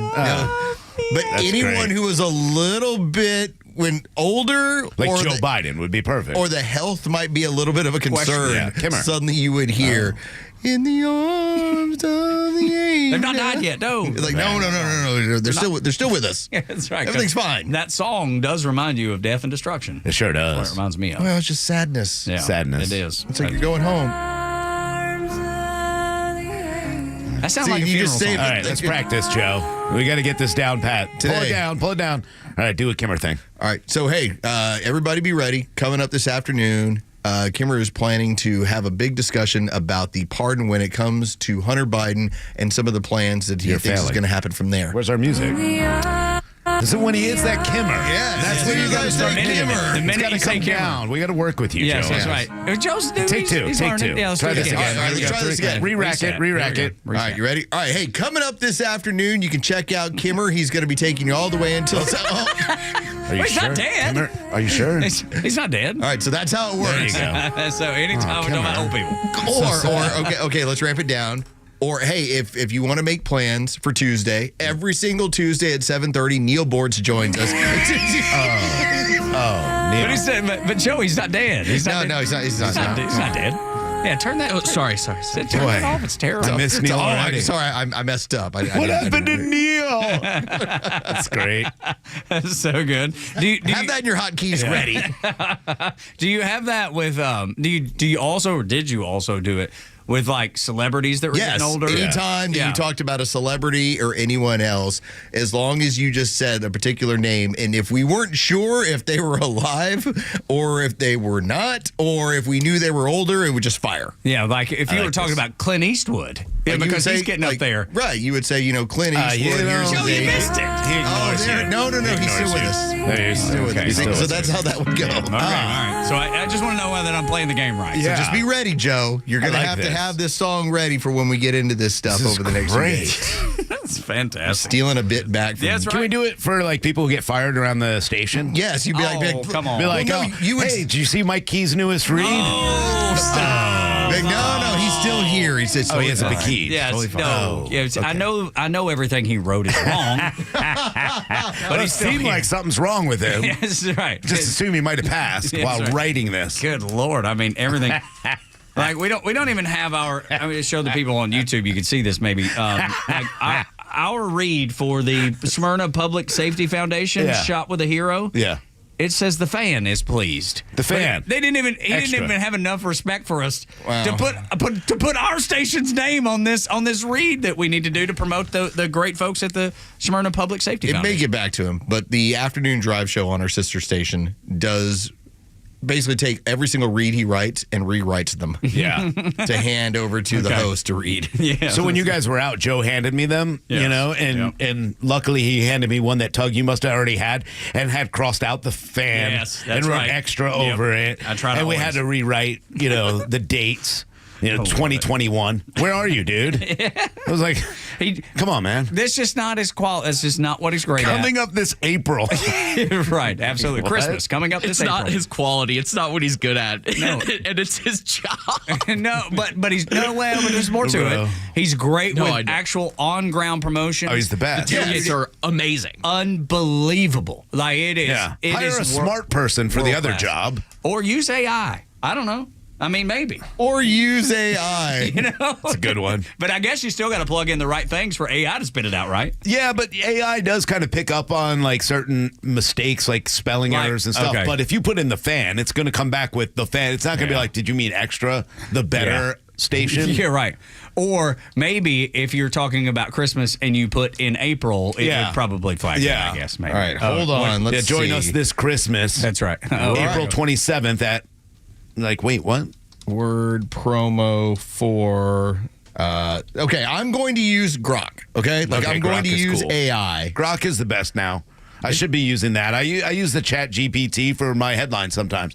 Now, the good part is, apparently I'm a way better writer than I ever thought I was because it's like minimal. And I'm like, I feel good. It kind of boosts you. But every once in a while, it will relight. The biggest problem with AI for me is that it has a woke mind virus as well. So when I put in like certain things about, let's say there's a child molester that was an illegal alien that in Norcross, number one, it'll correct you and say you don't need to say that, or it'll pull away. It'll pull away the whole. It'll be like, we can't do this story because it's about child sex. And I'm like, wait, this is actually a news story we need to write. Yeah. And the other thing, it'll change illegal alien. Remove alien and be like migrant. A migrant, a legal migrant. So how about this? I asked for a 100-word promo for Smyrna Public Safety Foundation on November 25th. Read it. All right. On November 25th, join us in celebrating our first responders with the Smyrna Public Safety Foundation. Your donation helps provide essential equipment, training, and support for our brave police and firefighters who keep our community safe every day. This Thanksgiving, let's show our gratitude by contributing to their well-being and readiness. Whether it's funding new safety gear or educational programs, your support makes a difference. Great job, Mike Key. Not bad. Wait. What did you put in that one? All I wrote was, write me a 100-word promo for Smyrna Public Safety Foundation on November 25th. Wow. That thing nailed it. Totally. I'm telling you, impressive. Sorry, Mikey. Grok went to 2.0. Yeah. And it's brilliant. Just recently, right? Yeah, it's brilliant. That's why if you don't have your check mark, you need to go get it. How else do you think support Elon? I just paid for it. How else do you think you were able to get your white privilege boat? That was well. amazing. I know. I knew that. Was that where it where it came Yeah, from? I didn't know where you did it. I just knew. We were talking about the fishing boat that you would get white privilege. Yeah. And so I stuck in our notes of here is Tug's new fishing boat called White Privilege. I love my truck white power, and I really love that. I don't know if I could put that on the back because that might be a little too much. I don't know. I don't know, but I thought about wrapping it with white privilege yesterday. You know what you do is those big magnets you can get. That way you put it on. Yeah, you put it on when you want to piss people off. That way when I'm getting followed, I can take it off. Yeah, there you go, man. Okay. I think it's a good way of going. I think it's good. Are you typing up a new problem over there? No, I'm asking if AI will actually a Ford truck that is white in color and has quote white power written on the back windshield. Oh Lord. Let's just see what happens. You never know. Like we had a really serious topic to get into, and it's just not going to happen. We'll push it till tomorrow. It was the the church and state with Charlie Kirk. Oh, this is amazing. Save this for the morning. Yeah, we'll do it tomorall. You guys, you better come back. That's the ultimate tease. That's exactly right. Across the Besides day. all this fun and. Yeah, that's called a vertical tease when you're going across days. Make sure you check out Kimmer at 3 o'clock. Oh my Lord, it did it!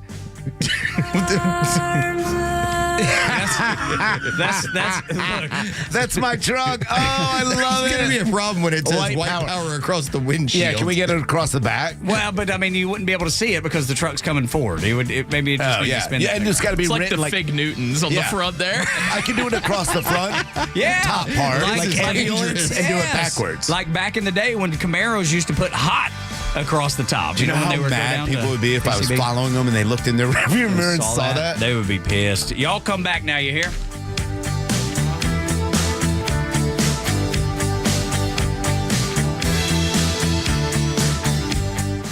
The Kimmer Show is only live on Extra 106.3 every weekday afternoon on your drive home. It was clear that Middle America just isn't going for this razzmatazz Cleopatra on the float. Let's elect her because she's black and female. Not just that, but it went. Blacks and Latinos have woken up. It meant that the DEI, once and for all, has been proven on a national level. It's not good. The Kimmer Show every afternoon from 3 to 6 p.m. on Extra 106.3 and the Extra app.